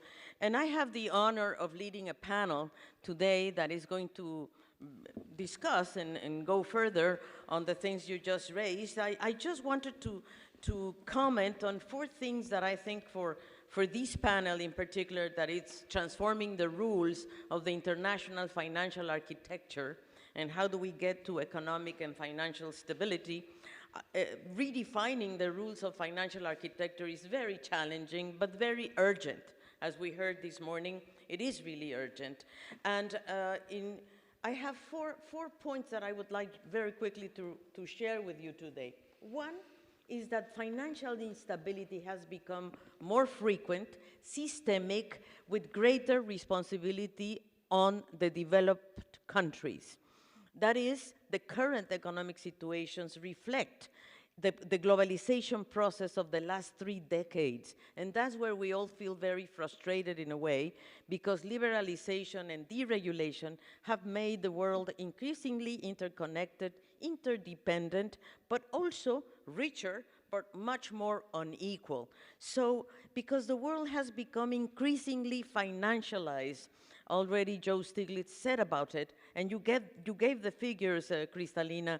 In 1980, financial assets and GDP were similar.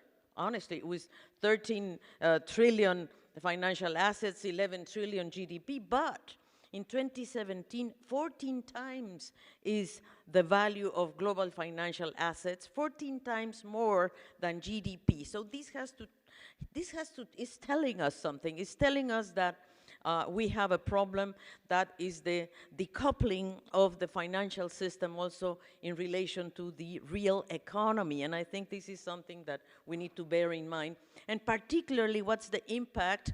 The country's integration in the international financial system has been segmented. Segmented in the sense by risk level and by market size. And who are the losers here? Honestly, the periphery. The countries of the periphery. I'm quoting Prebisch, of course, Centro Periferia, of course, because it's the central or the rich and the peripheral that are really in trouble. Because countries in the periphery, like us, I mean, me, Mexico, Argentina, all of us, we are more exposed in a way to the cyclical effects, and our difficulties to revert crises are much more larger and bigger. The second point I want to make is that since the crisis of 2008, efforts to reactivate advanced economies have not had their intended impact on the real sector.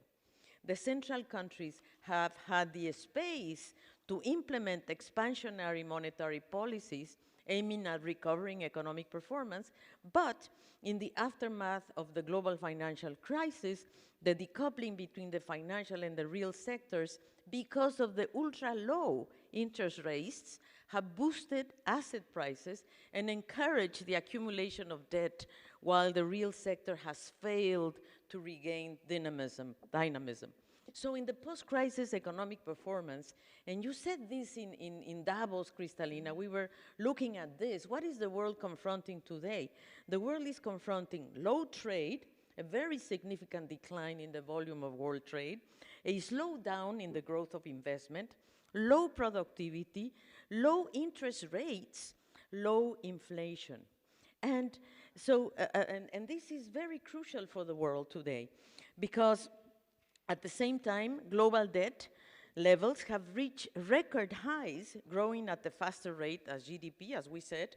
Look at this, the long, low interest rate have encouraged borrowing of households, of business, governments. Global debt has reached today a record high in the second half of 2019 of $251 trillion, representing 320%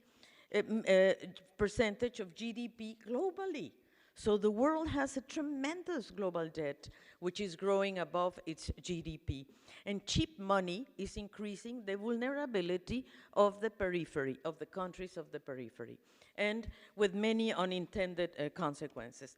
Thirdly, unconventional monetary policies in advanced economies have had unintended consequences in developing countries. That is, low interest rates in advanced economies have encouraged financial flows into developing countries in the search of higher yields, which on the one hand has broadened the access to financing for development, no question about it, but has also simultaneously led to higher sovereign debts across many regions. And in our region, for example, in December 2019, the debt ratio to GDP is 54%. It's very high. We used to be on the lower levels below 40%, now in 54. And of course, Argentina being the first, I'm sorry to say, but Brazil is not far for you. So, this has contributed or has had a very big impact, for example, on the appreciation of the region's currencies, compounding the effects of commodity dependence, and the exposure of the countries of the region to external shocks has been very important, with limited policy space to implement fiscal and monetary policies. We have to go into adjustments, and probably you're going to talk about that, how limited space we are having in are countries of the periphery. And fourth and last is that the concentration of economic power has strengthened the existing asymmetries in policy autonomy between the actors. That is, the countries in the developing countries have opened their economies. We open our economies to financial institutions to try to attract capital and technical expertise, but our economies are quite smaller compared to the advanced ones, and we have become more vulnerable to small portfolio decisions in advanced countries. And I would say that what we need to do is that this asymmetry is implying that counter-cyclical policies is always an available policy, of course, but the problem is that for developing countries that are debtors or that are borrowers, the adjustment is compulsory. It's compulsory, punto. However, for the lenders or for the developed countries, adjustment is voluntary. That's a huge asymmetry. For ones it's voluntary, for the other ones it's compulsory. So, in summary, we need to try to be, how do we bring together a more co-responsibility or a shared responsibility between debtor and creditors? How do we make this historical asymmetry to build in a new financial system in the future? So we have a group of panelists that I think are going to take us through, and my very first panelist precisely is Martín Guzmán, because the case of Argentina exemplifies some of the facts that I just mentioned on the financial system and the shortcomings of the financial architecture. So I hope, Martín, that you can tell us, how do you see this? How do you think we can fix it? And how do we work jointly for that purpose? The floor is yours, Martín. Thank you. Thank you very much, Alicia. First of all, let me begin by thanking the Pontifical Academy of Sciences and everyone who helped to organize this event. I think this is a historical event that brings us hope. Also, let me thank Kristalina. Thank you for such a thoughtful speech. And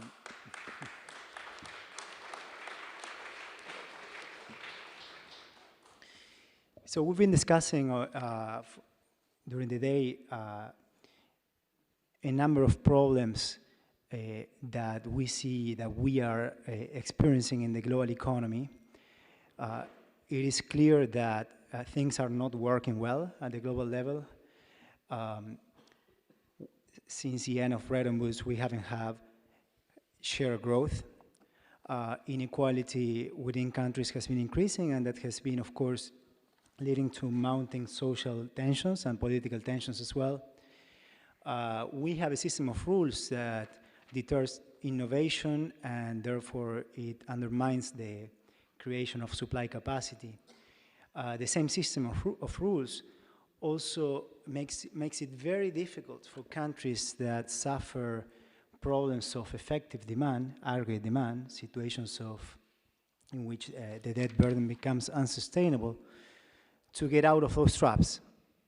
And finally, we are severely harming our planet.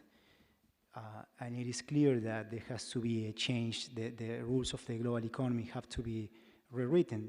This of course, has to do with the problem of imbalance of power and an unhealthy use of power. What I want to do today is to focus on one particular aspect that touched me very close, which is the problem of the international financial architecture for the resolution of sovereign debt crisis.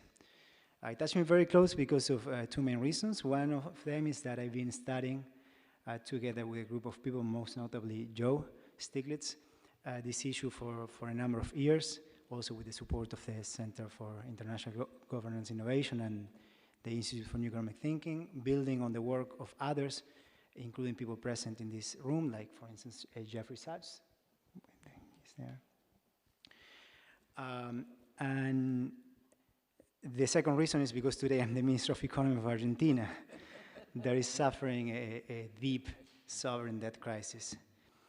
And what we see on this front is that there is a highly deficient international financial architecture for resolving situations of unsustainable debt. When debtors borrow,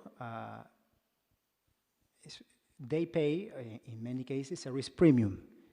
Basically, that's a premium that says if things go bad, there is a protection for creditors in case things go badly. The problem is that when things go badly, there is no formal framework that says, okay, this is the state, these are the moments in which the debtor has to stop making the transfer to the creditors, justifying the fact that he was paying a risk premium. That doesn't happen. There is no legal framework, no international rule of law to resolve these situations in an orderly manner. And what we see is deep suffering. Today, Pope Francis spoke of la angustia de la deuda. There is suffering, so societies suffer. We see that it takes too long for countries in situations of debt crisis to even start addressing the problems. And once they start addressing the problems, most often than not, they get insufficient relief in order to restore the conditions for returning to economic growth and devolving the opportunities to the societies. So what we see in this context are increasing unemployment, increasing poverty, increasing inequality. We see this over and over. The economic theory predicts it, and the evidence is overwhelming. This is what's happening. Not only that, but once a country manages to finalize a restructuring deal with a large majority of creditors, there are still risks that minorities manage to block the finalization of the process. Minorities that buy debt in situations of default, and they follow a cooperative strategy of holding out of the restructuring process and litigating. And there has been a lot of discussion about this over the last years, and there has been very little progress. In the sphere of the United Nations, there were two resolutions, one in 2014, that established that there should be a multinational formal framework for sovereign debt restructuring. It's simply the indication of will in that direction. That was a resolution that was opposed by the largest creditor countries. In 2015, there was another resolution establishing 9 principles that should be the basis of such a mechanism. Again, it didn't have the support of the most advanced economies of the world. And the response to that was changes in the language of sovereign debt contracts endorsed by the International Capital Markets Association in 2014, adopting or suggesting presumably more robust collective action clauses. And that's all. Many of us, or at least some of us, argue that that will help, but it will likely be insufficient to provide the conditions for orderly and effective resolutions of sovereign debt crisis. And now we have Argentina. Interestingly, these discussions were triggered by the situation that Argentina was suffering, and there was the problem that it had with the holdout creditors, some of them defined in the literature as vulture funds. And now we have Argentina again. Very quick, the country recovered access to international financial markets in April 2016. It lasted for 2 years. It was very quick, based on a very optimistic expectation of there will be increases in FDI, foreign direct investment, after changing the rules of the game and the rules of the economy. There was rapid borrowing, and 2 years later, markets said, okay, this is over. We don't believe in this country anymore, and now the country has a deep crisis. All social indicators have been getting worse, all economic indicators as well. And this will be the next big test. It's already the big test for the international financial architecture for sovereign debt crisis resolution.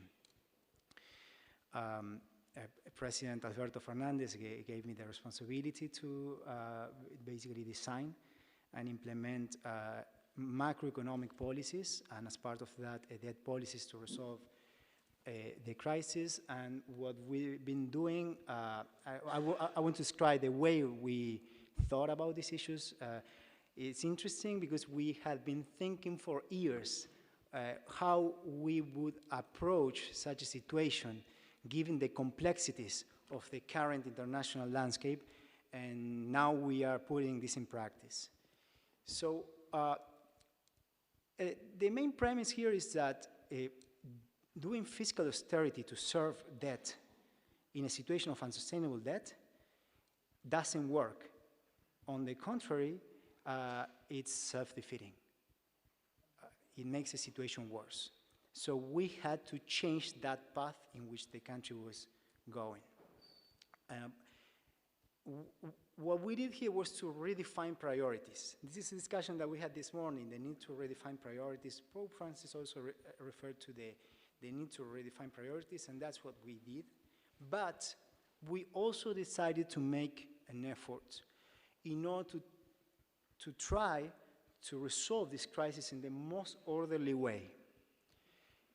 We did not want to do spending austerity in that situation, but we decided to allocate some of our very scarce foreign reserves to service interest payments, but we cannot do that for too long. We don't, otherwise that would lead to a depletion of the foreign reserves of the central bank.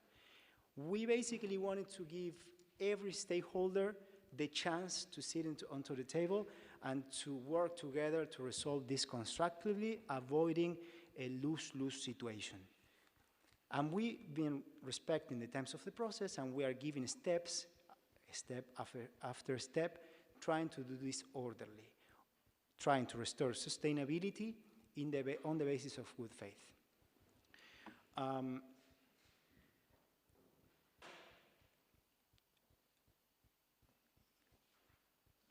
Again, time is of essence. We don't want to fall onto the too late syndrome that we see today in the world. So that's why we were very clear about the fact that we need to resolve this quickly. And we even published a schedule. We are doing this in a very transparent way, and we published a schedule that shows that there is a date. We have to resolve this.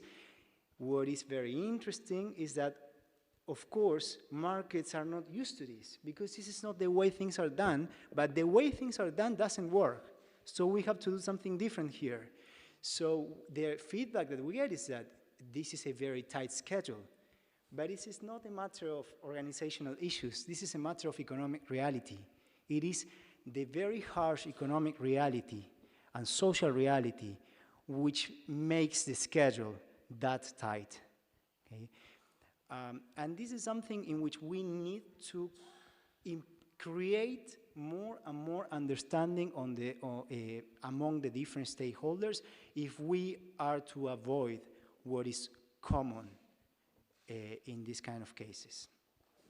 Of course, the IMF is part of this big picture. We need a comprehensive solution to this problem. The IMF is a large creditor of Argentina now.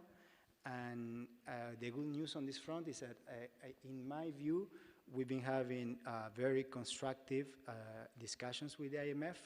In every meeting, I sense that there is an increase in the mutual understanding and that there is progress. And I hope we can continue working constructively to avoid outcomes of the past. And again, for us, there is not a worse outcome than the destabilizing austerity in times of recession. We're not using now fiscal revenues to pay the debt. We're paying with foreign reserves, but as I said, time is limited. Any other outcome is less worse than continuing serving debt when it becomes even more unsustainable and it forces us to a deeper recession. And we are going to be very firm on that.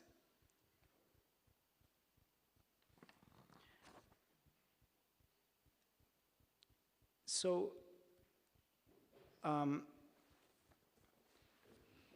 there has been a deep emphasis today on the need for new rules for the global economies, rules that work for the people, and not just for the elites that write those rules. We will have to do this within the current rules. There is no time to change the rules in 2 months. And there has been also discussion today about the situation of Latin America. It is clear that the tensions in the region are mounting, and there is clear that there has been a lack of leadership. We find Alicia Bárcena's view totally on point, what she shared today with us, that the main problem has been the inequality, and economies that have been growing in the past, but the problems of inequality have not been solved at a speed that is reasonable and tolerable, and that's why we see so much tension today. On the good side, I want to say that I think Argentina is an opportunity. It's an opportunity to bring stability to the region in a context of scarce leadership. My president, Alberto Fernandez, is bringing great leadership.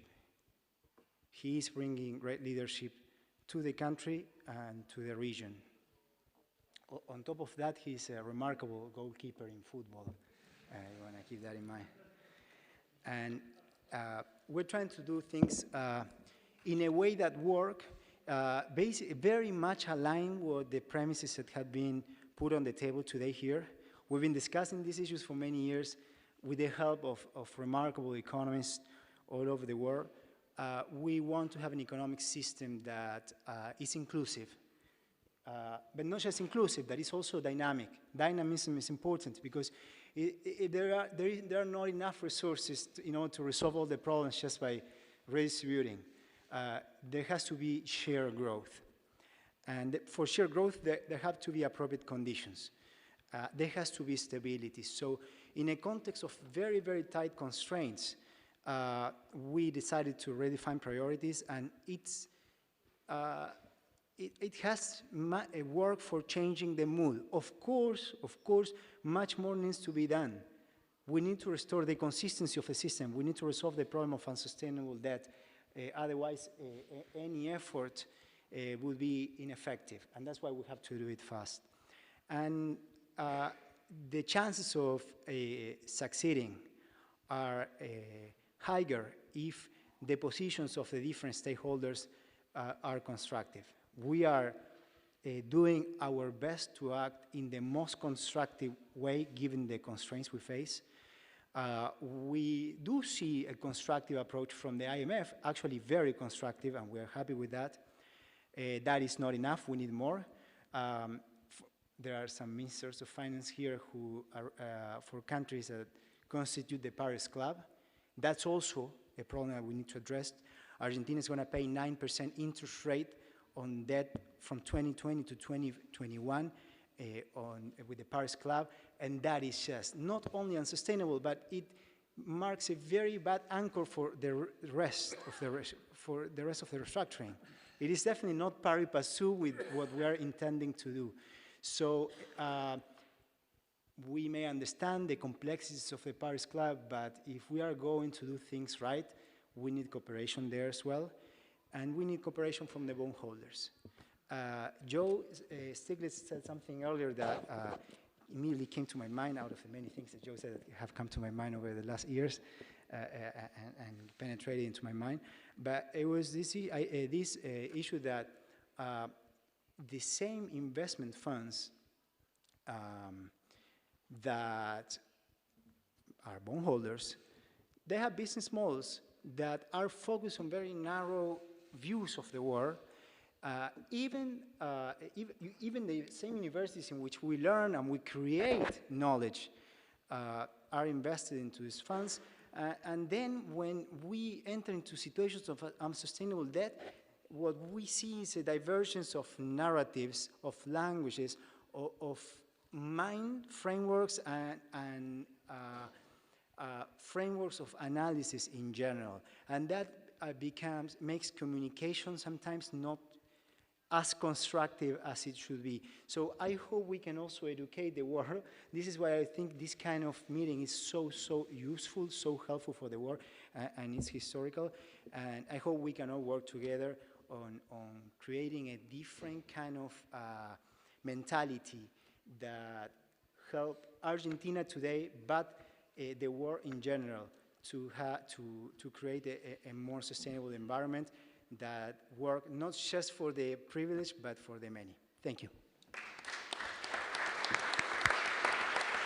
Thank you. Thank you very much, Martin. I think that there's nobody else that could be in that job than you, because you've been thinking for many years about the framework for sovereign debt restructuring, and as you said, this is not going to be solved in the next 2 months, but for sure we have to think about it in the medium term. And I know that what you're thinking today is how on earth are you going to resume growth, because it's probably the most important element to avoid any problems of debt, and a very difficult challenge. And I must say that this is not, you're not alone. First thing, you're not alone, because my next speaker is Arturo Herrera, and he's the Minister of Finance and Public Credit of Mexico. And Mexico didn't grow last year, actually. And this year, we are expecting a growth, I hope, of 1.3, at least from ECLAC perspectives. And I'm sure that you, Arturo, are also thinking on how is Mexico going to resume growth? Of course, you're coming from a different place. We understand that. But we definitely want to hear from you.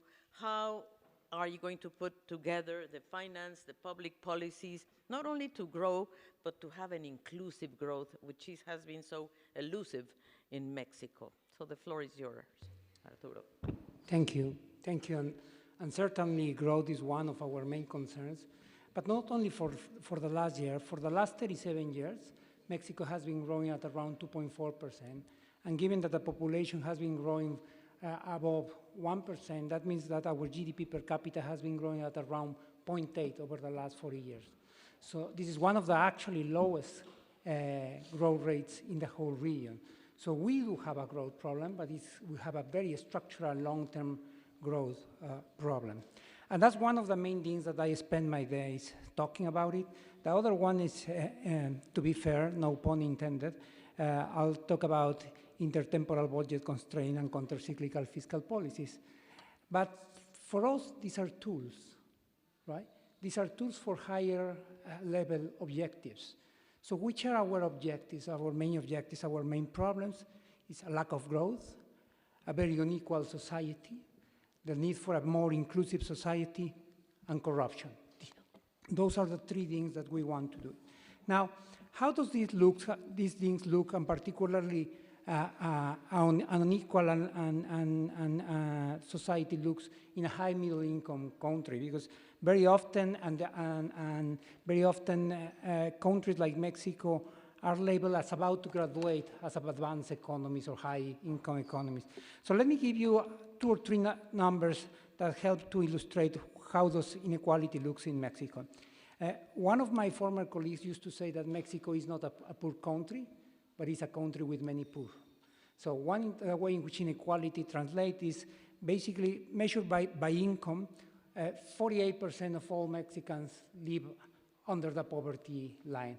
We have relatively little extreme poverty, but basically 1 out of 2 Mexicans live under the poverty line.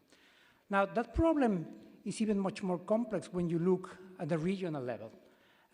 Mexico City is the highest growing region, and the poorest is Chiapas.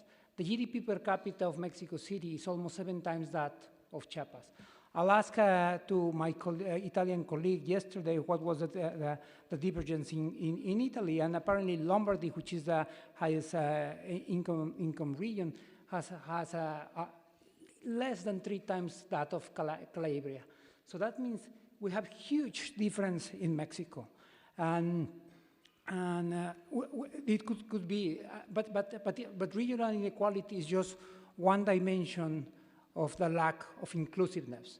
If we look to one that is really, really on the top line of our concern, is gender equality and and gender inclusion in the labor force. And let me tell you why. And I'm glad that Martin precedes me, because usually when people make international comparisons, they tend to compare Mexico with Argentina or Brazil. And they didn't compare us with Chile and Uruguay because they were considered small countries. The fact is they couldn't compare us with them because they are much higher income countries than us. But when we look to female labor participation, we have a lower labor participation than Chile and Uruguay. We have a lower labor participation than Argentina and Brazil. We have a lower labor participation than Colombia and Peru, which is slightly more complex to understand. We have a lower labor participation than Bolivia and Ecuador. And actually, we have a lower labor participation than El Salvador, right? So it's completely out of line with the level of GDP per capita of Mexico. So inequality it runs deep, and it's a huge problem. And when you talk about those kind of problems, one needs to do something to tackle them. And when we talk about this kind of problems, it's obvious that it requires a very effort action. It requires to be faster in the terms in which we address this. Let me just give you one number that illustrates this pretty clearly. You may think that Chiapas and Mexico City are extreme cases. You could take the case of Nuevo León, which is the second richest state in Mexico, and the case of Oaxaca, which is the second poorest. So Nuevo León has almost 4 times higher income than Oaxaca. And back in the day when I was a student, my professors used to say that countries or economies that are poorer tend to grow faster and eventually catch up. There was a convergence in there. Right. If Oaxaca keeps growing at the rate that they have been growing for the last 30 years, it will take them 130 years to reach the level that Nuevo León has currently. Not to catch up with Nuevo León, to reach the level that they have. So this gives an idea that we need to act now. And when you talk about need to act now, and when you introduce issues related to the intergenerational fairness, you need to bring also the issue of climate change, which is one of the issues which is more urgent to tackle.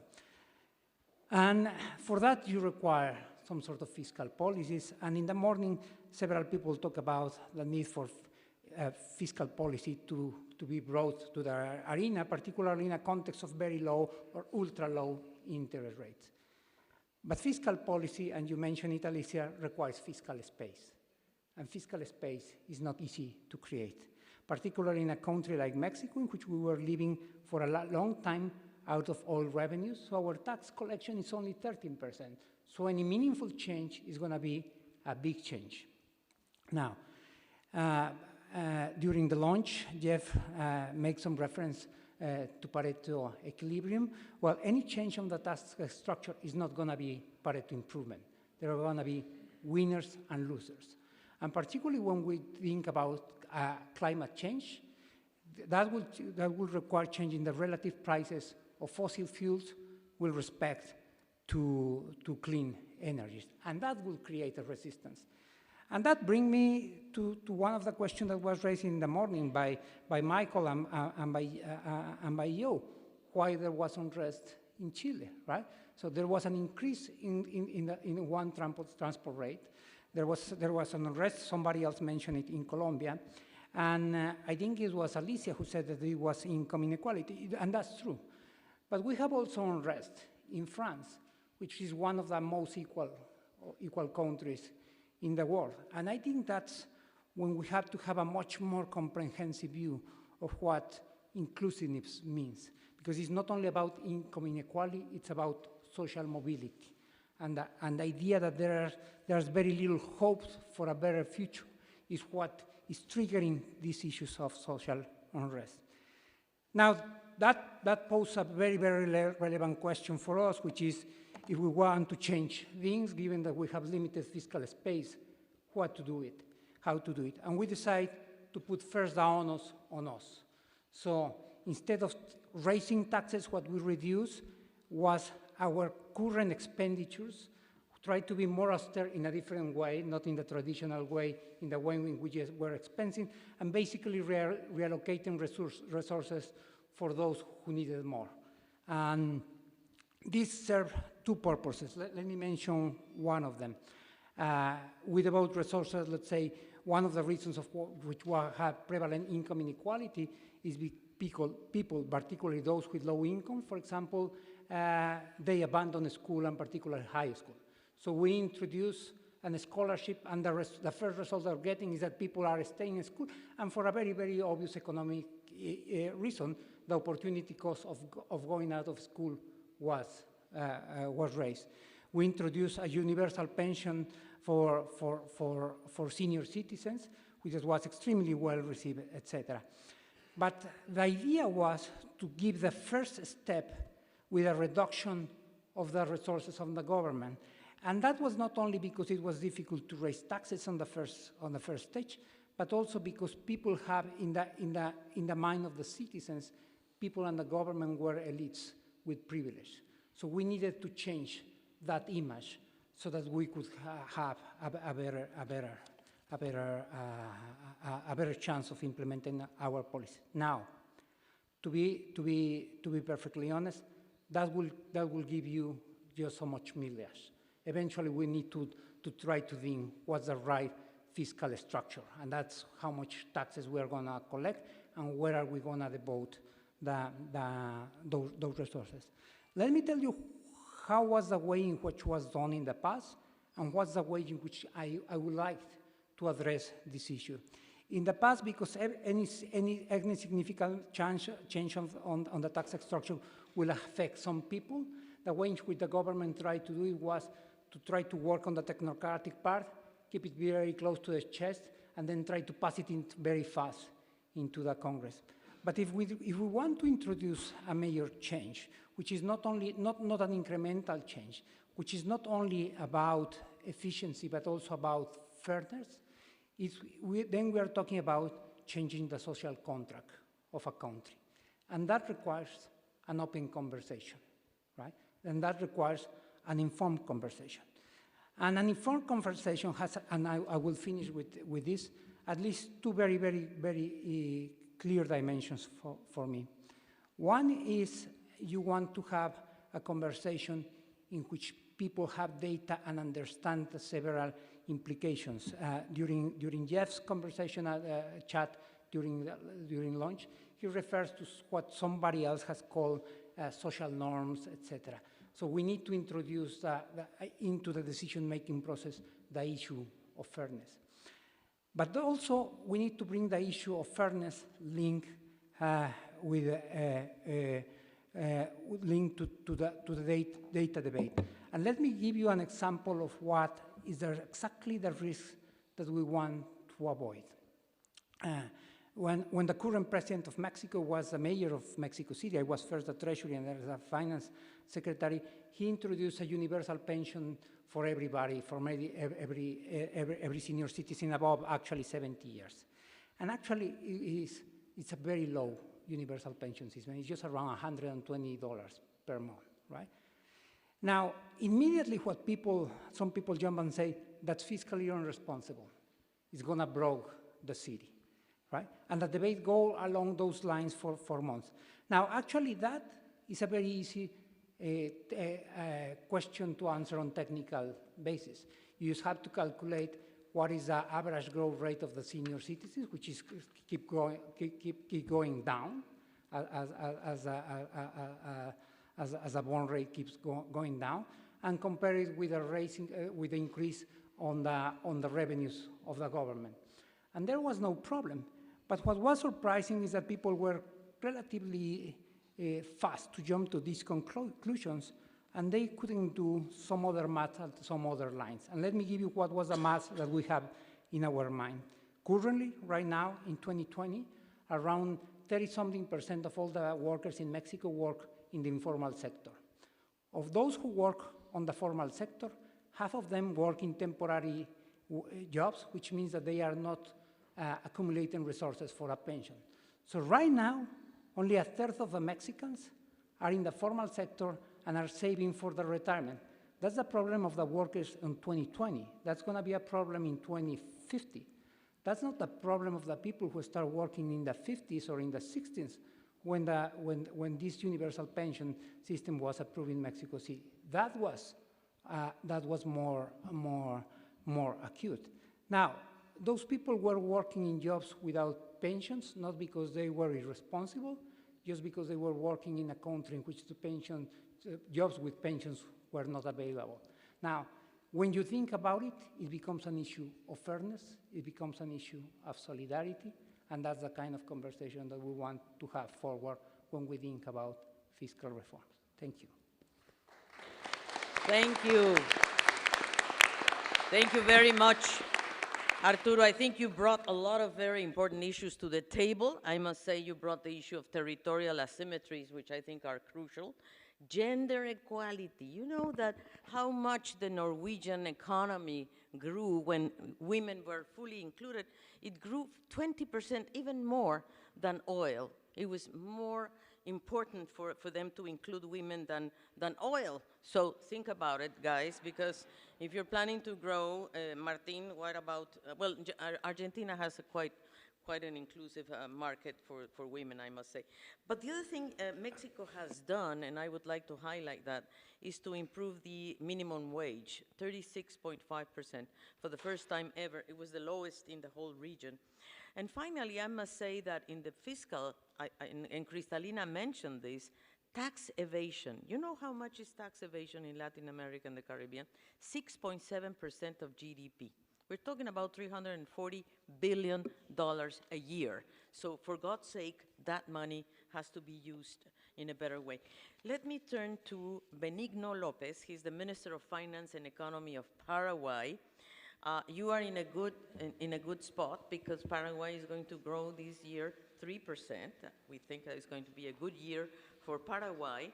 You have been a member also of the Strategic Committee for the National Education Transformation Plan, which means a lot because it means that you are very aware of the importance of education, but you are also been in the private sector, in the banking sector, you were the executive legal director of Itaipu in Paraguay, and as a board director of the central bank. So you have a very extended experience, Benigno, and we would like to hear from you. How do you feel about a sustainable future? What are the structural reforms you are going to put in place to reduce inequality? So Benigno, the floor is yours. Thank you very much.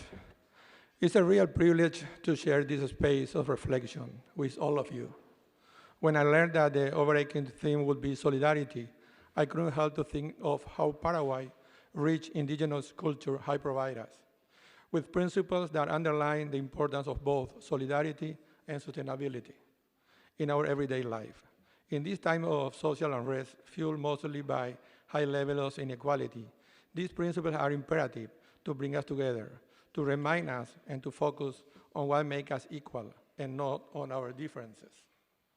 To give you a little context, Paraguay is a very particular country in the way that the Guarani culture has a unique staying power, primarily through its language.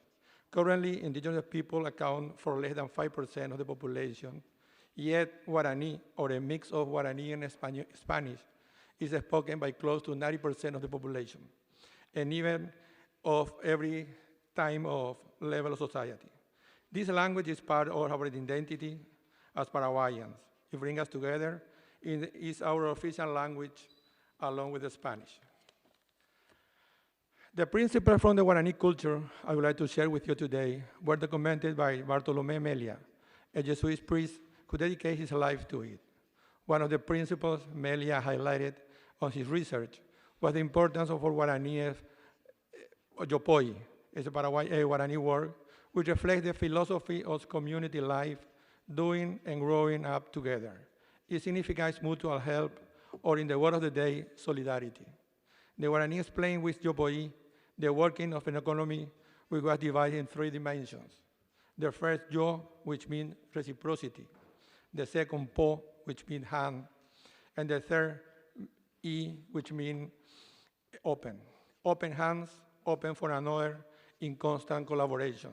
Yopoi represents one satisfaction at giving. The Guaraníes also live under the principle of sustainability, for which they first refer to Tecoja, the place where we are what we are. But a space not only physical, but mental and spiritual, a place of development and cultural awareness. From Tecoja, we can reach Tecoporá, happiness and peace. Tecoporá occurs when there is harmony with nature and members of the community, which underlies the principles of sustainability. Tecoporá is not a mere idyllic state of the past, but rather a project for the future, to provide and protect the conditions to live life fully, in community and with liberty. So this is my message to you today. I wish we can all collaborate to ensure a Tecoporá way of life and integrate some of the concepts behind Yopoi into building our development path.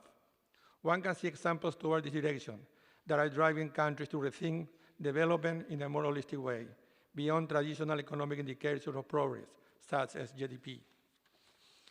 The Sustainable Development Goals, SDGs, has provided us with a roadmap and a timeline for governments to design together with its citizens policy frameworks to raise living standards while reducing inequalities. Even more, the United Nations Resolution 65-309, adopted in 2011, establishes that human happiness should be a universal maxim. This is, we agree that economic growth must be part of the broader development strategy. As Paraguayans, we are proud to rank first in Gallup Index of Positive Emotions. To continue to foster these values, Paraguayans have been invited to join the Happiness and Well-being Coalition under the leadership of Professor Sachs. Furthermore, to foster all Paraguayans' well-being and reduce inequality, President Abdo's government is carrying out a fiscal, education, and health reform while investing in the digital agenda to provide universal connectivity. Moreover, this is the first fiscal year we are implementing a result-based budget, so citizens can monitor by themselves the progress of our social agenda. On the sustainability side, I would like to share 3 initiatives that we feel can have an impact on climate action in Paraguay, but require both technical and financial assistance. First, we are currently working towards strengthening financial mechanisms to tie environmental services to climate-related actions of mitigation or adaptation. Second, we are providing fiscal incentives for local and international investors interested on forest restoration. And third, we are considering the use of financial instruments such as loan guarantee or revolving loan funds to bolster the use of electric vehicles. The last initiative is particularly crucial because even though Paraguay co-owns the world's largest hydroelectric power plant, Itaipu, only uses 18% of this electricity, and it still depends solely on fossil fuels for its transportation sector. Paraguay welcomes support and knowledge exchange to achieve a sustainable development. Our aim is to provide an enabling environment in which people can flourish and become part of the global movement that promotes the advancement of well-being, prosperity, peace, and protection of the planet. If you see Paraguay, you can see a coin with 2 sides. Once you see the macroeconomic of Paraguay is like an A student. Everything goes well in that area. Even the market, although we are no investment-grade country, treat us like that. But if you see the other side of the coin, the social indicators, the inequalities, there are much work to be done there. That is why the agenda of the President, Abdo, is very challenging. We are working with the help of Professor Sachs on developing a roadmap for the education. We want to put education in the map of Paraguay and having approved that by the year's end, so we have a public policy that won't be changed in the future. We are working also on institutionality and strength, having members in the Supreme Court chosen by most agree in the public review. They leave 4 members of the Supreme Court. The new 4 members that enter the Supreme Court are highly respected judges in Paraguay, and the process was not condemned by the public nor the media. We are also working very hard on the expenditure side of the government. We need that.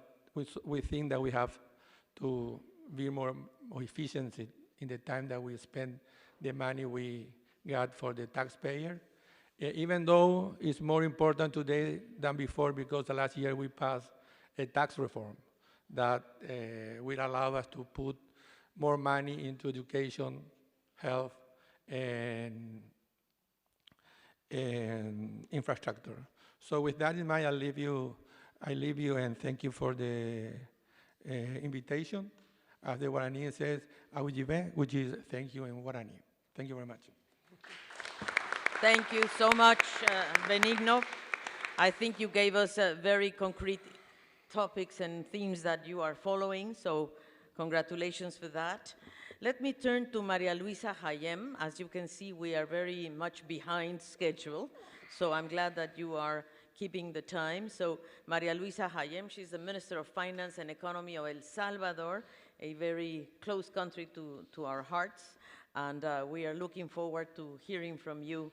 How are you looking for social cohesion, jobs, migration, all these interesting topics that El Salvador is confronting with the new president, of course, Nayib Bukele. So the floor is yours. Good afternoon, everyone. It's an honor to be here this afternoon and participate in this very important event where we're touching upon very important topics for the entire Latin American region, I believe. I'm very honored to represent the government of El Salvador, led by President Nayib Bukele, that you might have heard because of his vision, his disruptive ideas, not only on how to generate economic growth in the country and transform El Salvador, but also ideas on how to reduce inequality and promote growth at a global level. Eight months ago, and 5 days actually, we took over the leadership of El Salvador, a country that was lagging behind not only in the economic aspect, but also in the innovation aspect, in the adoption of technologies, in the communication with the citizens. One of the first actions that, or the actions that President Bukele he's implemented actively has been the constant communication through social media and other media outlets in order to be very close to the population, to the point of creating more involvement of citizens in the political, economic, social agenda of the country, which responds to some of the issues that we've covered earlier.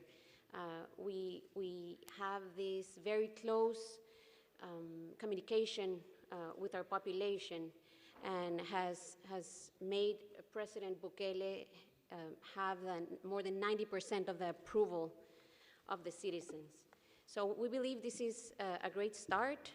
We also managed in a very short period of time recover the trust of the private sector, which have been completely isolated from for at least a decade from the government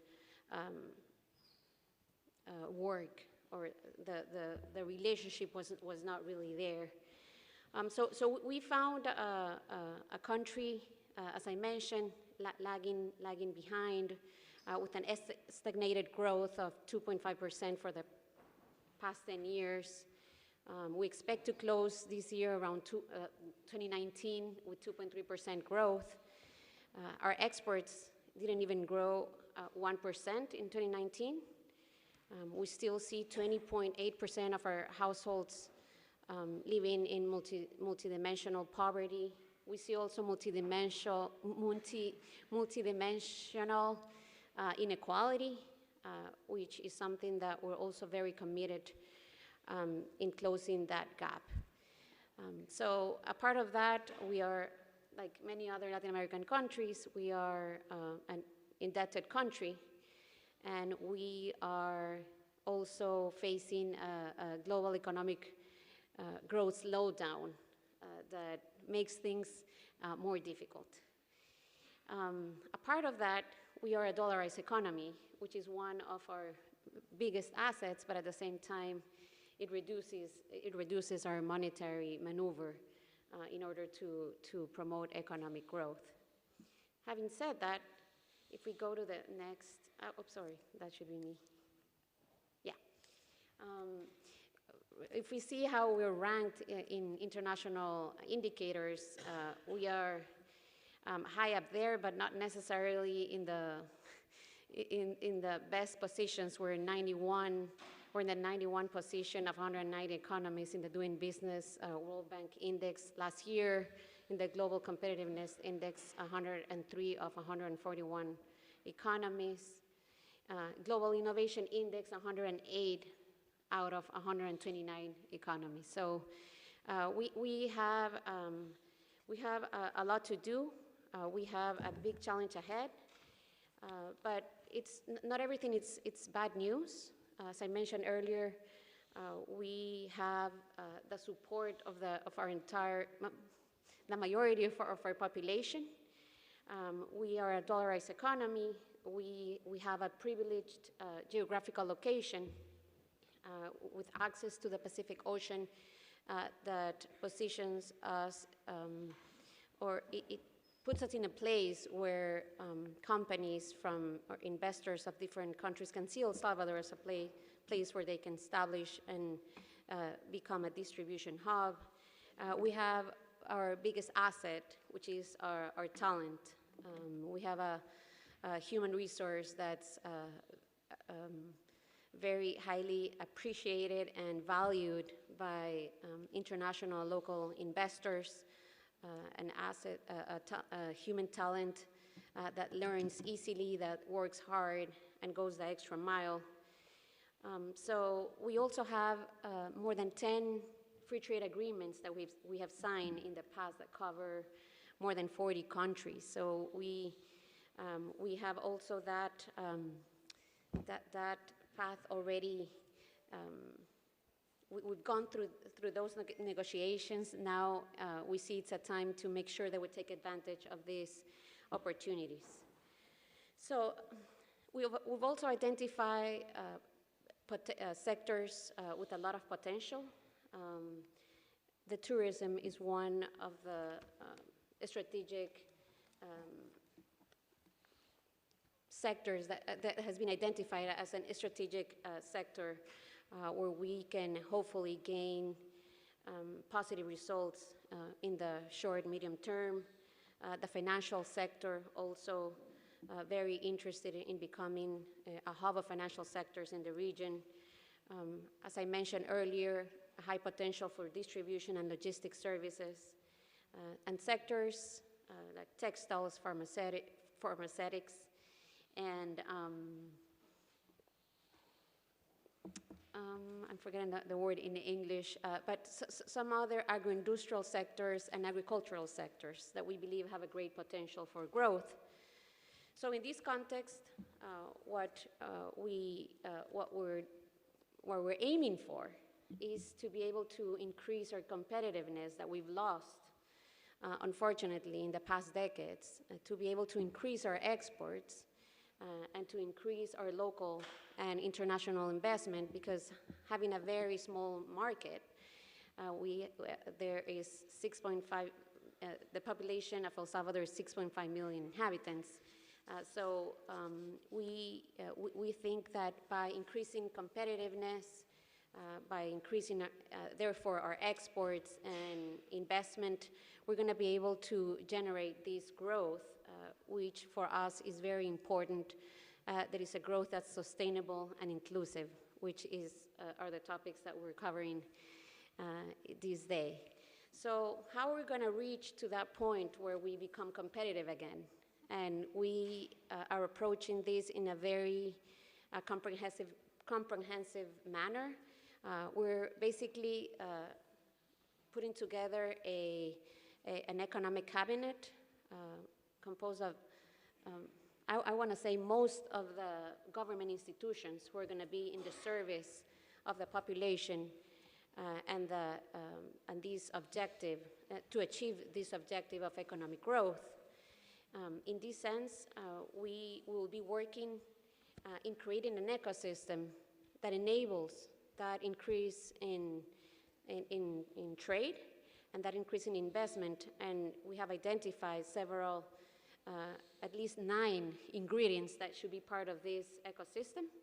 Among of them are the having automated government services. Unfortunately, one of the biggest constraints for growth in the past for El Salvador was bureaucracy, red tape. There were millions of dollars that were trapped because of bureaucracy that never translated into jobs. So that's something that we're putting a lot of attention. Also, in terms of our trade, currently goods take a lot of time to move from one frontier to another, and we have reactivated our National Committee for Trade Facilitation, where we sit down with the private sector.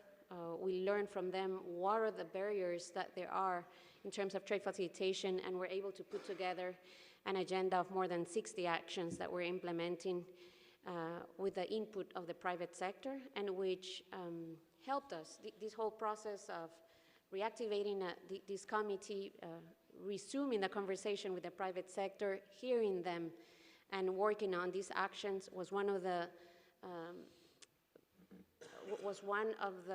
things that allow the private sector to trust the government again. And this is not something that I'm saying because I hear it when I talk to private sector representatives, but it's also something that we're seeing in surveys, the results of surveys of recognized think tanks in El Salvador. We're also moving not only towards reducing the red tape and making the government more efficient, but also the idea is that we move to a digitalized government. Someone was mentioning the example of Estonia earlier, and we think that there's a lot to learn. And I want to know how many minutes. Like 1? 1 minute, okay. Perfect. So just to go back, these 9 areas, working on our human talent, access to finance is very important, access to competitive energy, access to international markets, logistics and digital connectivity, innovation and technology, the quality. It's also very important to be incorporated not only in the private sector goods and services, but also as the government, in the government services, and being a link of small enterprise with bigger ones, and link our production with international production. And this is what we're working, as I mentioned, as the entire government, but we also have a digital agenda that's being implemented, led by the Secretariat of Innovation. For the first time in El Salvador, we have a Secretary of Innovation that is pushing forward a digital agenda to become basically a digital government, develop a digital identity, work on government modernization, productivity, innovation, and digital governance. So we know we have a big task ahead. We understand that this is not something that we can do by ourselves. We appreciate all the support that we have received from international organizations. We look forward to keep working with them, and also our bilateral donors who are working closely with us in order to resume the growth and create more employments that we need urgently. Thank you very much. Thank you so much, Maria Luisa. I'm so sorry I'm pushing everybody, but we are very much out of time. But one of the things you didn't mention, and I should, is that President Bukele has done a tremendous job in terms of security. That has been outstanding, how much you have improved the problem of violence in El Salvador. So congratulations for that. Let me turn quickly to Mario Cimoli. You have exactly 1 minute, Mario. No, I'm kidding. You have, you have 3, yes. And what we want you to tell us is how do we rebuild the bridge between financial and the real economy, please. And we welcome, of course, the Minister of France. Welcome, bienvenido. Bienvenido. I want to be very brief. I want to make an exercise. The exercise is the following. We suppose that after this meeting, everything has been solved about the financial structure. It's working well, everything is fine. Argentina has a negotiation with the MFA that is good, everything is fine. But we know that to support that in the medium and long term, we need to increase productivity in the region. If you look about what productivity is about in the region, it has to be like, you know, what we call there in Latin America. You are in the UCI, in the hospital, people are putting everything to move your productivity, your health, everything like that. It's true. We know that if we can move productivity and increase industrial product, it's going to be very difficult. Also, if we can arrive to have an arrangement, okay, it's going to be difficult to sustain the sustainability in the long term. That is a fact. But in that sense, I want to put 2 issues that we can understand. We put clearly in the document by ECLAC that it is called the inefficiency of inequality, okay? You know that 80% of the employment in Latin America is in small and medium firms. You know that. You know that the productivity of small and medium firms is about the 20% of the productivity of the large and medium other firms. This we have low productivity, large employment, low informality. The question is how we can to make a compatibility that I know the Minister of the Region now that really is the problem. I know that our friend Matia Kulfas is doing that. It's difficult also. How we can move the industrial system and to bridge and to reach productivity to sustain the processes. And there is the issue about what is the structural variables. We need structural reforms? Probably yes, but we need a structural reform that has to be more market labor flexibility, has to be to reduction of expenditure, or has to be more industrial, technological policy, trade agreement, and so on. I think it's in the second fight. The other thing we prove it every time, and we don't have results. We need the compatibility of this creation of this bridge to solve the problem, on the other side to sustain the productive system. And we need to sustain the productive system with more industrial policy, technological policy, to create more arrangement and more possibility to intellectual property right, and we need a package. Latin America, for example, can do that by itself, or we need cooperation with France, with Spain, with other countries? We need cooperation on that point. It's clearly we need cooperation. Because we can have a symmetry on industrial policy that Europe have, and Latin America don't have any industrial policy or technological one. We can have any trade agreement. If you have the United States, they have a defense policy, that industrial policy that is very strong, and Latin America don't have any industrial policy. Because if we don't do that, the only thing that we can have is to reduce, to create more flexibility in labor market, to reduce the expenditure, to reduce the welfare system, is going to be the no sustainability of the productive in the long term to the debts. That's a crucial problem. This asymmetry is important, and we need a new view on that. The second time is time consistency. Because we can make an arrangement in 2, 3, 4, 6 months, I don't know. But to increase productivity, to improve capabilities in the region needs 2 or 3 years. It's not clearly it's going to be like that. This problem of productivity is not only a problem of Latin America, it's only a problem of Europe. In different countries, yeah, we need cooperation. I think we need a bridge on that. We need to rethink how the industrial structure have to be compatible with other things. And the other problem, and I close with that, the financial system in Latin American countries is concentrated. There is no resources for production activities. There is no development bank. It's very poor. We need this package, has to be supported small and medium firms. And this is a crucial point, because if we don't have that, Every time we are going to be the vicious circles, and we are going to have no sustainability in the long term. I think it's important also to have a cooperation with other countries in terms of agreement. We have probably to rethink about Mercosur. Mercosur have to be more cooperation and less trade. More cooperation on technology, digital, intellectual property, and so on, and to create a more productive integration in global value chain. That is an issue. If the region can support in the medium and long term this process with a higher productivity, to diversify the production structure, to increase productivity in a small and medium firm, I think we can arrange everything, but in the long term, it's going to be very difficult. Cooperation is not only with international institutions, but it's also con country. That country has in the best position. Thank you. Thank you, Mario. In your perfect world, in this perfect world, you said that after we leave here, we have to improve productivity. And we're going to hear from our very key panelists of the next round, if we can increase productivity at the same time we do more for the environmentally sustainable sector. Can we find new ways to grow, new ways to improve productivity? And I'm sure Minister Le Maire is going to tell us something about it, and Deputy Prime Minister Calvillo as well. I know Jeffrey Sachs wants to speak, and many of you, but the first thing I'm going to do is to invite you for a coffee. I think we all need it. But 15 minutes from now, we will start, I hope with all of you. Thank you so much.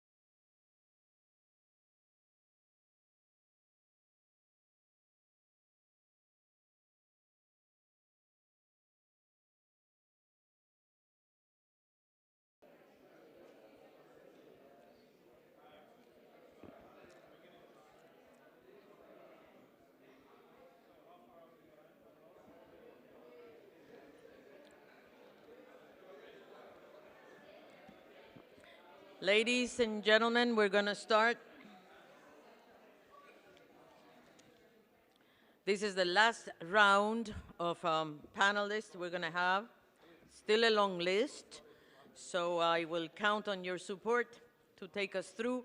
And as I promised before coffee, I'm going to give the first word to Jeffrey Sachs. Jeffrey. Thank you very much. A basic point that I'd like to raise, but we won't have time to elaborate. The productivity increases that were mentioned and the long-term structural changes are at time spans of 10 to 20 years. We need to revive a new kind of medium-term planning and budgeting, which we don't have now in almost any country. It is not possible to make the transformations that we're talking about in 2 years, 4 years, at the term of a government. It's not possible to think about climate policy at anything less than 20 years realistically, because it's building new structures. And because of the dismantling of planning ministries at the end of the 1980s and early 1990s as a worldwide effort, we don't have the planning structures right now that are needed. On the question of how Latin America can raise productivity, a lot better education and a lot more science and technology. Without that, there is no answer. This is not a matter of getting a higher score on the World Bank's ease of doing business. I'm not even sure, frankly, whether going up or down in that index is right now, because you need environmental regulation, you need lots of regulation, and that is a deregulation agenda. But that is not a productivity agenda. That is not a structural change agenda. So I think the bank and the fund on that nice 18th Street bridge should think about 10-year strategic ideas. We have 10 years to the 2030 agenda. Finance ministers in general do not have staff, teams, and capacities for 10-year budgeting right now. It seems wild because people are trying to survive 2 months, not 10 years. But you cannot do structural change, achieve sustainable development, have a good, sound Paris Agreement strategy without a longer-term strategy and a budget framework. The other point I would make as part of that budget framework, everybody needs more tax revenues, period. Period. You cannot give up tax revenues, especially most of the countries here are at 10% of GDP, 15% of GDP. To run a decent society with the science, the technology, the public investment, the social protection, the quality education, the quality schools, minimum is 30 to 35% of GDP. This is again where the destructiveness of the US in directly, deliberately destroying the international tax system through havens, tax cuts for the rich, is so dangerous. It's a deliberate choice, by the way. This is the whole game of the city I live in, New York, to create tax havens everywhere. It's the biggest industry in town. But it's going to destroy everybody unless we get tax revenues up significantly. So I just want to say 10-year planning is a minimum for the kind of changes we're talking about now. This doesn't mean you also can avoid doing a one-year budget, because that can destroy you also if you don't have the short term right. But think ahead. And I think the bank and the fund together could really play a major role in reviving the idea of plan indicatif, of how to really look forward in a serious way. But again, finally, nothing's going to change decisively for 10 years on the deep structure of the economy.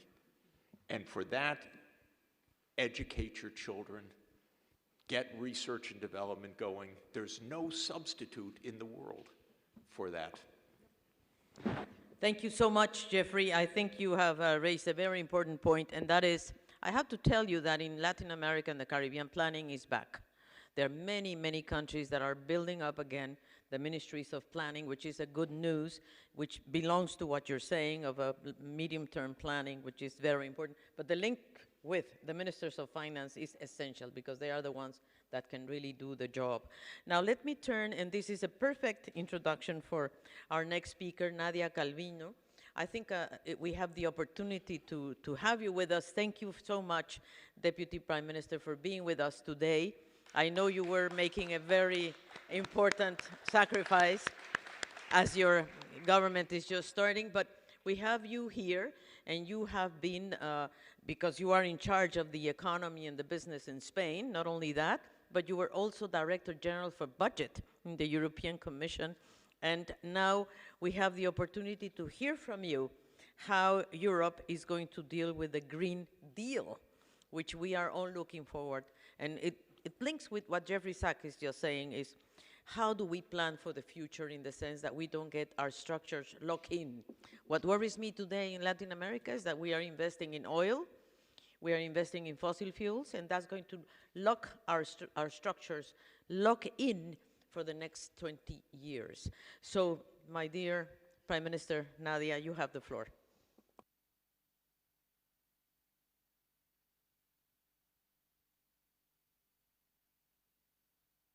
Yes, buenas tardes.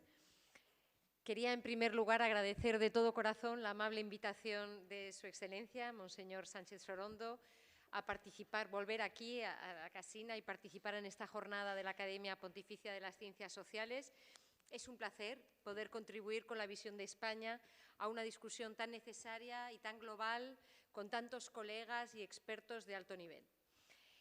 Siempre que hablo, me refiero a la importancia fundamental de conseguir un crecimiento económico sostenible. Y como hemos estado comentando hoy, la sostenibilidad significa atender a las necesidades de las personas y de las sociedades. Yo creo que la sensibilidad social, la solidaridad, la justicia y la inclusión deben estar en el centro de nuestras políticas. En otras palabras, creo que no puede haber sostenibilidad económica y financiera sin sostenibilidad social y medioambiental. Son caras de la misma moneda y me ha satisfecho mucho escuchar a la hora de comer y a su santidad antes verdaderamente expresar esta misma idea con otras palabras, porque esta es la agenda de política económica que tenemos en España, este es el compromiso del Gobierno, es un compromiso apoyado por el Gobierno, el pueblo español, la población de nuestro país, y por eso es un gran placer participar en esta conferencia para hablar de crecimiento inclusivo y solidario. I will now switch to English. Just to emphasize some of the points that I have just put on the table, because one of the most pressing challenges is to sustainable growth is obviously the climate emergency, and you were referring to this Green Deal.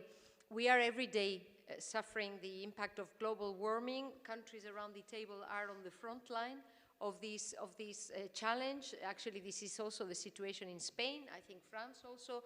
The Mediterranean is one of the core centers that is going to suffer from global warming, and I don't need to repeat the numbers that I'm sure have been put on the table on what the impact is in terms of people, in terms of GDP growth, in terms of productivity, in terms of welfare at the end of the day.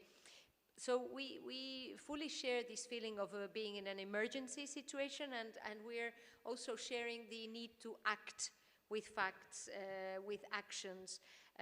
And this requires courage, it requires determination, solidarity, leadership, and let me add, it requires financing, which is my cue probably. Because we need a comprehensive approach. We need to see how to internalize this negative externality. We've been mentioning taxes. I mean, Jeffrey Sachs was just talking about taxes. Taxes are also important elements to create a carrot or a stick approach to generate the right incentives. And we need to make sure that the whole of society, that citizens and businesses are moving in the right direction, knowing that we need to look forward in a 20-year prospect. whilst our political cycles are 4 or 5 years, and we are human, and despite the fact that we're in the Vatican, right? So we have the tools that we have at our hand. So the only way to face this, I think, is to see that it is a great challenge, but it is also a great opportunity. As you probably know, Spain hosted last December the COP25 in Madrid. Many colleagues joined us there. It was a great platform to listen to governments, to experts, to activists, and we saw there the many opportunities that there are in building a healthier, cleaner environment that we can leave to our children. There's an opportunity to develop new technologies to create high-quality jobs. Just in Spain, the estimate that we have in our National Energy and Climate Plan, which we submitted to the European Commission some months ago, included the estimate that we would have a potential 1.8% GDP increase by 2030 and a net employment increase of up to 1.7% through this climate transition.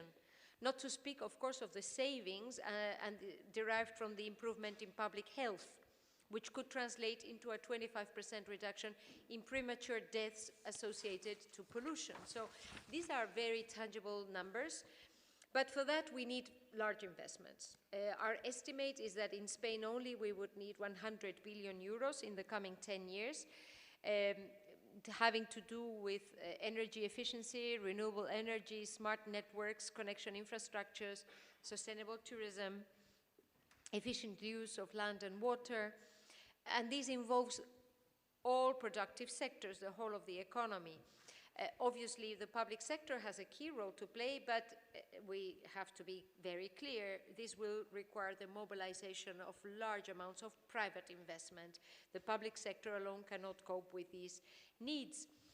Now, if we want to move to this green financing or to push this green financing forward, the first thing that we need to agree on is what is green. We need to avoid greenwashing. In that regard, I think a very important development is the agreement reached in Europe last December. Just when we were meeting in COP25, we were awaiting the outcome of the negotiations, which is what's known as the taxonomy, to determine what criteria can lead us to know this is green investment, this is not green investment. And I think in a way this European taxonomy could become the basis for a global standard in this regard. This is absolutely key if we want to mobilize this investment. There is a growing number and a growing interest in green bonds, but we need to make sure that they are green, otherwise there will be a backlash and investors will no longer trust this. So this is very important. Now, on top of these, as ministers of finance, we need to look at all the instruments to push this transition, the carrot and sticks I was referring to. This means carbon pricing, this means green budgeting, green financing, the review of our taxation system, design measures to avoid international carbon leakage. This is very delicate, very difficult. Every time I mention the CO2 border tax, which we're very strongly supporting at the EU level, well, WTO comes to mind. We need to find a way to avoid that we put very high standards and we invest in our countries, but that just means carbon somewhere else in the world, because climate change is a global challenge. And so ideally, we should apply this toolkit at the global level. I fully agree with Jeffrey in this regard that the World Bank, the IMF, the European Commission, the EIB, all international institutions have a key role to play because this is a global endeavor. And then finally, we will need to see into the incentives enshrined in the regulation of the financial sector, which I referred to over lunch. I know the ECB is very interested, the Basel Committee is very interested, so there's a lot of interest. Now we need to make sure that this, to be very blunt, and because we're here amongst friends, this does not result in 1,000 pages of very complex regulation that nobody can implement and even less so monitor.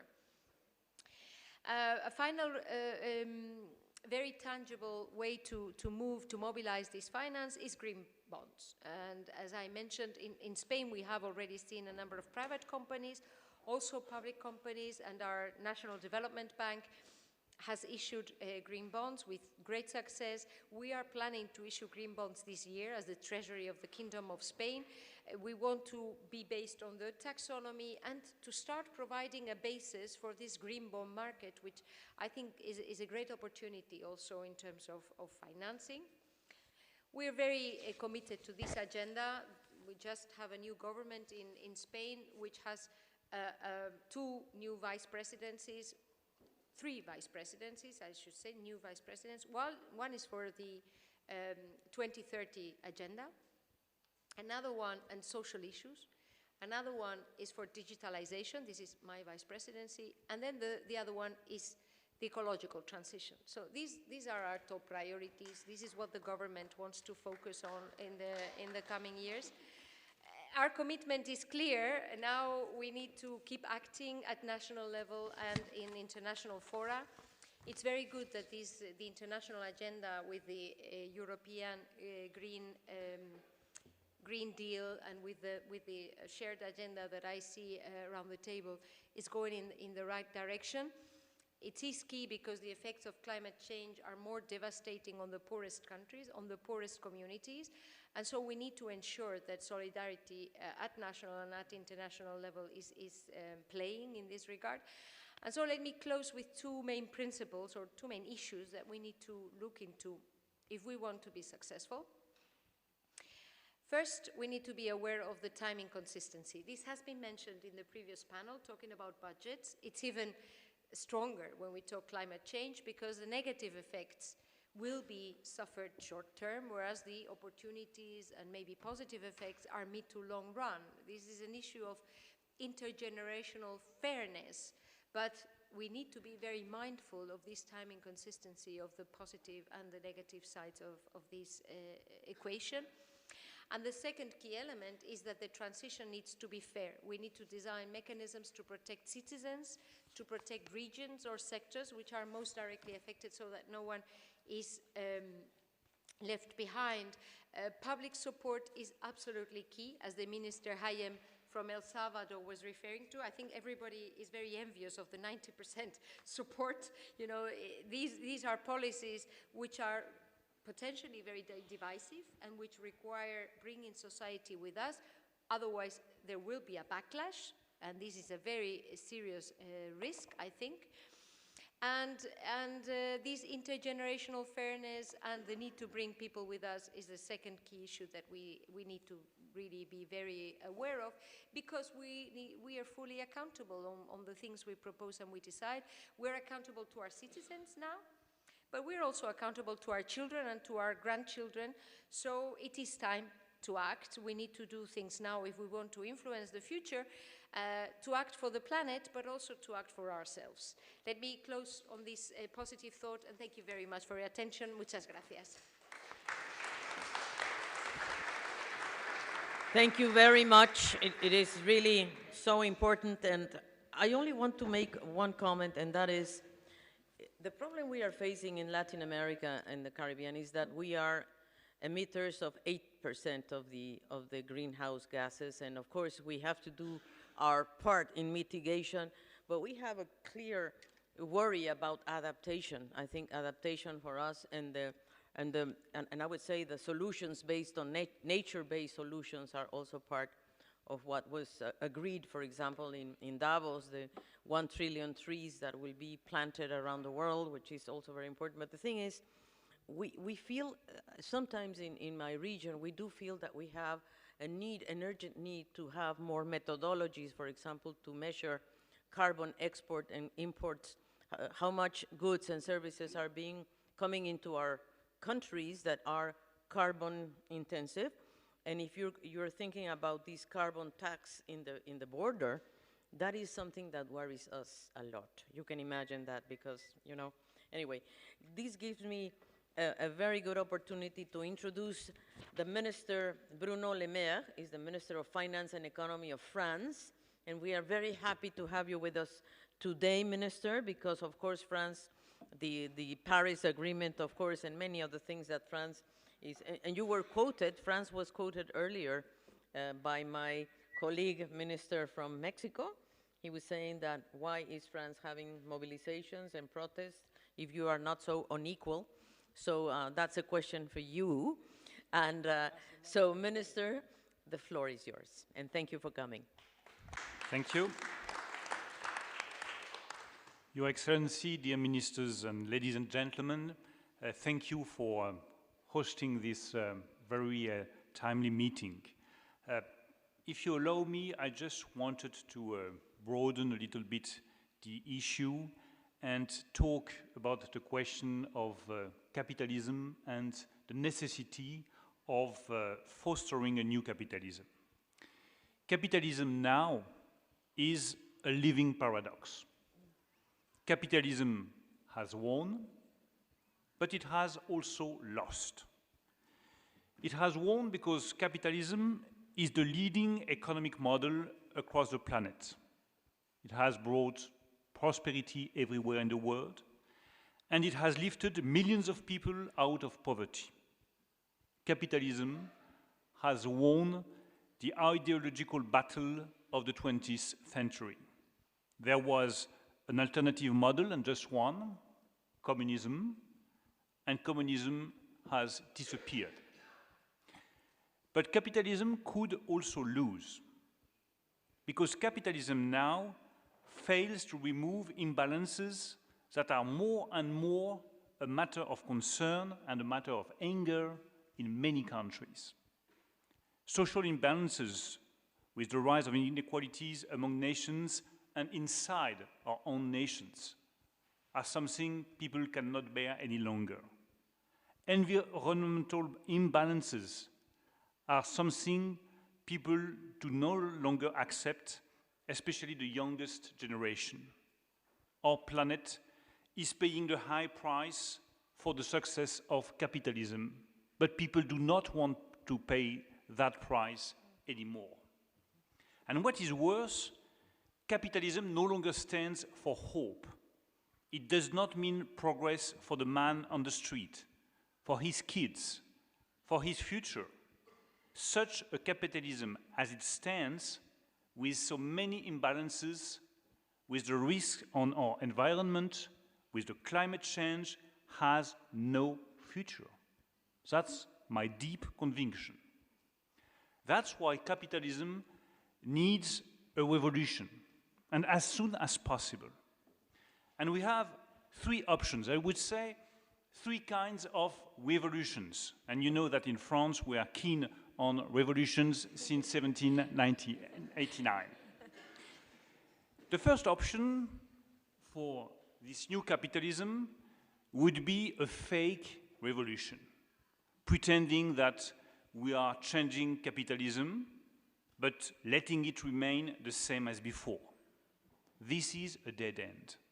It would be violently rejected by a growing number of citizens.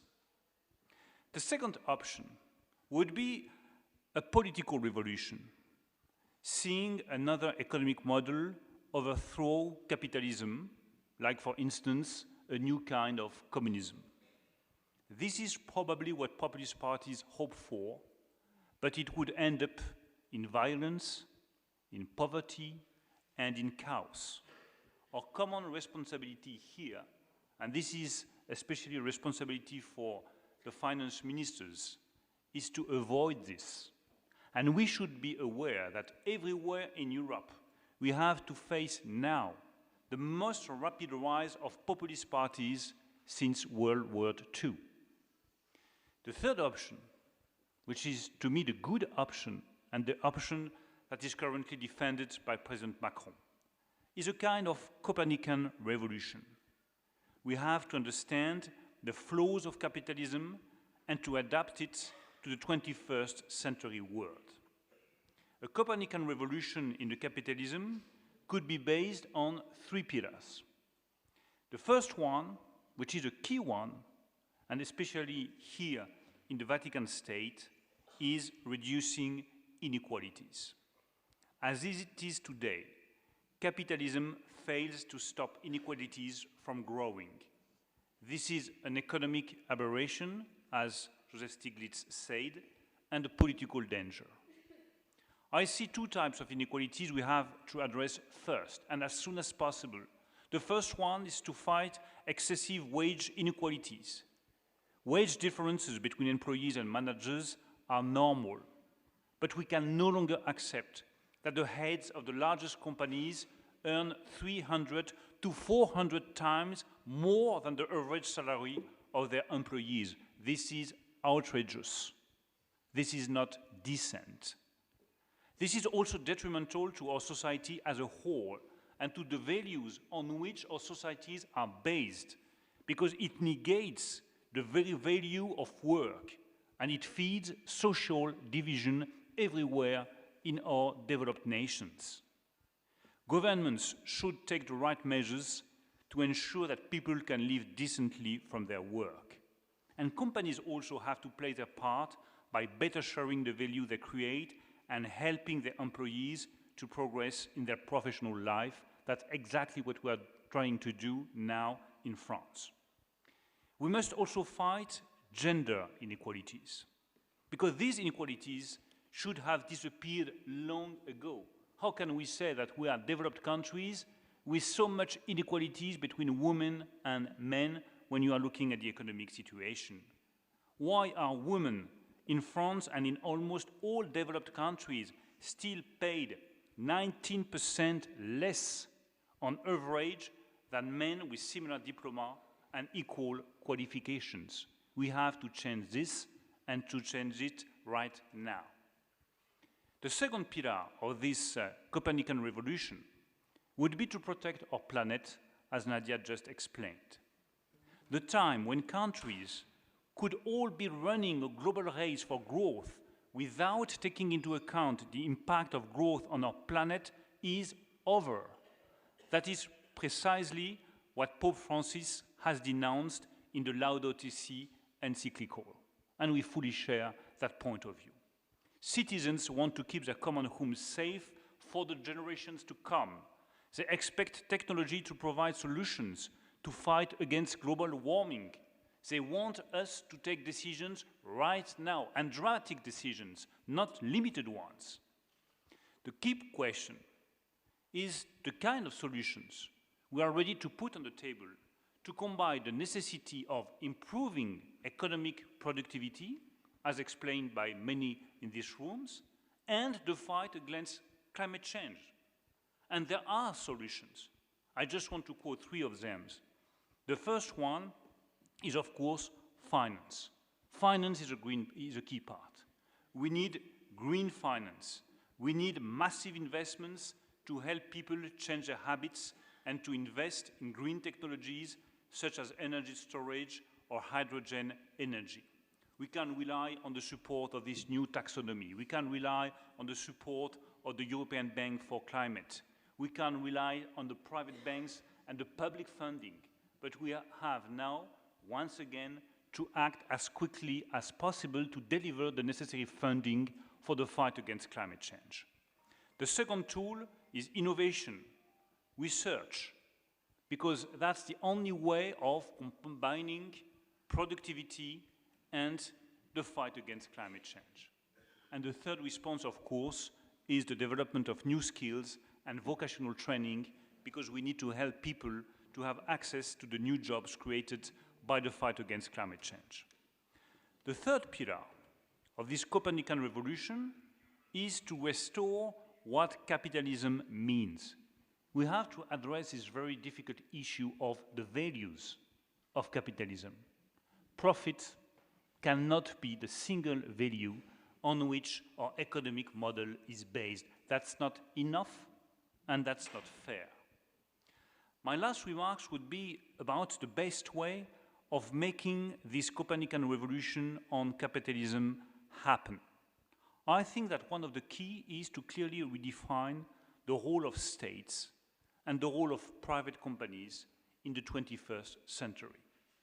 And I want to be very clear, for the French government, for the French president, and I think that for many European states, states have a key role to play in this Copernican revolution, because they are based on general interest. They are based on common values and not only on private interest. States must protect. States must protect the weakest people in the society. States must protect by taking the right measures to fight against climate change. States must protect to avoid having digital giants having the same power as states that are elected by a majority of people. We do not want the internet giants to take the place of sovereign states everywhere around the world. And we want to address that key question for the 21st century. And that's one of the battles that with President Macron, we are fully determined to win for the sake of preserving the sovereignty of nations and states. We have many possibilities of addressing that question. The first one is to introduce a fair taxation of digital giants. How can you explain to the people that the most important private companies around the world will pay less taxes than the smallest SMEs in your nations? How can you explain the difference of taxation of 14 points between Google and the smallest bakery in your street? That's something that the people can no longer accept. The second way of addressing that key issue of digital giants is to introduce stronger competition rules to avoid having those huge giants having all the rights and no duties. The third way of addressing this question is, of course, to have also the possibility of fighting against some initiatives like Libra, the private currency proposed by Facebook. If we accept to have one private company with the size of Facebook, with more than 2.7 billion consumers having its own private currency, this is the end of the public sovereign currencies, and this is the end of the sovereignty of the states. So states must regulate, and the very last mission of the states would be, of course, to prepare for the future by funding innovation and creativeness. I also think that private companies have a critical role to play. Global awareness is rising across the planet. Global awareness about the necessity of having private companies playing their role and playing their duties to face some of the key challenges of the 21st century. France introduced last year the notion of a sense of purpose that companies should follow.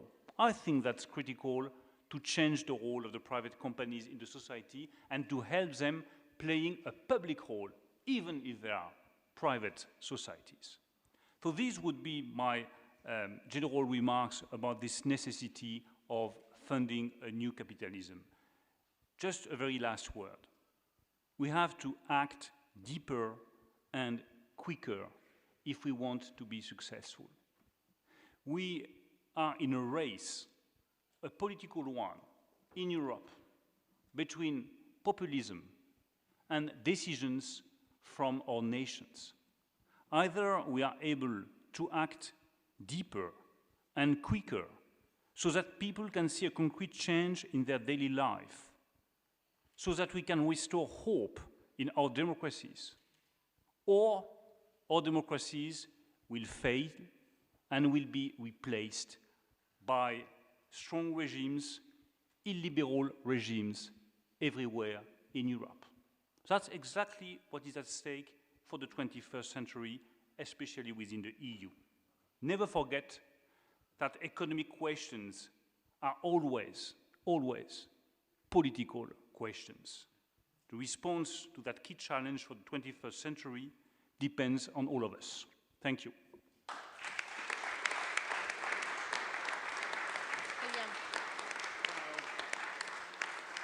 Wow. Excellent, Minister. Thank you so much. Your message actually is restoring the balance. And that's something that Joe Stiglitz said this morning, restoring the balance between the market, the governments, and society, actually, because society feels that they are not part of this, and they have to be part of this renewed capitalism you were talking about. Minister, thank you so much. I think it was worth you coming, worth us listening, so thank you so much for the effort. And let me turn to Axel von Trostenburg. I hope I'm saying it correct. He is both Dutch and Austrian, and he's now the Managing Director of Operations of the World Bank. So welcome, Axel. The floor is yours. Thank you, Alicia. When I saw yesterday night Enrique Iglesias, I was reminded of an initiative that he and Jim Wolferson and Michel Camdessus started in the second half of the 90s, namely a dialogue with the Vatican, with the Pontifical Council of Justice and Peace. And the interesting part was that actually it created the search for common values when we are working in development and use a completely different language, while the church is concerned about poverty, but uses also a different language, and how you can build bridges. Now, this discussion was not academic, if you wish. I think they had a lot of nice meetings here and so, but actually this translated in a more fundamental debate on debt relief. And at the time, that was the Heavily Indebted Poor Country Debt Initiative. This was an initiative that tried to resolve the debt problem of the poorest countries. And we started that in the mid-90s, but that needed to be enhanced. And there was a whole campaign going on, particularly from the Jubilee 2000, but also the churches got involved. The Catholic Church, we were here a couple of times, the Lambeth Conference of Anglican Bishops. And that, in the end, yielded enhanced debt relief and ultimately forgiveness on this. But this was a journey that was very important, and probably one of the most important things how public opinion, but also church-based groups, had a massive effect actually on the World Bank and the IMF. I cannot actually think of any other one that had such an operational importance. So this type of dialogue, I don't think that we haven't had so systematic, well, also again, with the Catholic Church and other faith-based organizations, but they are important to anchor you. And I think actually in the debate under Wolferson, it turned out that he pushed hard on it was not a slogan, but based on objective of the World Bank when it was stated, our dream is a world free of poverty. But it was actually to give a very clear moral compass where the World Bank should go, and it was eventually further developed in setting a goal for extreme poverty as well as shared prosperity.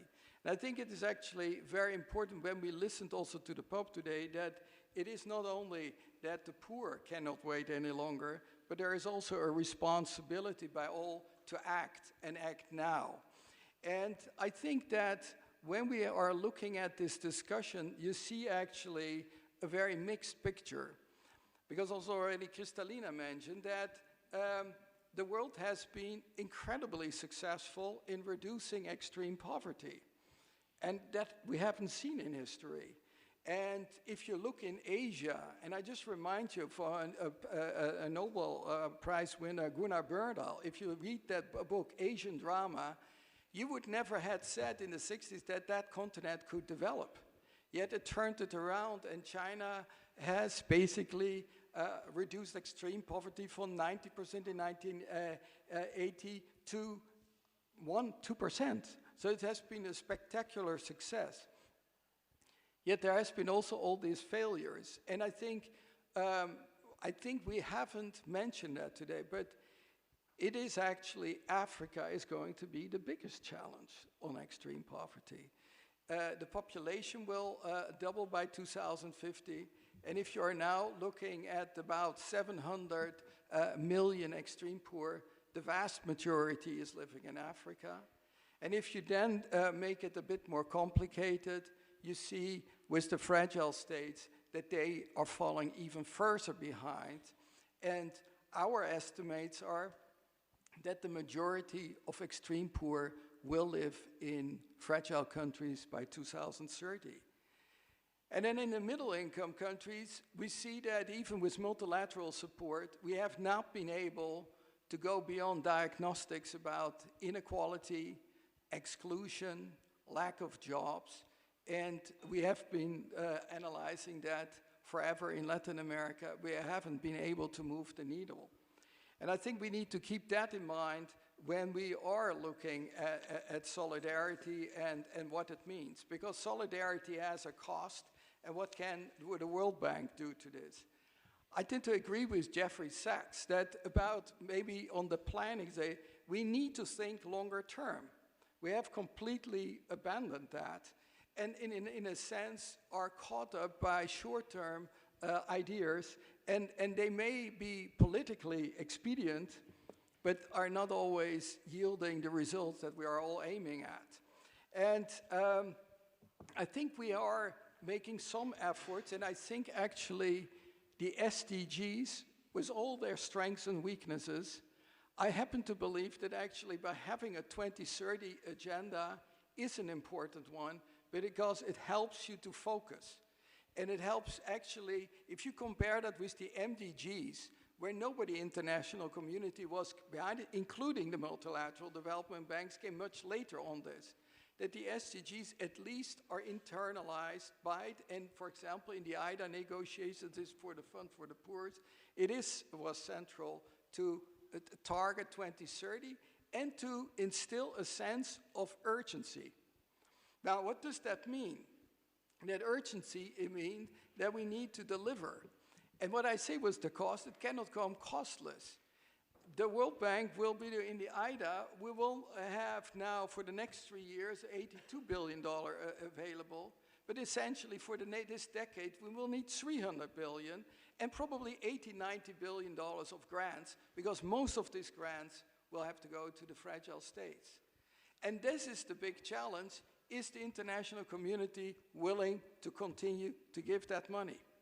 And I think that is a critical question on this if we want to succeed on this. The second part, for the middle-income countries, I think what helped us in the negotiations for the capital increase, that we actually set targets for 2030, particularly for climate change, that the World Bank has to deliver climate co-benefits in the order of $335 billion through 2030. And that means, and I think that was actually a pretty smart move by our shareholders, is to DNA this institution, because you have to hardwire that whole, the operations on this. And I think this was an extremely important act for this, to put this. But at the same time, when we are looking at all these challenges, it's not only the climate change, it's the poverty, it's the whole sustainability agenda. And I think when we heard today about the debt issue, I think that, what I've seen, having also led the HIPIC initiative, we come in waves and we energize and then collectively fail, because there is a lot of indiscipline on the debtors and on the creditors. And what we are seeing is that we have had this discussion with the poor countries that we basically forgave, particularly the multilaterals, and created space for others to move in. But these are no longer Paris Club creditors or multilateral creditors, they are other creditors, and the picture has become much more complicated. I think if we want to have this, we will need again a new coalition, a broader coalition that also includes all creditors, and no longer the traditional ones which we were talking about 10, 15 years ago.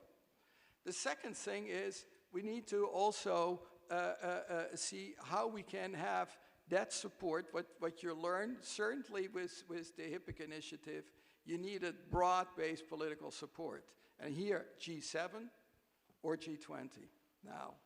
And I think if one doesn't have it, it will be a very difficult uphill battle to succeed on this. Nevertheless, I think that discussion will have to be undertaken because it is from the poorest countries, there is a risk, again, of unsustainable debt in Africa, and we have to prevent that. And I think we need to act on this. We have taken measures, but it requires cooperation. And I think with the middle-income countries, we all need to see how we can have that dialogue. In the meantime, we need to come back that unfortunately, there are many people that need support. And I think here, with the multilateral organizations, there is the need to fill certainly or accompany the countries with fairly strong social programs to protect the hardest hit from the crisis. And I think there the bank certainly is committed. I think we have, learned also through our own mistakes. But I think when we are now looking in programs together with the fund, we tend to have actually a good discussion on how we can define programs that protect the most vulnerable and that we have to do. So to taking this forward, I think we need to think about this longer term perspective, and I think I would push for that. Secondly, I think it is great to have this discussion with, again, with faith-based institutions, because these are longer systemic issues. And finally, I think we need to keep a very lively debate about multilateral organizations. They have unfortunately been under threat. I think one needs to push back because they are going to be a key in helping resolve international challenges, particularly as it pertains to poverty, climate change, and fragility. Thank you.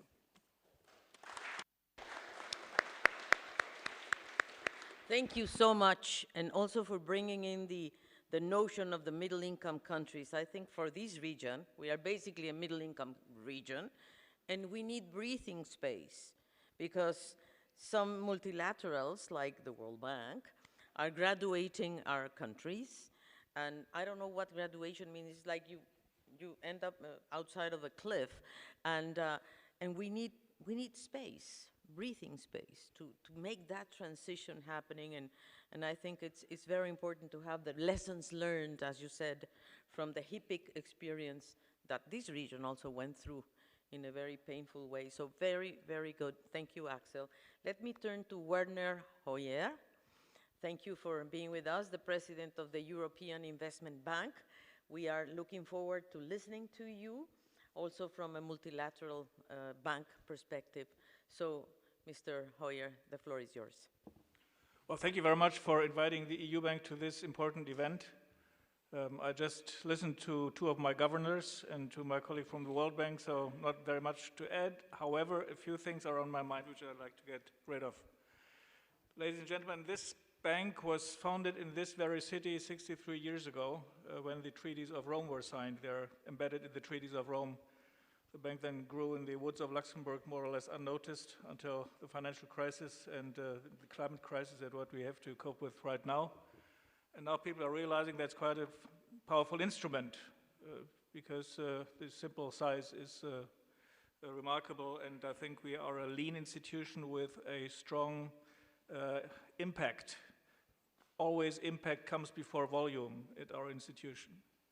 When the bank was founded 63 years ago, the objectives were clearly set in the Treaty of Rome, contributing to social, economic, and territorial convergence across the members of the then European economic communities, and to support economically sound projects that serve the European common market, the development of a common market, which at that time was a sensational idea, and European policy objectives, be they internal or external. So it's also an instrument of European development and foreign policy.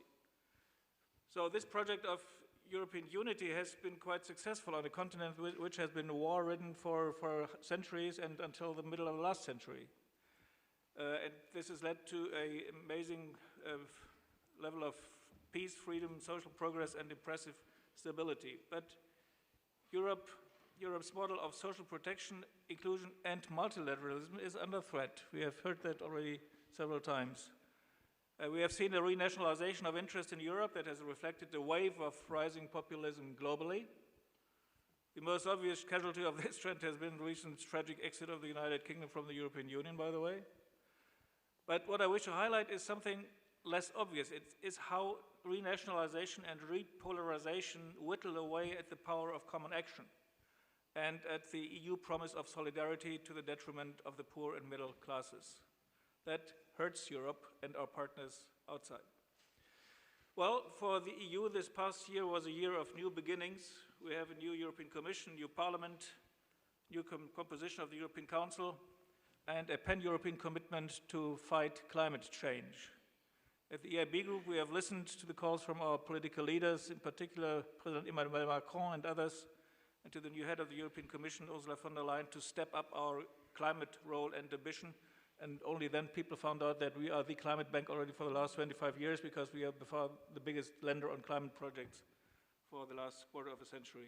In November last year, we then thought we should walk the talk. And that meant we announced a goal of generating €1 trillion of total investment for climate and environment between now and 2030. We plan to dedicate 50% of our financing to climate action and environmental sustainability as of 2025. In Paris, we committed to 25%. We have now reached 32%, and we will want to reach 50% by 2025. And we will do nothing with the other 50% that is not fully aligned with the Paris Agreement. So therefore, we, of course, will be an engine to deliver the European Green Deal announced by the European Commission. And that, again, then meant the necessity to walk the talk again by explaining what that means. And we took a very bold and courageous decision, was not welcomed by everybody, as we approved our new energy lending policy. This includes the commitment to stop financing fossil fuels from the end of 2021. And we are the first IFI to do so. I think we will not be the last. Not only because it's a political desirability, it's also a question of economic and financial wisdom. If you know, however strong the political pressure on you is, that a project that you finance and which will be on your balance sheet for the next 35, 40 years will probably have to be written off in 15 years, then you better don't do it. So it's pure economics, not only political wishful thinking, which we are sometimes accused of. So this strategic autonomy that Europe needs to be supported by actions like this. And then it is also an big opportunity for Europe, because we will reach our objectives only on the basis of two assumptions. Number one, development of technology and innovation. At the heart of our activities must be innovation. And secondly, the mobilization of the private sector. You mentioned the green bonds. Kristalina, yes, whoever was the first, I don't care, but it was in 2007, and it was at that time something that was considered lunatic. Well, this lunatic idea led to a market which is now $1 trillion heavy, so quite successful. And we will continue on that. And we will build on that, by the way, for other purposes, because I discussed at length with Antonio Gutierrez how we can draw the lessons from this experience with green bonds to other SDG financing options. We began with water bonds. They run quite successful on the markets. And we will go now on to health and education as the next two SDGs to be addressed with specialized bonds. So it is a huge challenge, but it's also a great opportunity for us. We are developing now the climate bank roadmap until 2025. And in a 5-year work plan, we will then see how we increase our financing to address the climate and environmental emergencies we are facing. On the specialized papers that we are issuing on the markets, the greenwashing thing had been mentioned already by Nadia, and that's key. When we set up the first green bond issuance, we found out immediately that there were competitors who would take a piece of paper, paint it green, and sell it to the markets. That undermines the trust of the markets. And we need to refinance on the markets every year with 60 to 90 billion euros, just in order to keep our business running. So if the investors run away because they believe that this is green cheating, not just greenwashing, then we are lost. So we must have clarity. We set up the Green Bond Principles Working Group at that time. This is, so to speak, the precursor to the work in the European Commission now on taxonomy, that is fully supported by us. The word taxonomy is a little bit difficult for some European ears because it has the word tax in it, but it's more the old Greek idea of order. We need to bring order into these markets in order to make things reliable and trustworthy. But we have to make sure that we don't finance other things which undermine what we have achieved with the 50% climate project. So this is why we insist on Paris alignment for everything we do. And then, of course, it has been raised before here. I think it's true for Latin America just as well as for Africa and Europe. We need to help those regions who are particularly negatively affected by such a move on fossil fuels. That is not easy, because the coal miner in Silesia will not turn into the head of a digital startup in 2 years. So there is the need not only to secure energy supply and energy security, but also to make sure that the new creation of jobs takes place. And this is why we need to be particularly active there, because otherwise we will not take the people along. So I only want to touch one final issue in the context of the big picture that this conference is delivering. We have one key social issue in our societies, be they poor societies, advanced societies, very rich societies, and that's housing. Housing is going to be one of the key social issues of the next decades. Not only because of growth of population, but also because of the expectations of people. And this is not only an issue for poor people. You now go to the most advanced countries of the European Union and North America and where you want to go, and you see people leaving academia, getting into the labor market, setting up families, and they are not able to find an affordable place where they can live. So I think fuller concentration on housing will be needed, and that is a big opportunity to combine it with climate change thinking, because if we plan more carefully and putting climate resilience into the planning processes from the beginning, this is a huge opportunity. Just to drop another idea. Thank you. Thank you very much. I think you brought to the table the question of resilience, water, housing, sectors that we have not been touching upon, so thank you so much for that. Let me turn to Neil Harrington. Neil is the Senior Vice President for the Americas of the U.S. Chamber of Commerce, and we would like to hear your views about how do you think we can advance on ethical, fair, and inclusive trade. Neil, the floor is yours. Thank you so much, Alicia.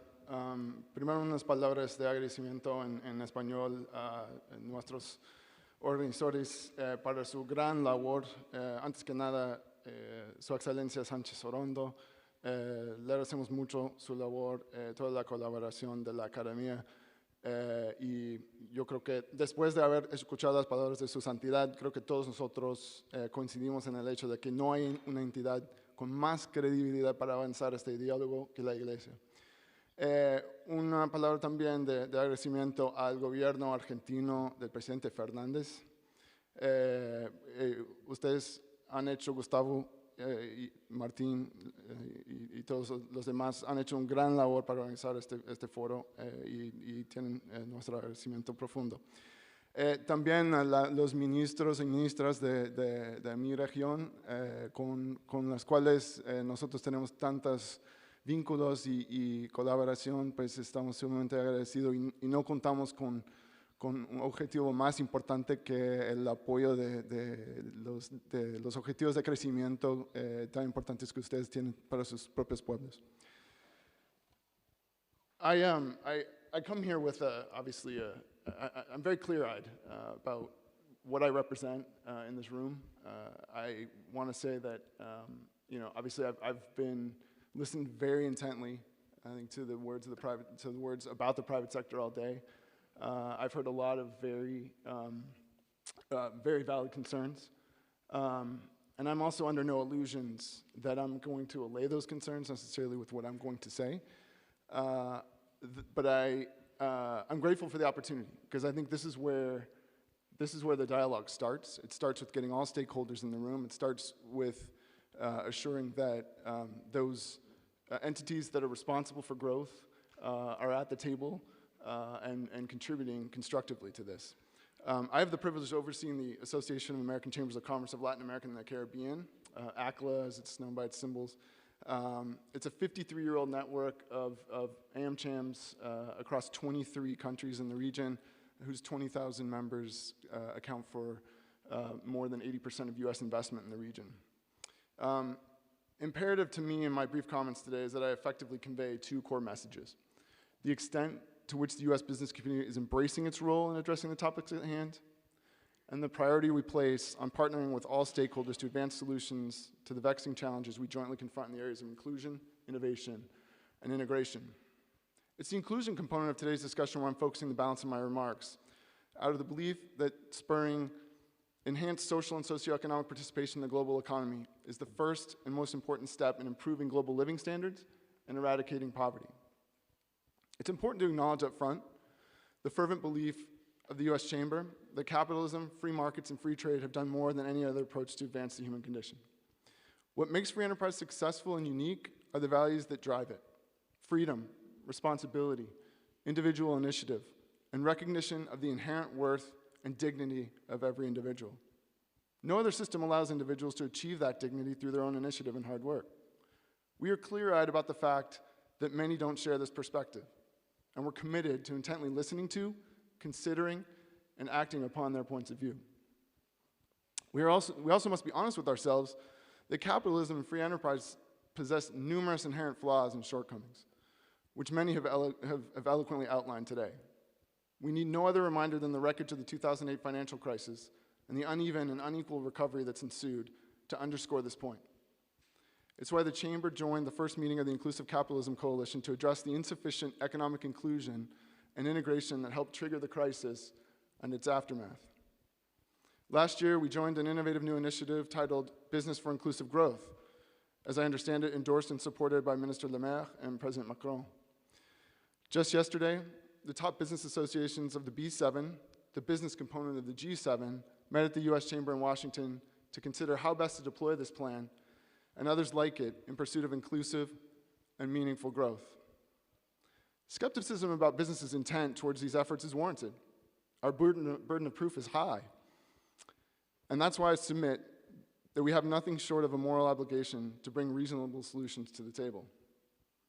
We also believe that economic growth is compatible and sustainable, and that economic growth is compatible with sustainability, and that's why we're urging the US government to return to the Paris framework. We're also actively encouraging our environmental technology companies to prioritize applying solutions to resource-rich countries. Such endeavors are critical to a global business community that, rather than seeing itself as separate from the society in which it lives, believes it has an indispensable and unique responsibility to make them better in serving as the lone wealth creator.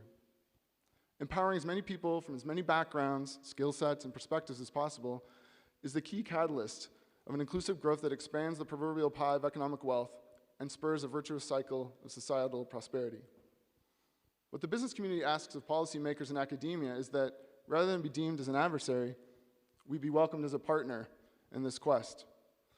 Today, we do need businesses to do much more to drive meaningful solutions, but we also need public policies that will support these efforts. With this in mind, I'll leverage the opportunity of having so many leaders in this room to make a proposal.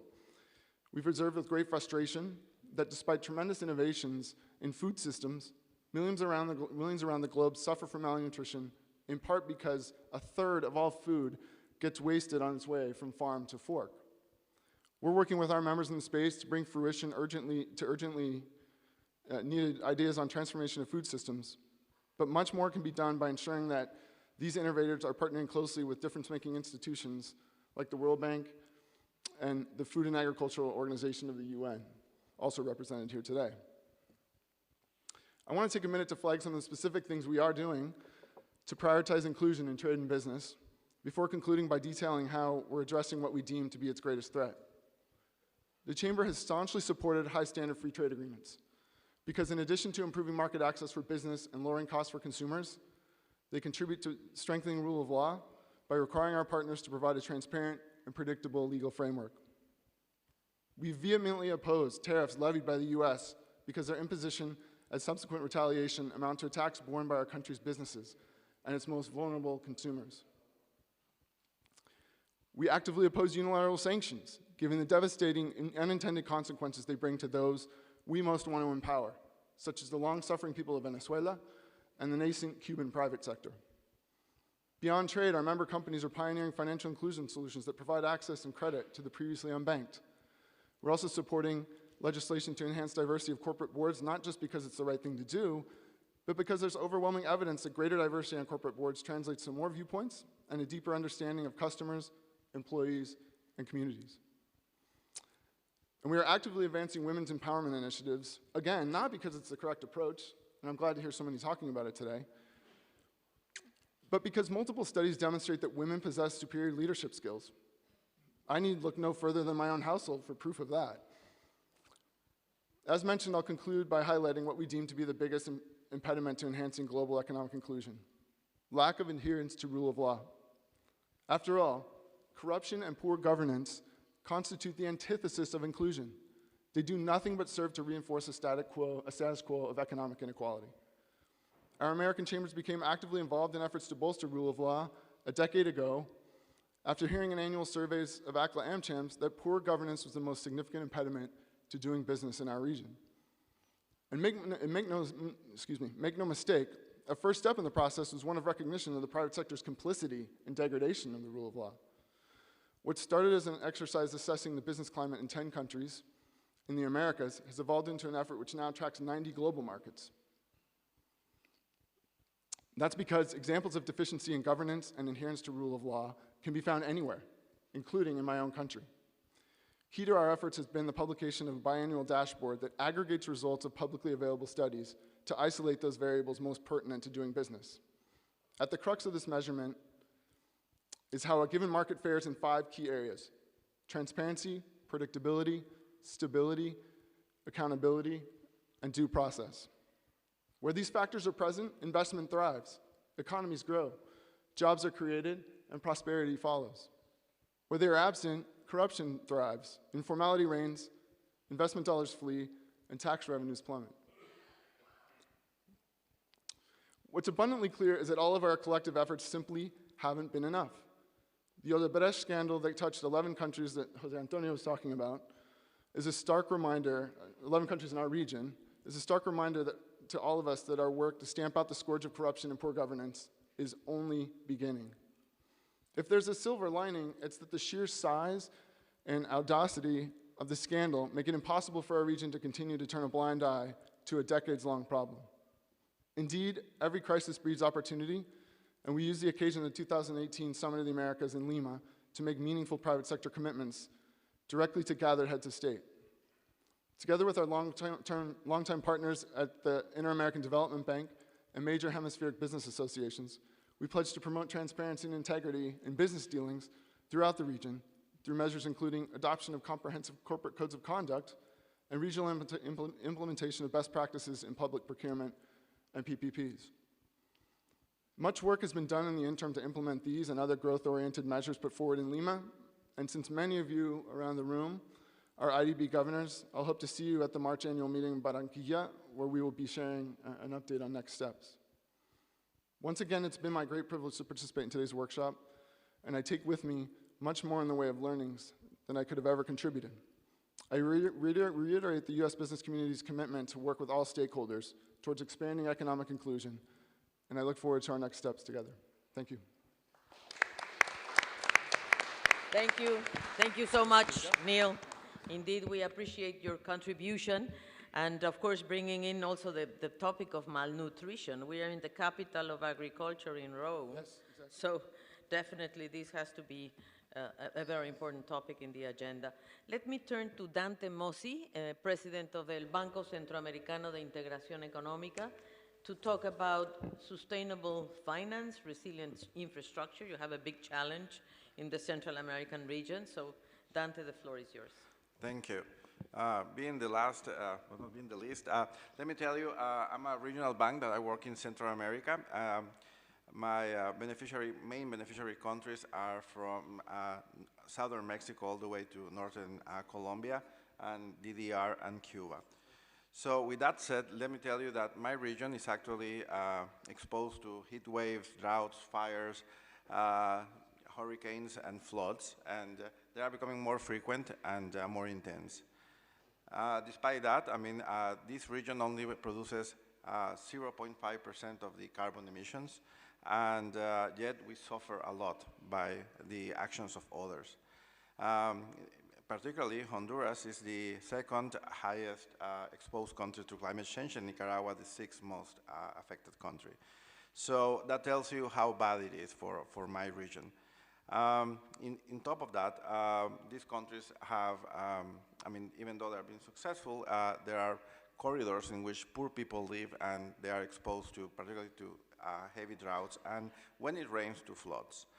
So all these negative effects have a consequence in human development, education services, health services, clean water provision, food provision, and safe housing.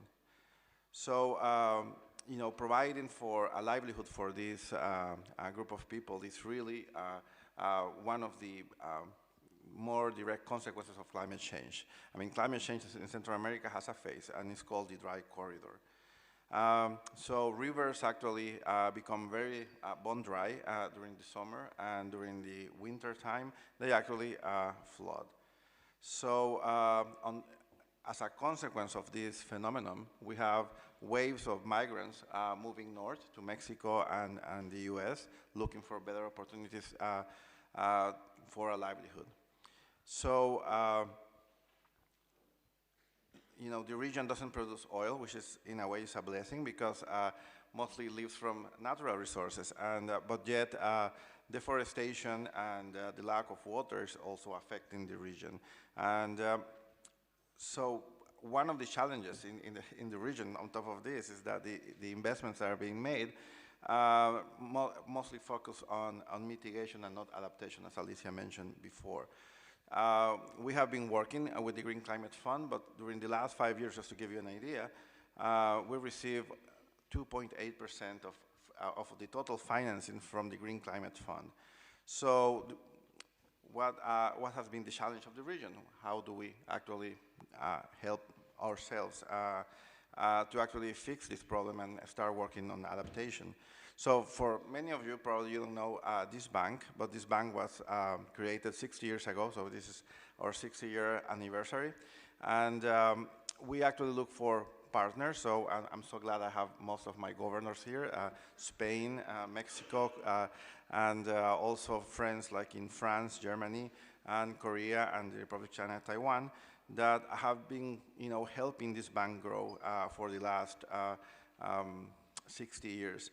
So with that said, I mean, this bank has actually managed to increase the credit rating. We are the best rated financial institution in Latin America, the best development bank with this rating, AA.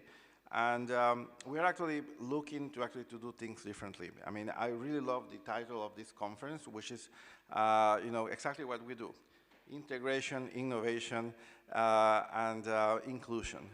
Those are the three challenges that my bank has. And so with that said, the commitment of my governors was in 2015 was to actually to align with the agreements with the made in Paris.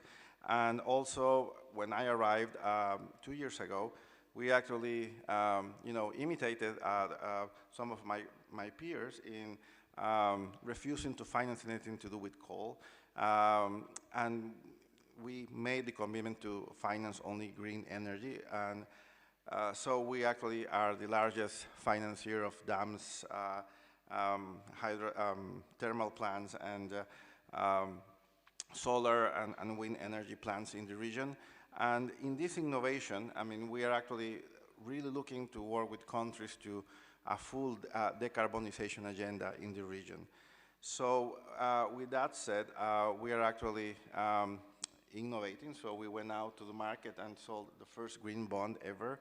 And I must say, to my surprise, these bonds had an oversubscription of 4 times what we expected, and they were mainly bought in Asia.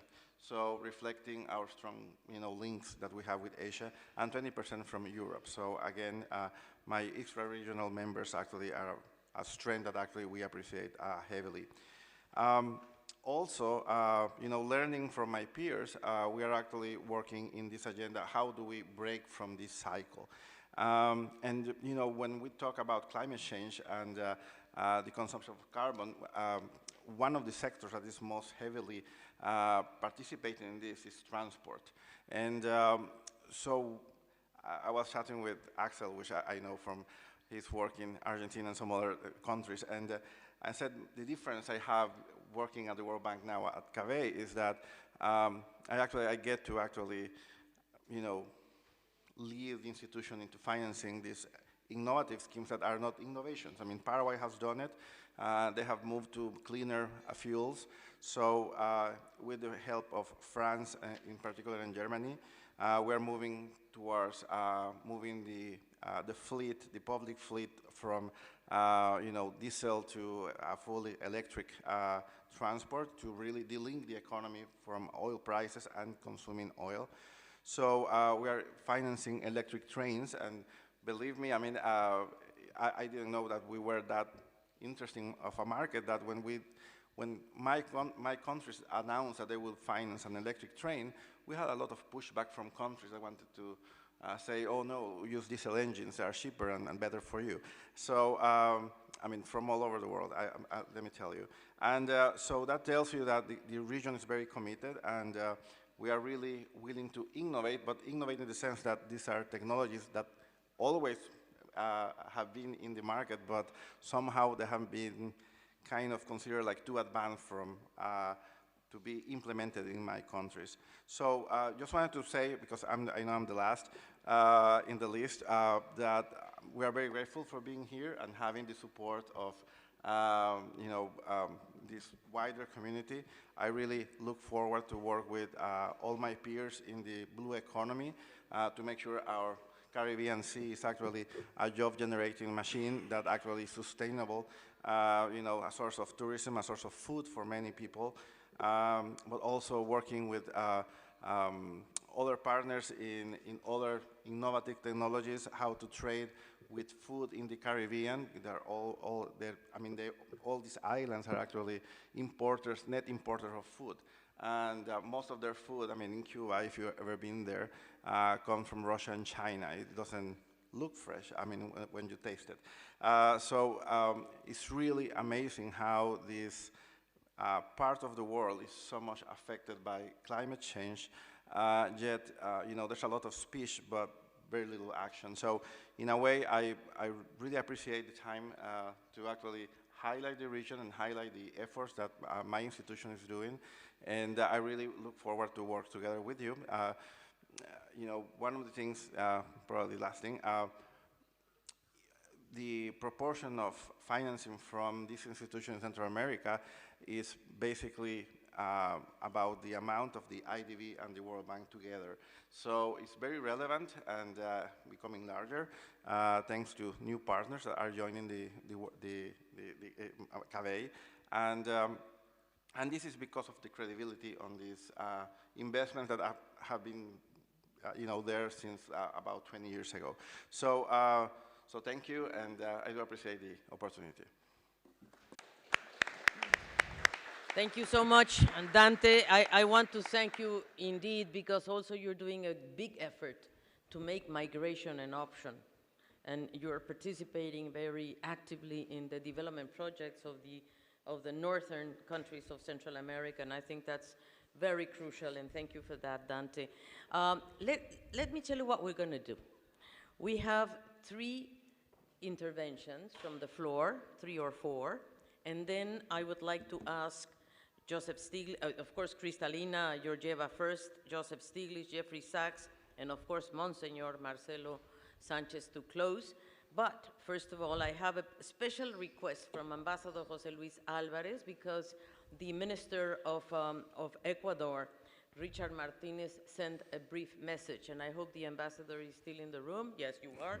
So, José Luis Álvarez, very short, please, the message. Thank you very much, Mrs. Chairman. I want to thank Monsignor Sanchez-Orondo for having invited our country to participate. Unfortunately, our Ministry of Economy, Richard Martinez, couldn't make it, and he has asked me to read a letter for you, for the audience, presenting his salute to you and to all his colleagues. Excellency, aprovecho la oportunidad para felicitar a la organización del seminario Nuevas Formas de Fraternidad Solidaria de Inclusión, Integración e Innovación. Destaco la importancia de contar con estos espacios para identificar cómo el sistema financiero sea más inclusivo, eficiente y sostenible en el mundo dinámico. Con mucho entusiasmo hubiese querido dar a conocer el aporte del Ecuador para lograr este propósito para todas las naciones, en beneficio de sus ciudadanos, con especial atención en el comercio inclusivo, la lucha contra la corrupción y la importancia de tomar acción ante los efectos del cambio climático. Lamento no haber podido asistir a tan importante evento debido a compromisos adquiridos de último momento, fruto de la agenda internacional del presidente de la República, Lenín Moreno Garcés. Esto no solo cambia lo programado, sino que demanda mi urgente atención como autoridad económica para la preparación de dicho encuentro, sino también que requiere adelantar mi gestión en obras de temas relacionados con la función legislativa. Con estos antecedentes presento esta excusa formal y hago propicio la ocasión para desearles el mayor de los éxitos en el desarrollo del seminario, en el cual estoy seguro se transmitirán experiencias, retos y oportunidades para el mundo en materia de política financiera mundial desde un modelo inclusivo y sostenible. Atentamente, Richard Martínez Arévalo. Muchísimas gracias. Thank you for the time. Muchas gracias, embajador. Thank you so much. And let me now, in the floor, I have one request, which is Enrique Iglesias, and I can take 2 or 3 more from the floor before we go to the closing remarks. Anybody wants to speak? Ministers, Deputy Minister? No? Okay, Enrique Iglesias.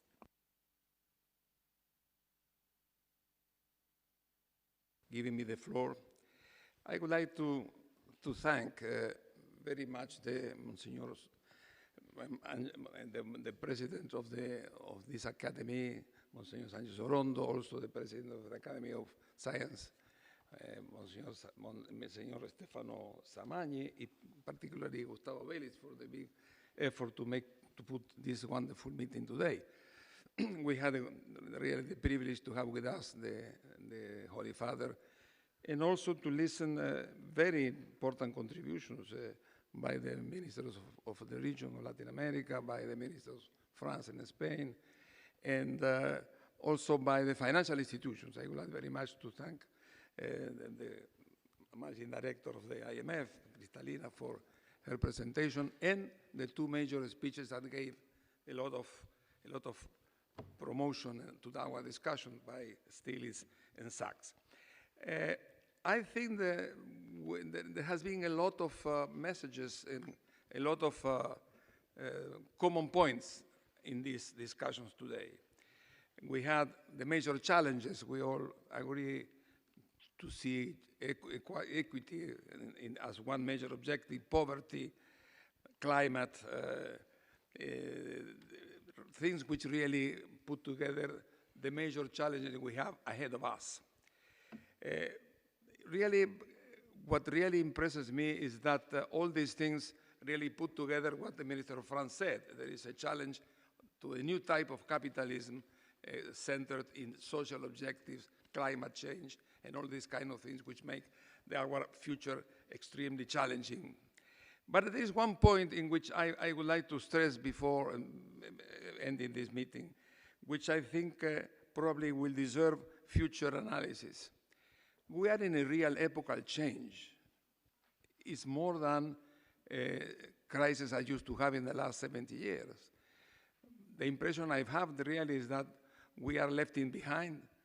70 years, we were probably the most brilliant period of the history of humanity in terms of achievements in economic and social and in political fronts. Some of them were mentioned here. Really, we're confronted to epochal change. And being this the case, I cannot forget what was for my generation. I was brought up immediately after the war. I was educated after the war. What was the major the major illusion of our life, which was multilateralism, the fact that the United Nations was going to rule over a world ruled by common goals, by common objectives, by solidarity, etc., etc. Well, these things are starting in big crises. We must accept that, very big crisis. I think we are entering into a period in which we are in a real epochal change. Well, being in Italy, we must remember what Gramsci said here in the 30s, that one epoch is ending and the other is beginning, monsters appear on the table. And we are having a series of monsters today. I think the crisis in multilateral trade, for me, the WTO started to be born in my country, in Uruguay, in 1986, and we are seeing how difficult strains, starting by the war, the trade war between China and the United States.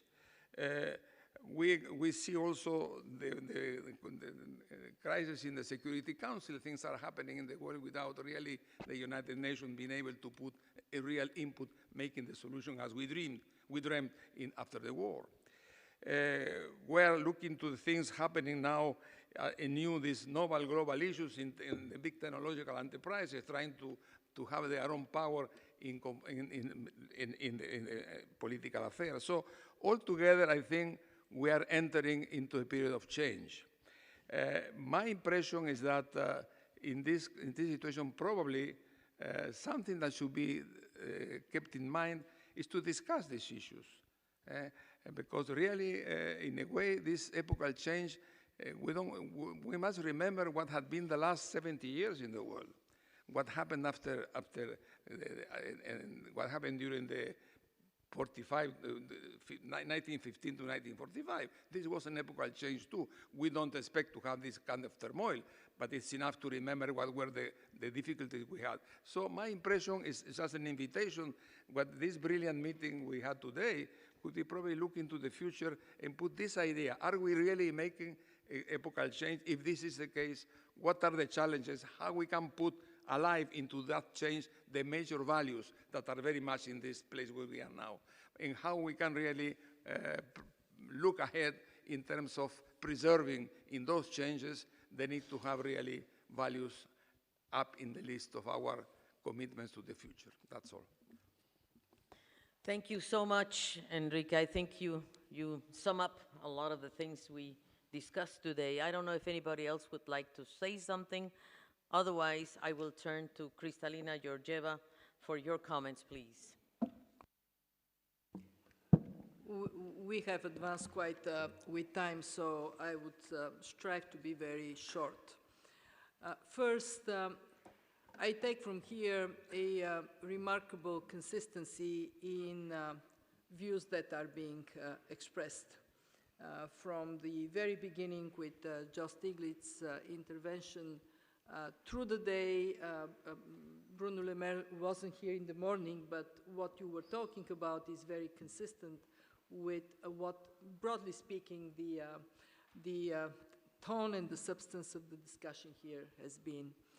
We are at the moment in our human history when we have to recognize that while the world we have is not entirely broken, it is also not quite what we need to sustain our future, and that changes are necessary, and we all have to be brave to march forward with these changes.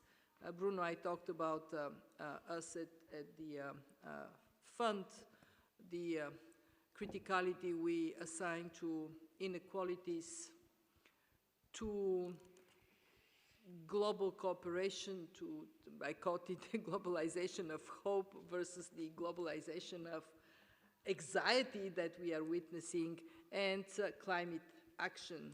And I think it would be fair to say that in different angles, we talked about the sustainability of our economies with a much broader brush than normally we would talk, thinking of the social fabric that is so critical to be strong for economies to perform well, and for our planet to be there for our children and our grandchildren, to be a livable place for them.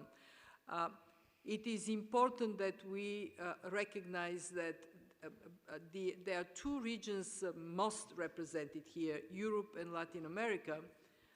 And actually, it was quite remarkable how much on the same page you have been. So if we are serious about alliances, we need to walk out of the room with some confidence that a common vision and action towards this vision is possible. So this is my first point. It is rather, I'm actually more optimistic in the end of the day than I was at the beginning because of this consistency of vision, including listening to the Holy Father. My second point is very straightforward. Time is not our friend. Enjoy the speed of change today. It will never be so slow in the future. We are faced with a rapidly accelerating world, and we have to square a circle that Jeff put for us, which is, how can we think long-term and provide policy certainty, especially on climate, long-term, when change is so fast? And that means for all of us policymakers, we do have to wrestle with creating a more agile policy environment that gives predictability, but is not rigid in a way that it is an obstacle to innovation and an obstacle of progress. And that is a different type of policy environment. And I can tell you from us, for the fund, our determination is to lean forward to face this new, more dynamic world and work with you so we can be this combination of reliable presence with agility and flexibility of how this engagement works. And that is my conclusion. Minister Guzman talked about the uniqueness of this meeting. It is actually very true. I have not heard in quite some time such a frank discussion on very important issues for the future of mankind. No, for the future of women and mankind. So thank you very much to the host. Please convey to the Holy Father that him coming added this yes we can ingredient that I think we all need. Yes, we can have a better world for all. Thank you.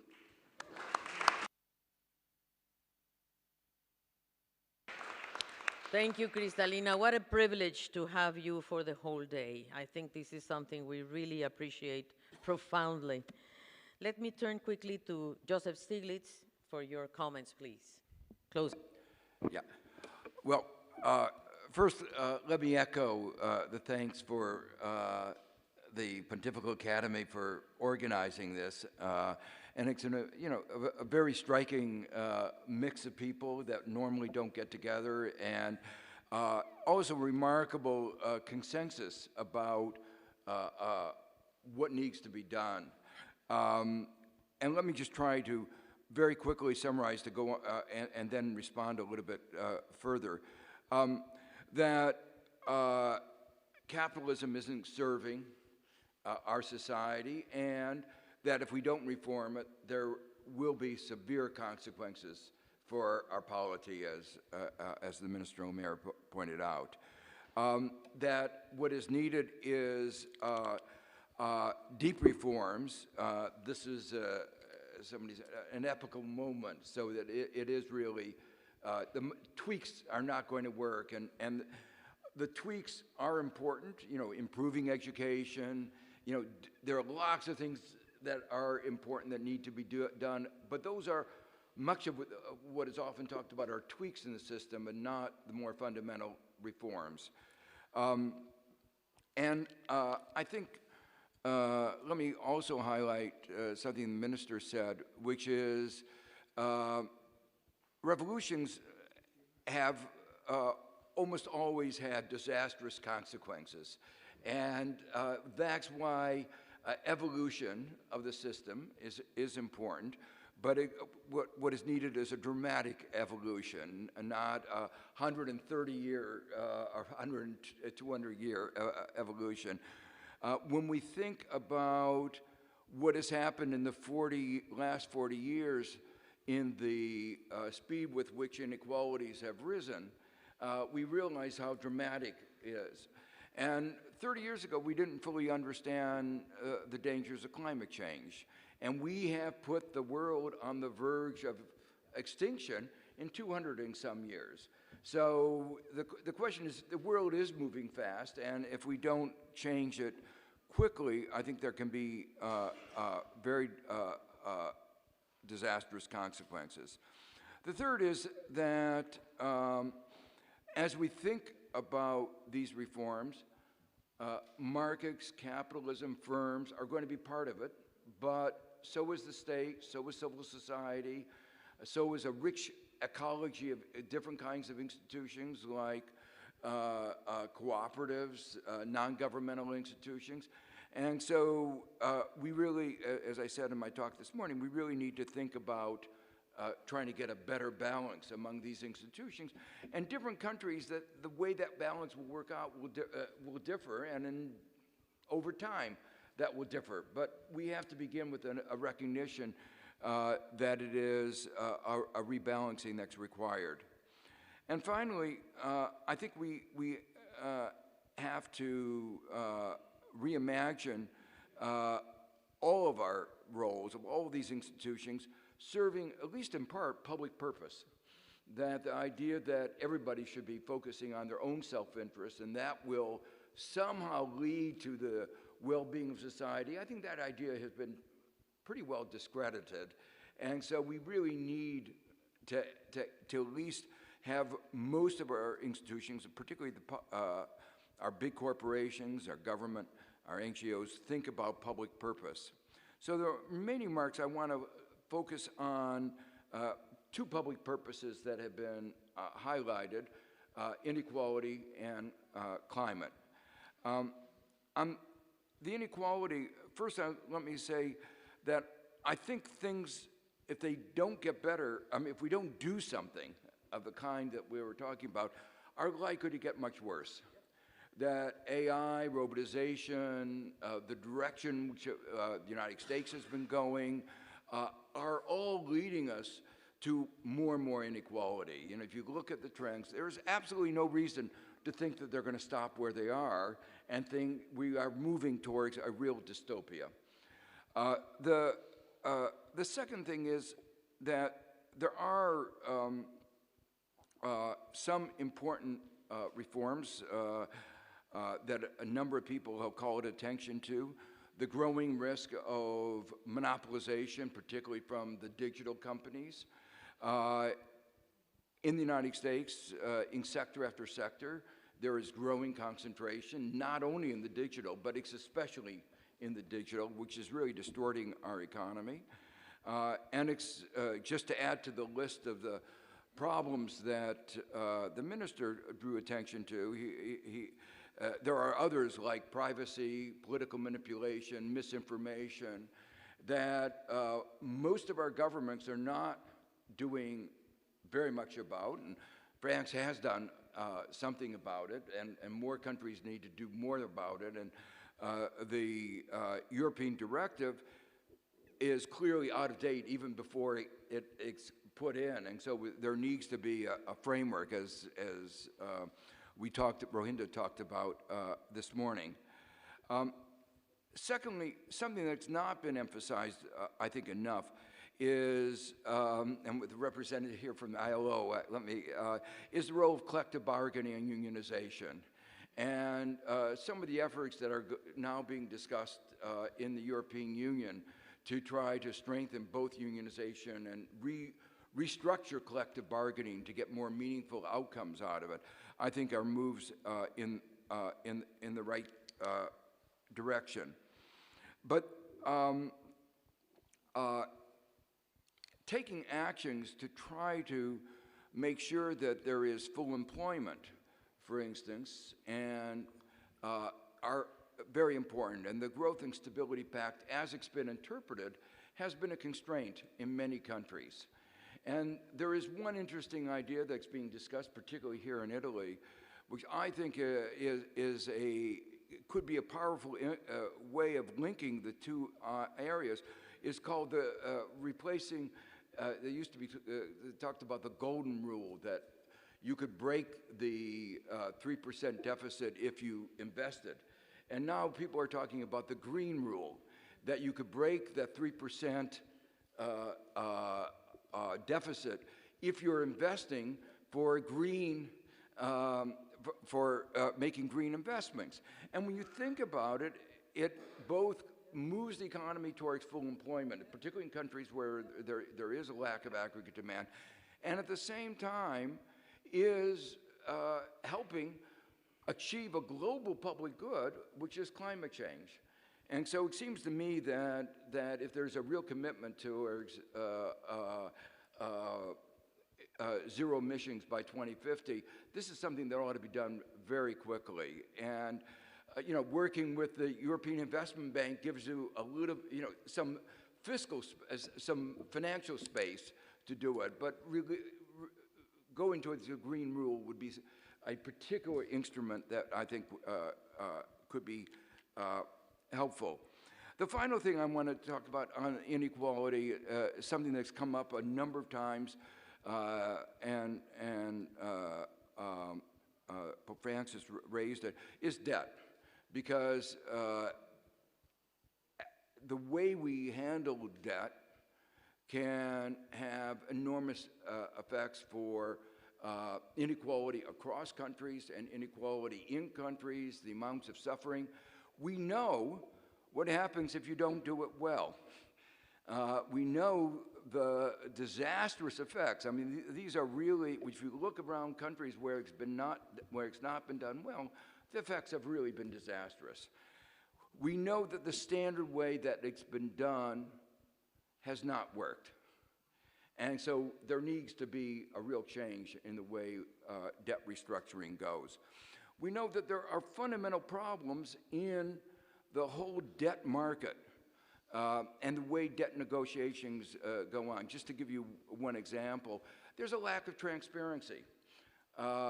When the people come to the table, there is typically no disclosure of their positions, for instance, on CDSs. So you don't know the people you're negotiating with. Do they really want an agreement, or would they actually prefer things to blow up? And there is no set of international standards that would require that kind of disclosure. I mean, really, you talk about transparency and markets. This is the least transparent, and the result of this is the least efficient possible kind of process. We know in the United States there have been cases where companies have gone bankrupt because it was the interest of people who were at the table wanted it to go bankrupt because they had so many CDSs. They made more money as the lender when the company went bankrupt because they were more than 100% insured against the bankruptcy. And this was not disclosed. So we know that that market is not working. We also know that many of the creditors and many of the people who are creditors now because they bought them from other parties are not really, you might say, fair players. We know about the vulture funds, and you know probably most of you knows the standard joke about calling the vulture funds that name is an insult to the bird, because at least the vulture is an important part of the ecology. And these persons, the vulture funds, serve no socially productive purpose in our society. But it's even worse. There are countries like Malaysia and Mozambique where major international banks have induced them to get excessively indebted through corrupt practices, and now the countries have to repay this debt, which the money never got to the citizens of the country. And so this is, again, something that where the debt problem is not been resolved, and the potential cost to these countries is enormous, and we're asking ordinary citizens to pay back these corrupt, Goldman Sachs, Credit Suisse. I mean, we can name lots of the banks who've done this. So we need a better institutional framework, and as the Pontiff emphasized, this is both an economic issue and it's a moral issue. And when we judge the nature of capitalism, how this is handled will be among the things that will be in people's mind when they think about how capitalism functions. Let me talk just very quickly about climate change. And there have been a number of aspects of climate, of the mechanisms for dealing with climate change that have been talked about. The use of prices as a signal is very important. But I want to emphasize three other things. One, you need regulations. And regulations have gotten a bad name, but there are a lot of simple regulations, like no coal-burning electric generating plants. That's not a hard regulation to implement. There needs to be public investment. If we don't have public transport, people will use cars, and it's not a matter of choice. They have no alternative. So having public investment is very important. Thirdly, institutions are important. And this is where the development banks are really important. They do have a longer-term view. Our financial sector tends to be short-term, and I'll come back to that in a second. But the development banks are there partly because they were created with that longer-term view, and they are playing a very important role. And maybe I should note here the very major change in perspective on development banks reflecting this change in perspective on capitalism. 20 years ago, as part of the Washington Consensus, there was a broad denigration of development banks, even from the development banks themselves. I mean, the World Bank criticized other development banks, saying they weren't good. The World Bank was good. But now, the World Bank recognizes that it's a development bank, and it's done a good job, I think, and it recognizes the important role of other development banks. And I think development banks really are important. And it's interesting, even the United States, New York State has created a development bank for climate. And a number of U.S. states have created development banks for climate, specifically for climate. And so I think we should think about this important instrument. Finally, when I talk about institutions, the private sector is an important institution. And the question is, how do we make the private sector think more long-term? And I think that is one of the fundamental institutional reforms as we think about reforming capitalism. And there are a number of ideas on the table, like loyalty shares, having more people on the board. If you own a company's shares for a longer time, you have more voice. Encouraging a whole set of reforms in fiduciary responsibility that we talked about earlier on the part of pension funds and endowments that would encourage long-term thinking, changing corporate governance to putting long-term thinking, creating new forms like B corporations, and in Europe there are other forms of corporation with a public purpose. So I think changing the institutional arrangement to encourage more long-term thinking can be an important part of moving us towards addressing climate change. And finally, part of the rules within a country are the international context, and I think we have to think about that a lot, the international rules. And it came up a little bit earlier in the day when, in the context of cross-border taxes to encourage green.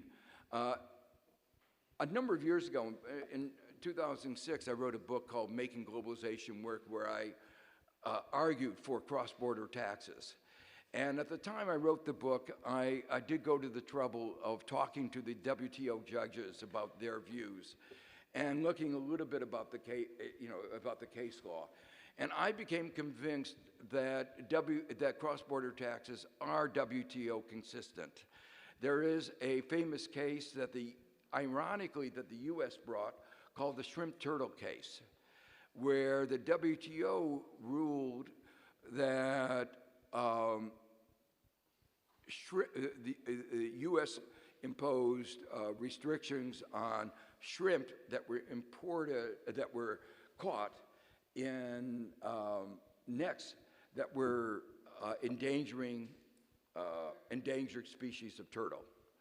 And the US put a restriction on that, and the WTO ruled that when there's an international agreement, like cities in that case, and like Paris today, it is perfectly permissible to impose environmental restrictions, and that the only requirement is that it has to be universal. You can't say, I'll impose it against Thailand, but not against Mexico. So you have to say, you have to be honest about it. It's not a protectionist measure, it's about the environmental. And so it seems to me it is important for Europe and for other countries to impose these cross-border taxes, because they change the international environment that provides incentives for what you might call rogue countries, what I called in my book rogue countries, who do not want to comply with international standards, to comply with them. And while there will be some threatening and saber-rattling by some countries, as France learned in the case of the digital tax, I think solidarity among the rest of the world is necessary to go ahead, and I congratulate Europe for going ahead and showing the resolve to do it, because it is unconscionable that the richest companies of the world should not be taxed, and it's unconscionable that the polluting a country that doesn't regulate carbon should pollute the rest of the world.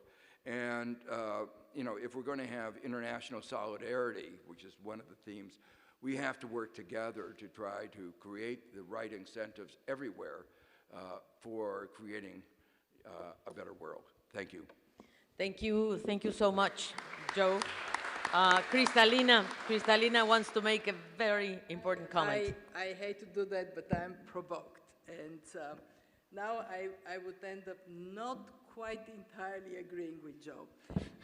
And what I want to say is I'm all for climate action. I think Europe has a unique chance to turn climate into the silver bullet that may unleash growth, innovation, productivity, and even boost inflation.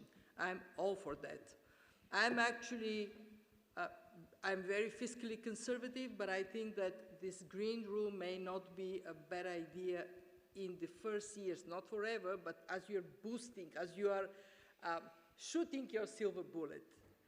I would be very careful with going at this point of history with what could be seen as protectionist measure at the time when trade, we are barely holding it to be an engine of growth.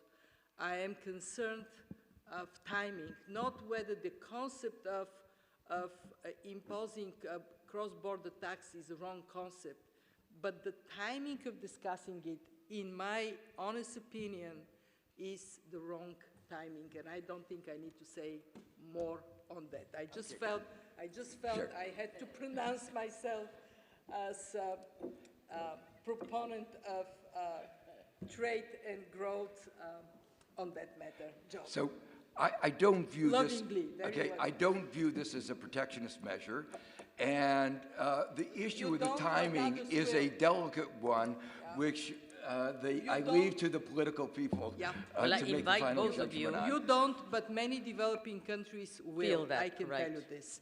And do you really want to throw gasoline on the trade delicacy fire right now? So that's my caution. Not whether, but when. Okay, Jeff, sorry. Thank you, sorry Kristalina, I but let got me into tell you, this. this is the fear of some developing countries, I must admit. But anyway, we can discuss over dinner. Jeffrey. Okay, just a little more gasoline on the fire. You're the master. Yes. Thank you, Monsignor, again for a wonderful day, and to everybody for a fantastic discussion. Multilateralism is not under threat per se in most of the world. It is under threat because of the United States. And I want to say this clearly because it's not a game and it's not to provoke, it's to discuss. Okay, the US was the predominant economic and technological power of the world for decades. This is no longer the case. It is a powerful country economically and technologically, but it is no longer a dominant power. The European Union is a larger market. China is a comparable market. And the spread of technology is worldwide. The US is by far the most powerful military country in the world, though it learns war after war that the military can solve no political problems whatsoever.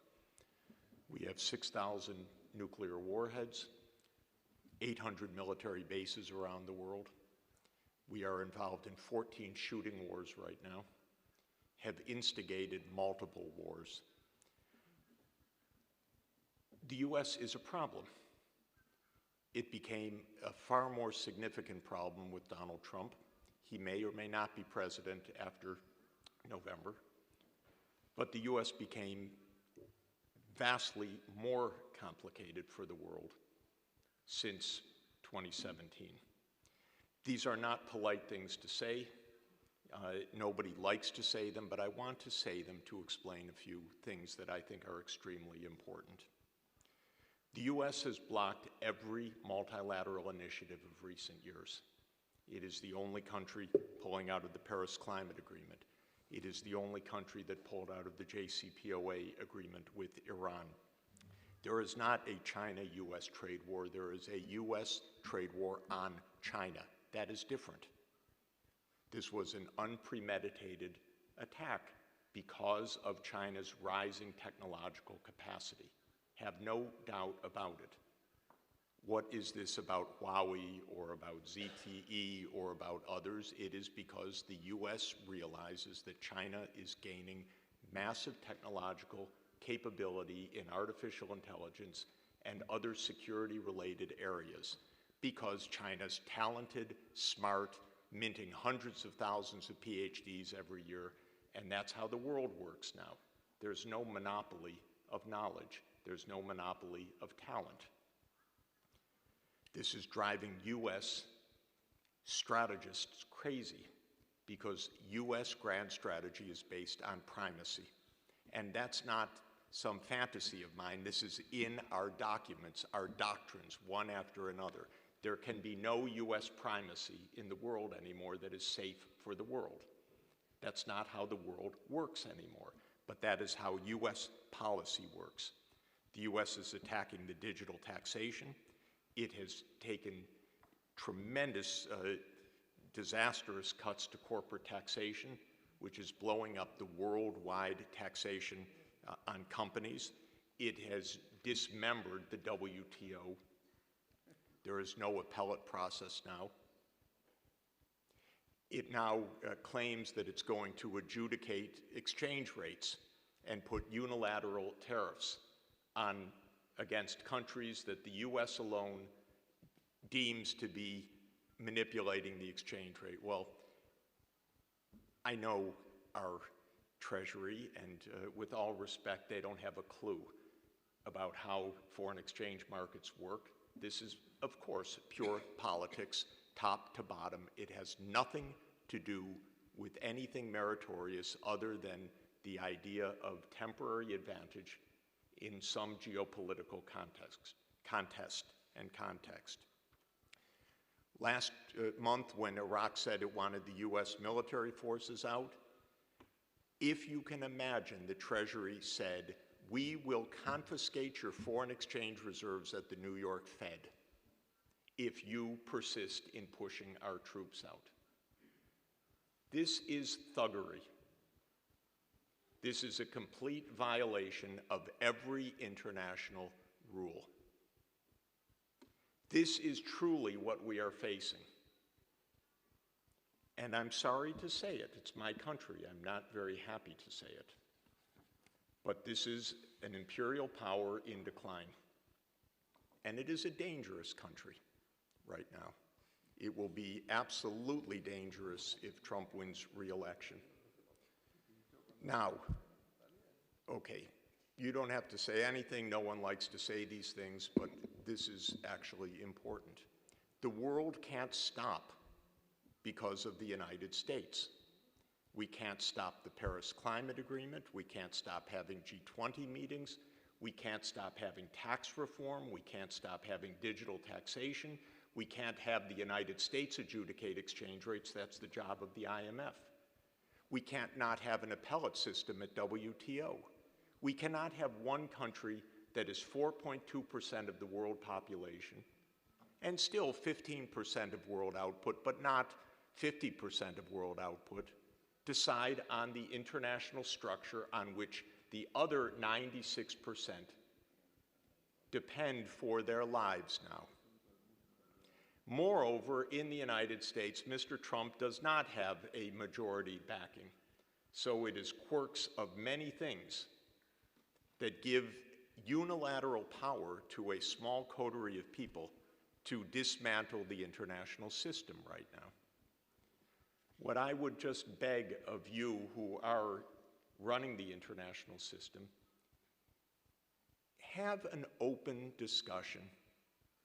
Don't be cowed by bullying. And let's proceed, because there is not a global crisis about multilateralism. There is a US relentless daily pressure on multilateralism. This is quite different. I am traveling all around the world, month after month, meeting senior officials in every part of the world. There is no attack on multilateralism that I can discern anywhere. None. There is fear of the United States. This is different. Well, that's what bullies do. Bullies threaten you. You step a little bit ahead, you'll get pummeled.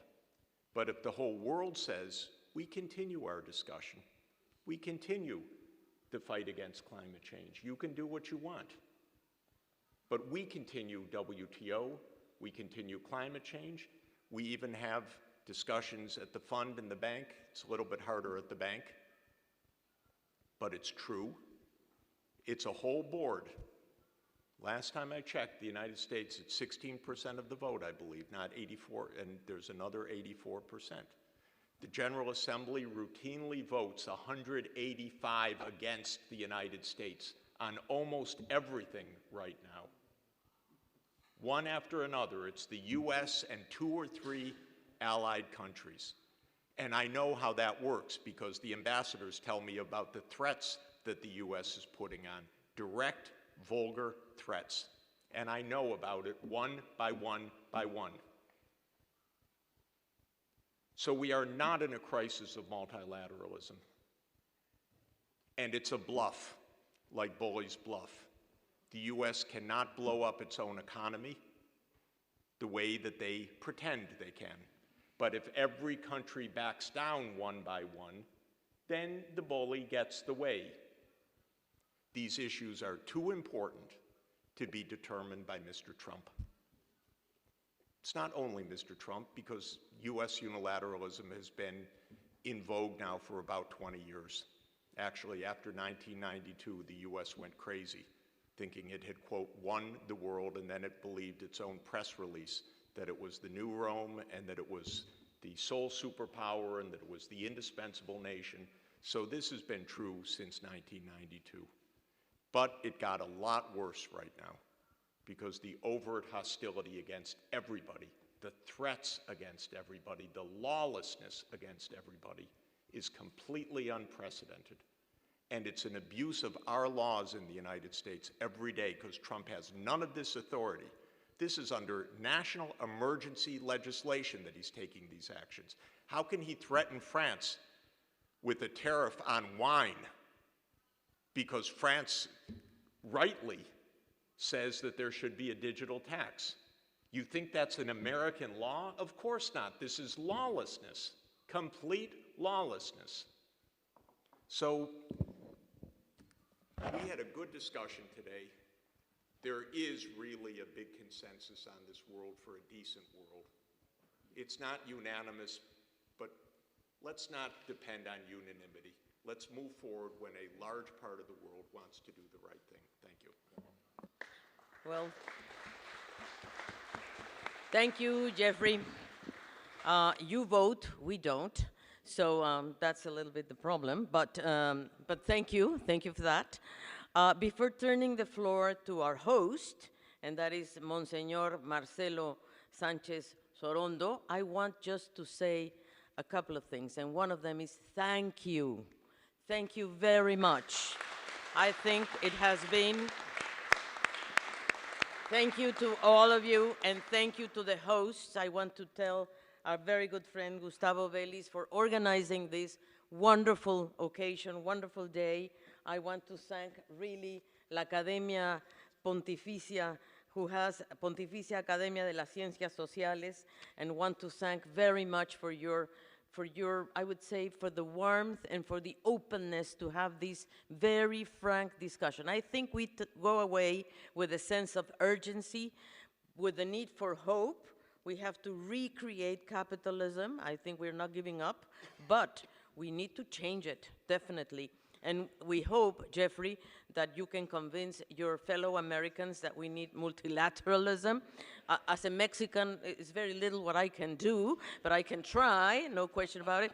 But the thing is that I think we have the institutions, we have the leadership, we need a coalition, we need another meeting, Gustavo, and colleagues from the Vatican. I think we can have a whole day discussion about this very point, whether we have a multilateral world or not, whether Europe can come in and help us. We really need you guys. In Latin America, we definitely feel that way. But honestly, I think these new forms of solidarity is what we need in the world. To think, to be together, to form coalitions of the like-minded. Thank you, Gustavo. Thank you to the government of Argentina. Thank you to all of you for coming the whole day. And let me then turn to Monsignor, back to you, Monsignor Marcelo Sanchez Sorondo. Muchas gracias, muchas gracias. Thank you. I want to say something about hope, because we have here ideas, new ideas.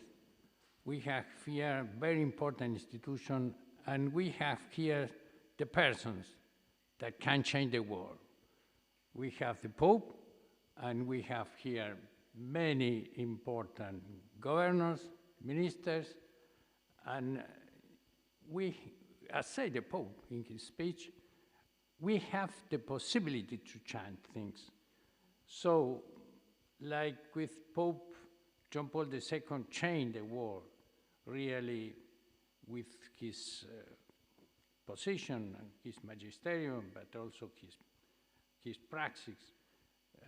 We think that we need to change, and we have the possibility to change.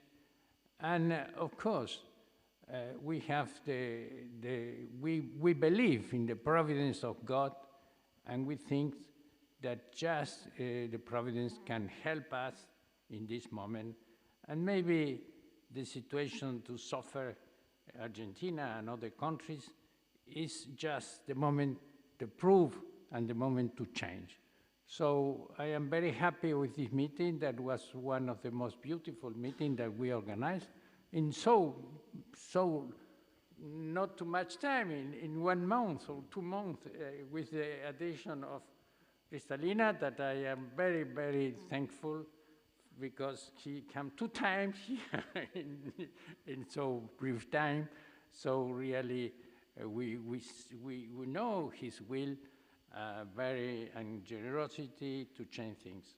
And of course, our academician, Stiglitz, that for many years enlightened the academy, and of course, Jeffrey Sachs, to put in contact with the But I want to give the tour to our president, that so can say more things important to me. Thank you, thank you.